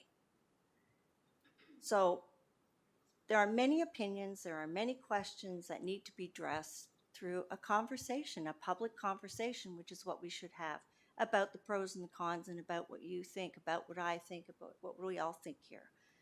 I think we're jumping the gun on a situation by saying absolutely not at this point in time when we haven't even had the conversation. So we all know that they do save lives. They're not a perfect scenario. They do tend to clean up your community somewhat, not perfectly, because they're not all using in the park anymore. It's not always, I know it's not a perfect scenario, but it's a tool that we have to save lives, and that's the other issue. So in good conscience, I think that lives are important. They're not just the homeless that are drug addicted in this community, they're your neighbors too. They live next door, same with alcoholism. So for all of these reasons, I think it's really important. So it's been important in my job to have as much information on a decision before I make a decision. And that's all I'm asking you, is to be part of that. Thank you. Okay. On the amendment, Councillor Bauer. Thank you, Mayor Collier. And, you know, I want to acknowledge Regional Councillor Lee and Regional Councillor Dyes for their thoughts and what they've said. And in fact, everyone who has spoken has made some good points and has expressed their opinions, followed with also facts. And I am a huge proponent as a councillor for consultation, information, hearing from the experts, hearing from the people involved, the stakeholders, understanding what the issues are, what people want, you know, and what's really in the best interest of my ward, our Ward 3, and our town. You know, we've had public consultations for all of our master plans. Tonight we had a couple for some zoning applications, for traffic calming, for whether we should have e-scooters or not and how they should work, backyard chicken programs. We've always prided ourselves on being open and transparent and asking for consultation. Now, having said all of that, this is an issue for me as a resident of Ward 3 who is directly impacted by the mess. And I don't mean that disrespectfully, but by the troubles that are centralized in our downtown core. Across the street from here, our neighbors are the neighboring residences over the bridge, right behind Town Hall, like the whole surrounding area. And that temporary shelter, which I think does provide good service and helps people find what they need, the help they need, and the housing that they need, of course. And we all want that. Having listened, so I also spoke to some people in Peterborough, in Toronto, experts in our town, residents, business owners. So knowing all of that, and then the mayor puts up that heat map that shows where the high use of opioid abuse is. that's in my ward, that's in my street. Where the shelter is, our street, my street. Where the Doors of Compassion and Ajax Hub, all of the work that I do truly believe and support. But Ward 3, our ward, my ward, right where I live, we cannot take another thing.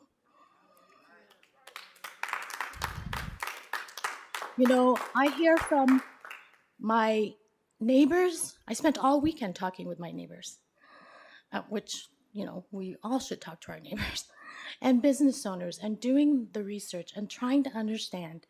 And now I hear daily that business, you know, that plaza closes early.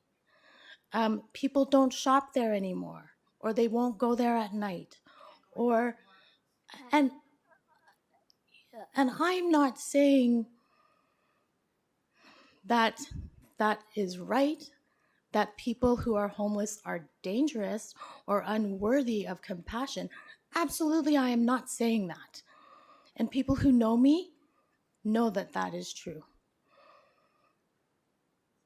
But I cannot support a CTS in Ajax knowing in my heart that where it will be in an area that is already struggling, already suffering. I can't support that.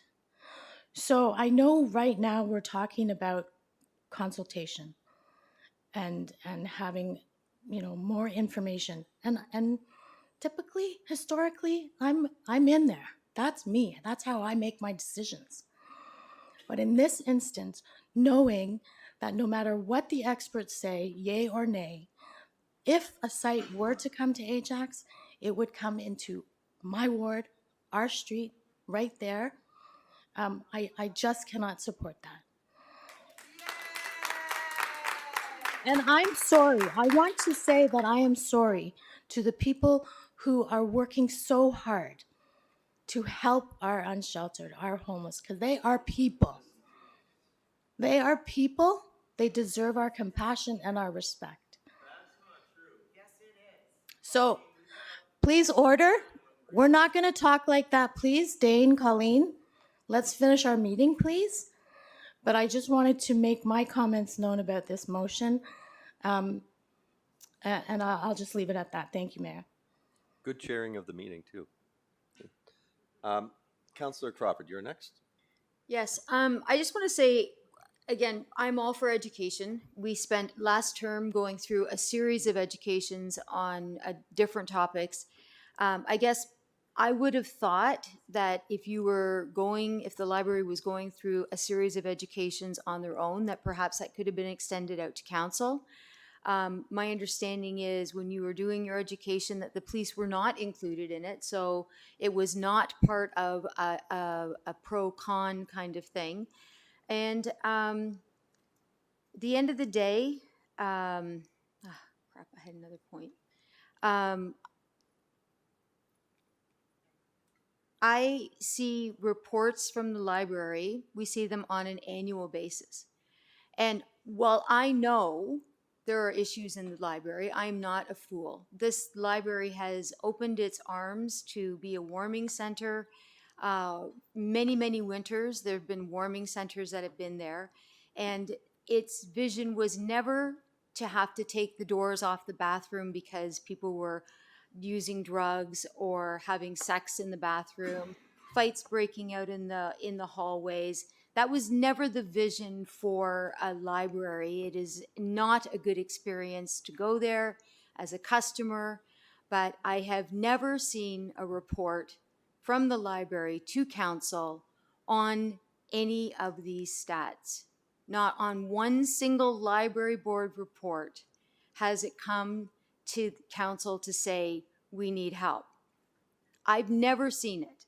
I know it exists. I know it's there. And this seems like a big leap from knowing what we know in our heads to this point. And I feel like the way this happened was all wrong.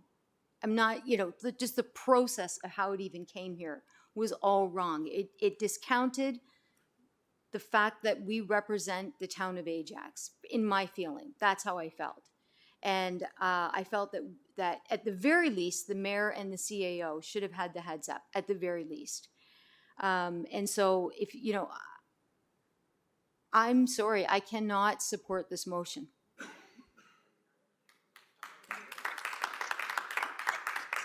Councillor Henry, you are next. On the referral. Yes, understood. Thank you, Mayor. So when the library letter first came out, I'm not gonna lie, I was livid, absolutely livid, and thought, what happened here? Because there's gonna be a disconnect and it's gonna assume that it was council. And then I stopped myself.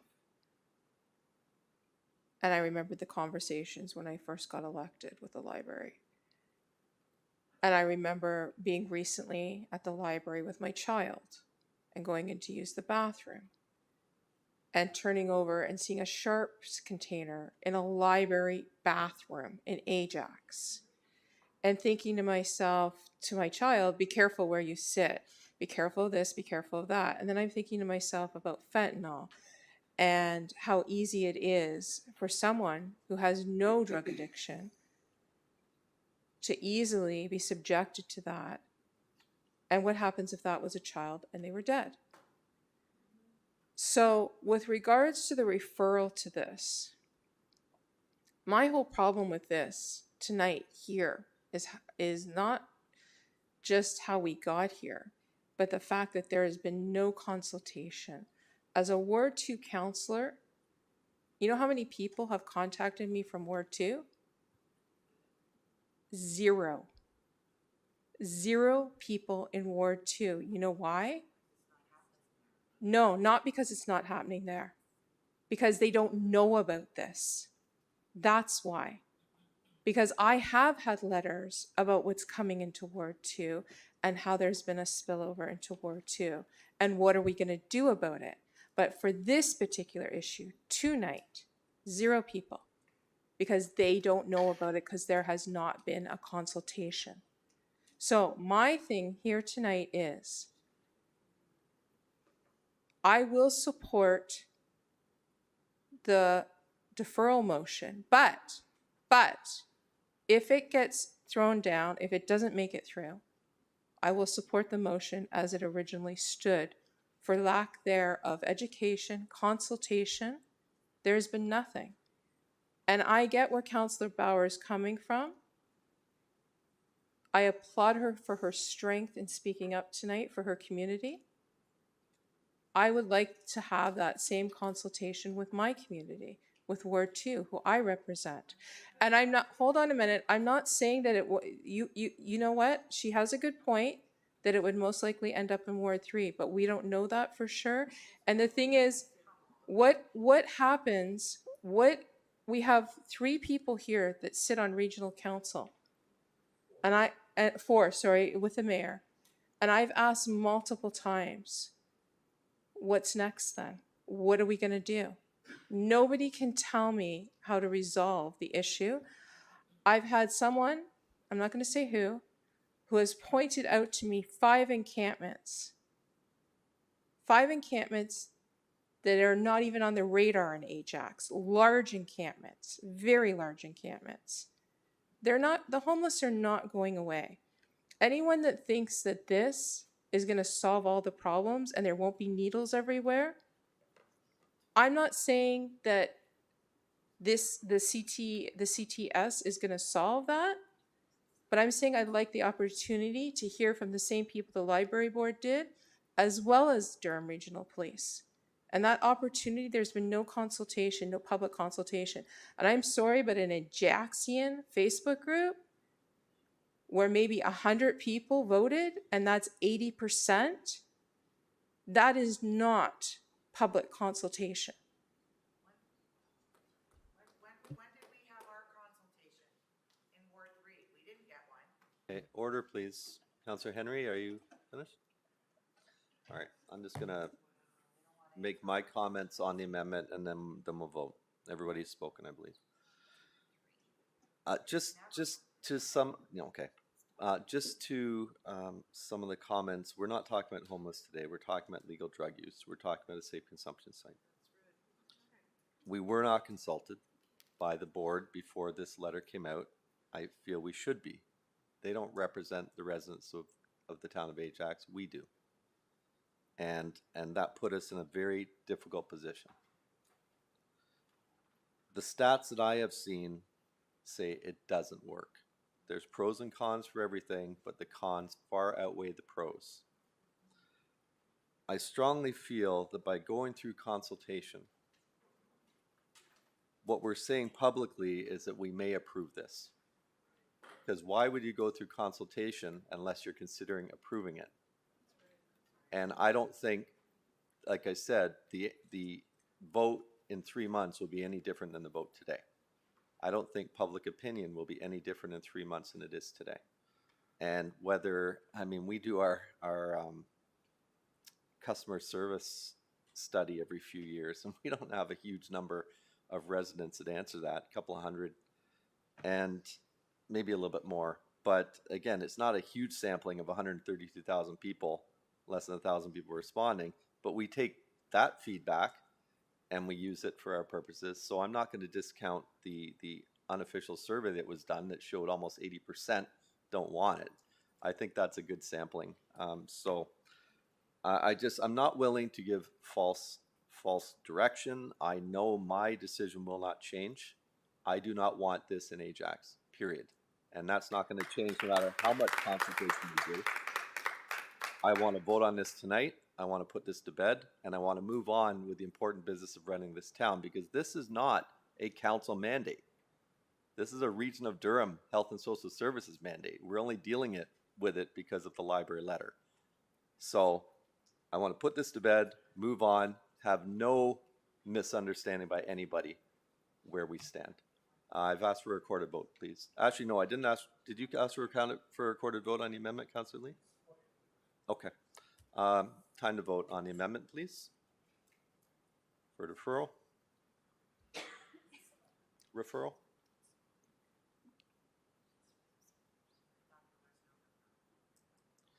That loses 4-3.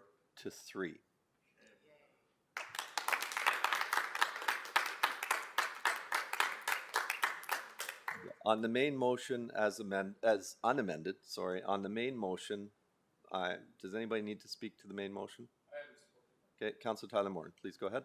Thank you, Mr. Mayor. I've been just listening to my council colleagues, and I have respect for every single one of them. And I was just looking across there at our staff, and I know normally you look at us, but when you look at them, and you look at operations and finance and LIS, which includes bylaw, you look at facility sites, you look at the fire chief, on and on it goes. Every single one of them, every single day, deals with the challenges we already have in our communities without adding anything else. When you look at our residents, thousands of people have been impacted already. Just walking around our town, going into municipal areas, even, and I'm talking about everybody in the gallery tonight, has been affected by the challenges we have one way or another. So I'm not discounting, anybody's heart or what they have a vision for the future, but let's just talk about what's happened so far.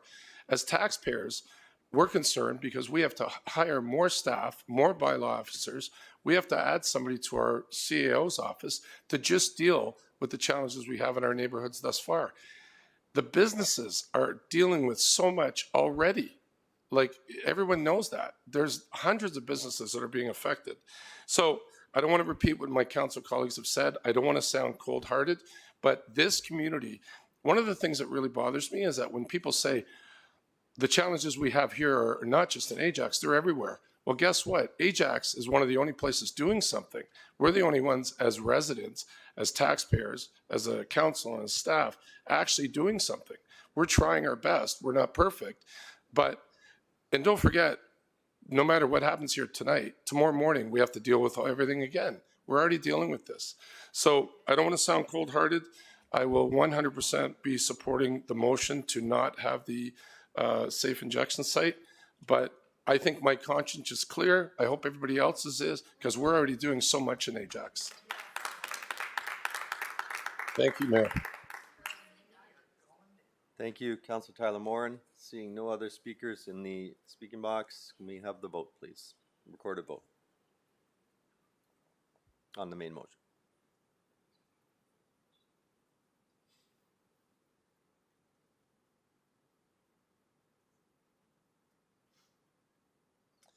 And that carries on a vote of 5-2. Thank you, everyone.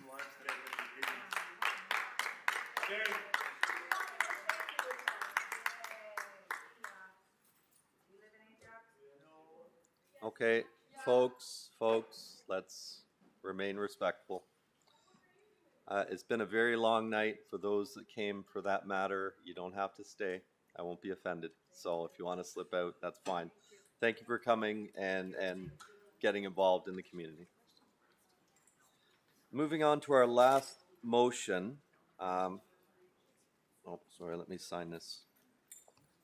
Moving on to our final motion of the night, which is the request for Community Infrastructure and Housing Accelerator CHIA order for 4 priority housing developments in Ajax. Moved by myself, second by Councillor Crawford, and I won't read all the whereases. Now therefore be it resolved that Ajax Council supports the use of the Community Infrastructure and Housing Accelerator CHIA tool to accelerate the following 4 priority developments per the conditions set forth. I won't go through all these. This is a redo. I'll just speak to it. This is basically a redo of what we did in January. We requested from the province minister zoning orders on 5 concept plans that have already been approved through the MCR process, and now the draft regional official plan that has been provided to the province that is now on the register for public comment, and that hopefully the province will approve fairly soon. These 5 sites, 4 now, because they did approve one of the 5 we requested, have gone through the full public process. But between the last 4 months of us submitting and today, the province has changed the process. Instead of MZO, it's now a CHIA. From what my understanding is, this is actually a tool that gives us more control. So what we see in the concept plan is actually what we get. We're able to make more, and staff, please correct me if I'm wrong, but my understanding is we're able to make more conditions, including those of affordability, which we could not do through the MZO. So every one of these projects will have to have, and it says in here, a 5% affordability component to it, and that is something that we can secure through the CHIA. I believe that's the only real change. It makes it so we can have a little bit more control, but this is, as I said, kind of a redo. We've got to resubmit it under the new rules. I won't go any further. Hopefully I can ask for your support and record a vote. Thank you. Councillor Crawford, did you want to speak as a seconder? No. Does any other member of council wish to speak? Councillor Lee. Thank you, Chair. Through the chair to, I guess, Director Romanowski. Is that true then? Are we able to have more provisions and protections as a municipality through this new process? Through the chair to Councillor Lee. Yes, and speaking of the province, the municipality can request conditions, and the minister can also impose conditions, affordable housing being one of them, yes. Can the minister override our conditions? So say we have conditions and the minister doesn't agree with them, can the minister override them? I don't know if the minister would override them through the chair to Councillor Lee, but staff will work in consultation with the provincial staff in order to ensure the conditions are put forward as we see fit through those initial MZOs, now CHIAs. Thank you. Thank you for that answer. I mean, we did this process 6 months ago, and we are no further along with our housing pledge, which they also made us do, than we are now. And it's kind of ridiculous that, you know, they make a big show, they as in the province, this current government is making a big show saying housing's a priority. We're going to do what we can. We're going to cut the red tape. Yet here we are 6 months later, no further along. Sorry, we have one property that was approved, but the other ones are not. And I, for the life of me, can't understand why, when this is supposed to be a priority across the board. We did a special meeting. So, I mean, I guess I will support this, but I'd love for the province to get serious about this because, as the mayor's pointed out, Ajax is ready to build. We've been ready to build for over 6 months now, and I'd love to see the chains move. Thank you, Chair. I share your frustration, Councilor Lee. Councilor Bauer, you're next. Thank you, Mayor Collier. It's great to see that line about affordable units being mandated. Any chance there's a actual definition of affordable yet? I would have to get back to you on that. Okay. Thank you. Councilor Crawford. Yeah, I just wanted to piggyback on what Regional Councilor Lee was saying. For a government that wants to cut red tape, it seems like all they do is create more red tape and more work for everybody else, and it's not getting us any further ahead. So, whatever we got to do to get this moving. I'm trying to keep my eye on the end game, which is to create more housing. If they want us to jump through another hoop, I'll jump through another hoop because I just want to get this done and move forward as a community. Councilor Tyler Moore, and I see your mic on. I think I'm on now. Really quickly, I just want anybody watching at home or maybe looking at this in another time that, again, just to reiterate, we went through this, when was it, back in March, I think? January. And we asked a lot of questions at that time, and it's kind of just copy and pasted now into our June.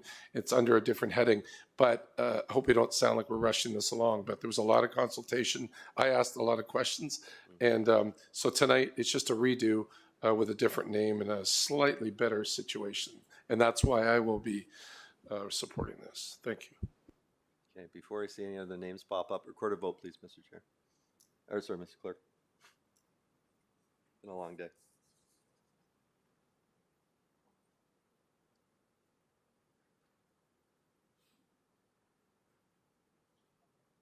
I did call the vote.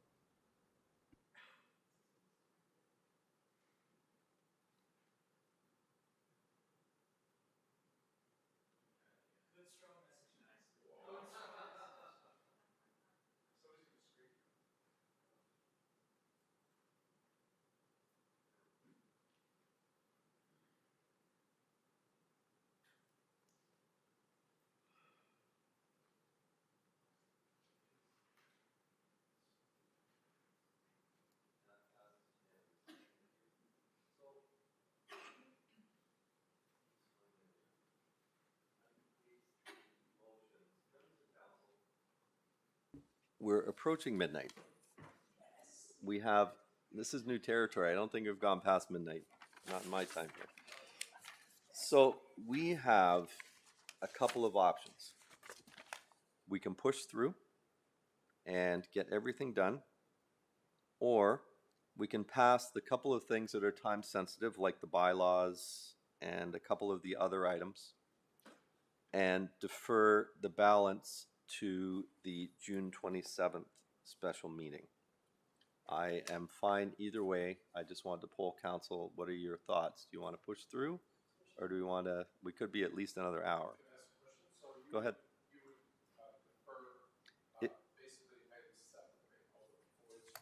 Hold on. Yeah. So it would be basically the correspondence, which could be very quick. I would actually do correspondence because there's a couple of endorsements, but it'll be very quick. The summary of the advisory committees, departmental reports, and regional council reports. Or we can just push through. Is consensus push through? We're here now? Done. Moving on. So we're going back onto the agenda now. So we're going to go item 6, items of correspondence. I have a couple of polls. Can you refresh my memory, Councillor Crawford, which ones they are? Number 9 and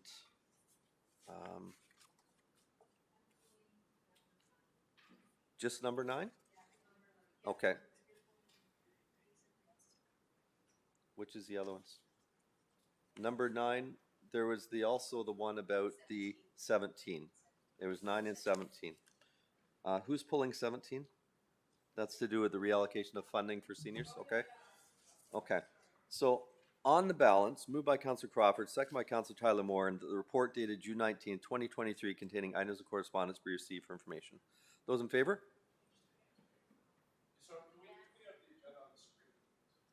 No. Let's. Okay, press your buttons. Vote. Okay, that carries. On item number 9, Councillor Crawford. I just want to support this because this is something that we talk about all the time, about the ASC cameras not necessarily being on Move to endorse. just move to endorse. We talked about it at regional council too. Do we so have a just seconder, move to please? endorse. Second by Councillor Lee. Now we can speak to it. Oh, did I? Oh, I'm Is it- just want to move to endorse Okay, it. I'm move to just too tired endorse. to even Any get an argument questions out. or comments on the motion to endorse? None. Vote, please. Okay, that carries. Item 17, Councillor Henry. Would you like to move to endorse? Or Councillor Bauer, sorry? Okay, Councillor Bauer? Press your button. There you go. Would you like to move to endorse? Yes, thank you, I will. Can we get a seconder, Councillor Henry? There you go, seconded. Would you like to speak to it? Just quickly, anything that we can do, we should endorse this. This is about trying to help seniors stay in their homes and funding towards that, which is important. Okay. I don't see anybody else in the speakers list, so time to vote. A motion to endorse will be passed and will be distributed to back to, I guess, whoever originated the motion. Thank you. Okay. Everybody voted?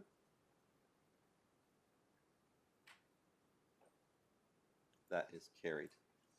Okay. Moving on to reports. Item 7.1 sorry. I'm out of order here. Hold on. There it is.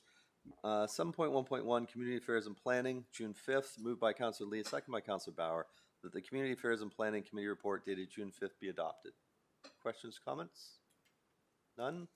Those in favor, vote please.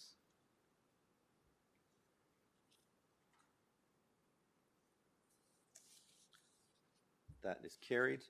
Moving on to 7.2.1 General Government Committee, moved by Councillor Henry, second by Councillor Crawford, that the General Government Committee report dated June 12th, 2023 be adopted. Questions, comments? Nope. Vote please.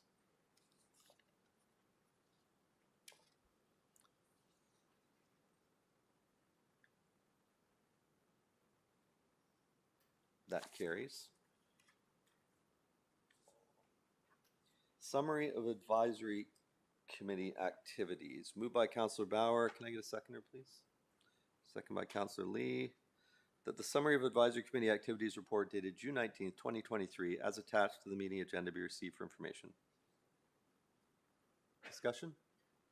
Those in favor?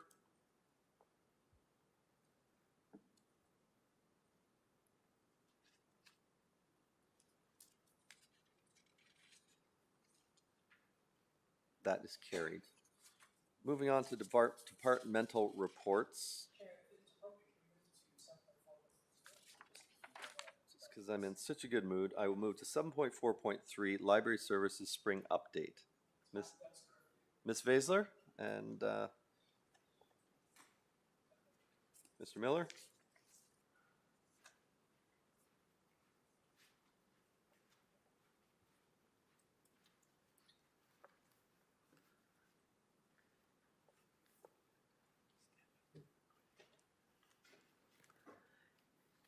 To the mayor and council, we do not have a presentation for today, but we're happy to answer any report, any questions you have on the report, as well as any additional questions you might have from one of our previous conversations tonight.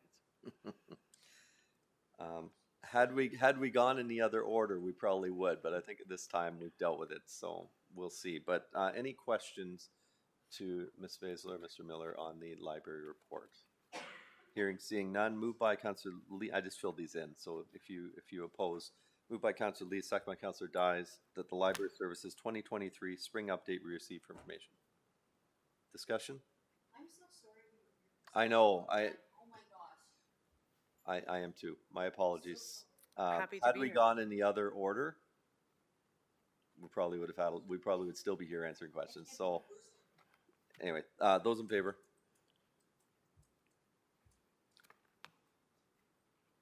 That is, not sure yet.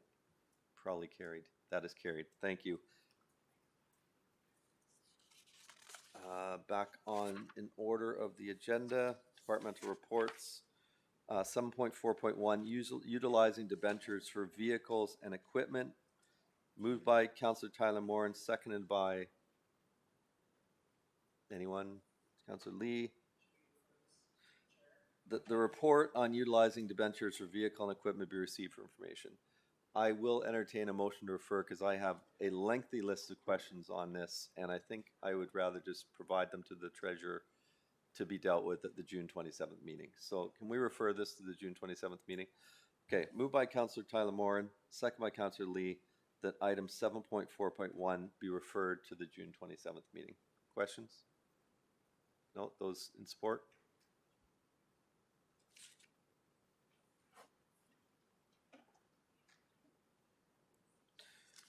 I didn't even look. Yes, that's carried. Moving on to 7.4.2, the economic development update, moved by Councillor Crawford, seconded by somebody other than Sterling. There we go. Councillor Bauer. The council received this economic development update for information. Any question on Mr. Tomasi's report? No. Mr. Tomasi, free to leave with our apologies. Please vote, everyone.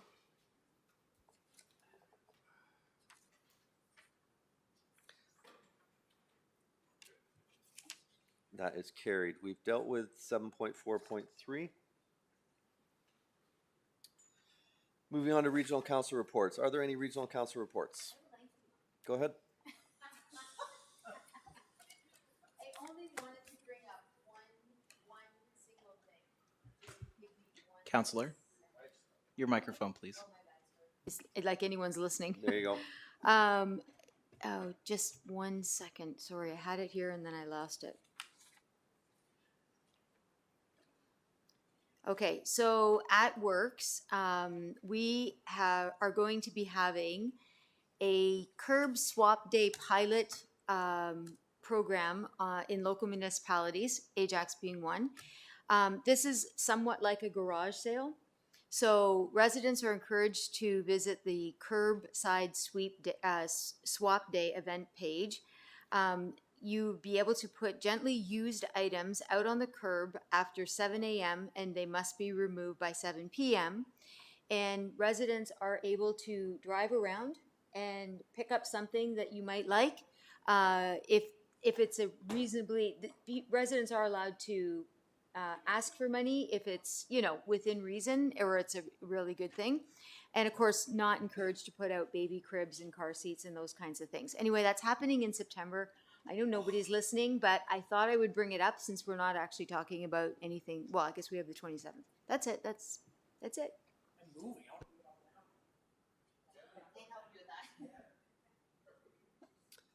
Any other regional council reports? Just on behalf of all of us, the regional council meeting, we approved the new regional development charge bylaw. Yeah, it's pretty important. Pretty much doubled the development charges at the region going forward. I'm sure it will probably be appealed. Questions on the regional council reports? Hearing, seeing none. Moved by Councillor Lee, second by Councillor Crawford, that the regional council reports of June 19, 2023 be received for information. Everybody please vote.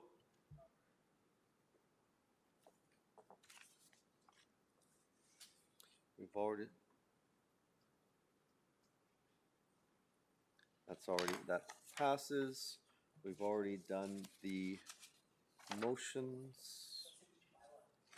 Let's do each bylaw individually. Okay, can I get a mover and a seconder for the bylaws, please? Moved by RTM, seconded by Mr. Henry.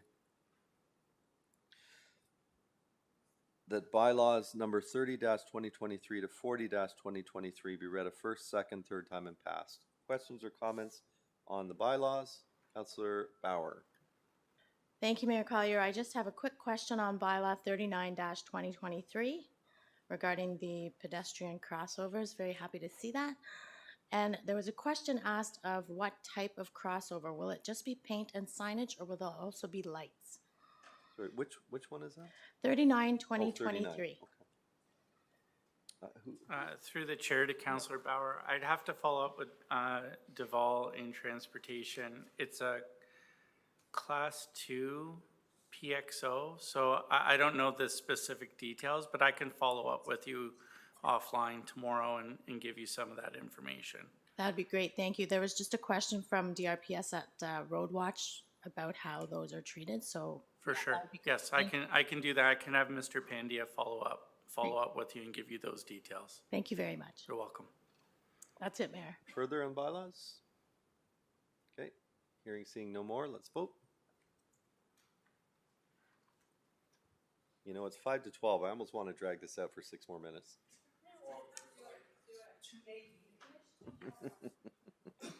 Just because I don't think we've ever done that before. Are there any notice of motion? September.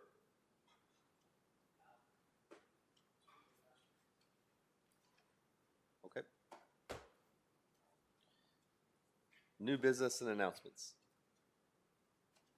Let's hear about all those ward meetings. Okay, Councillor Tyler Moore. Thank you, Mayor, Your Worship. Yeah, very important announcement. Save the date. Next Monday, June 26, 2023, meet Regional Councillor Marilyn Crawford, Deputy Mayor, and myself, Councillor Rob Tyler Moore, to discuss Ward 1 community issues at our upcoming in-person ward meeting. That's June 26 at 7 p.m. at Lincoln Alexander Public School in the gym. Registration is required. We're going to get the links up hopefully by tomorrow or the next day. And we encourage everybody to come out, check out our social media, and you will see the information there. Thank you. Okay. Councillor Bauer, you are next. Thank you. This Wednesday, June 21st at 7 p.m. in the library, Regional Councillor Joanne Dyes and I will be hosting a Ward 3 meeting. It will be hybrid, so you can attend in person or you can register through the town's website to attend online. Hope to see you there. Okay. Since nobody did it, I will announce the Mayor and Council Community Barbecue coming up this Saturday, June 24th at 12 o'clock at the Pickering Village Arena. This is a ticket-required event. I understand the tickets are sold out. They were free, but I think all the tickets have been given. So that for those that have them, please look forward to seeing you. And on Sunday, we have Trail Fest 2023 at the Audit Rec Center. Registration starts at 8:30. I think you can go online and do your registration online, Mr. Vida. Is that how that works for the Trail Fest? Whether you want to do the Mayor's Ride or the Tour de Ajax or the other one? That's correct. Sign-up's online. Okay, so please sign up online. It's going to be great. I'm hoping there's no rain. And I am trying to drag this on for 2 more minutes.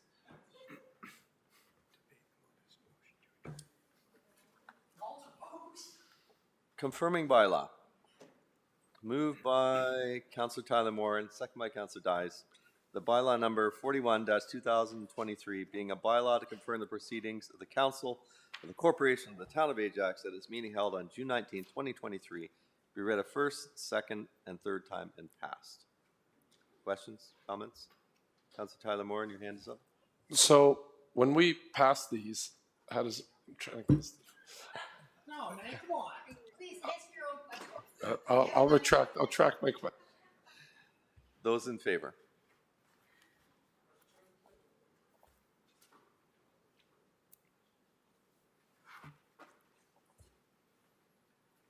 That is carried. And finally, 11:59, moved by Councillor Crawford, second by Councillor Tyler Moore, and that the June 19, 2023 meeting of the Council of the Town of Ajax be adjourned. Questions or comments? No. Everybody vote. Ah, so close. So close.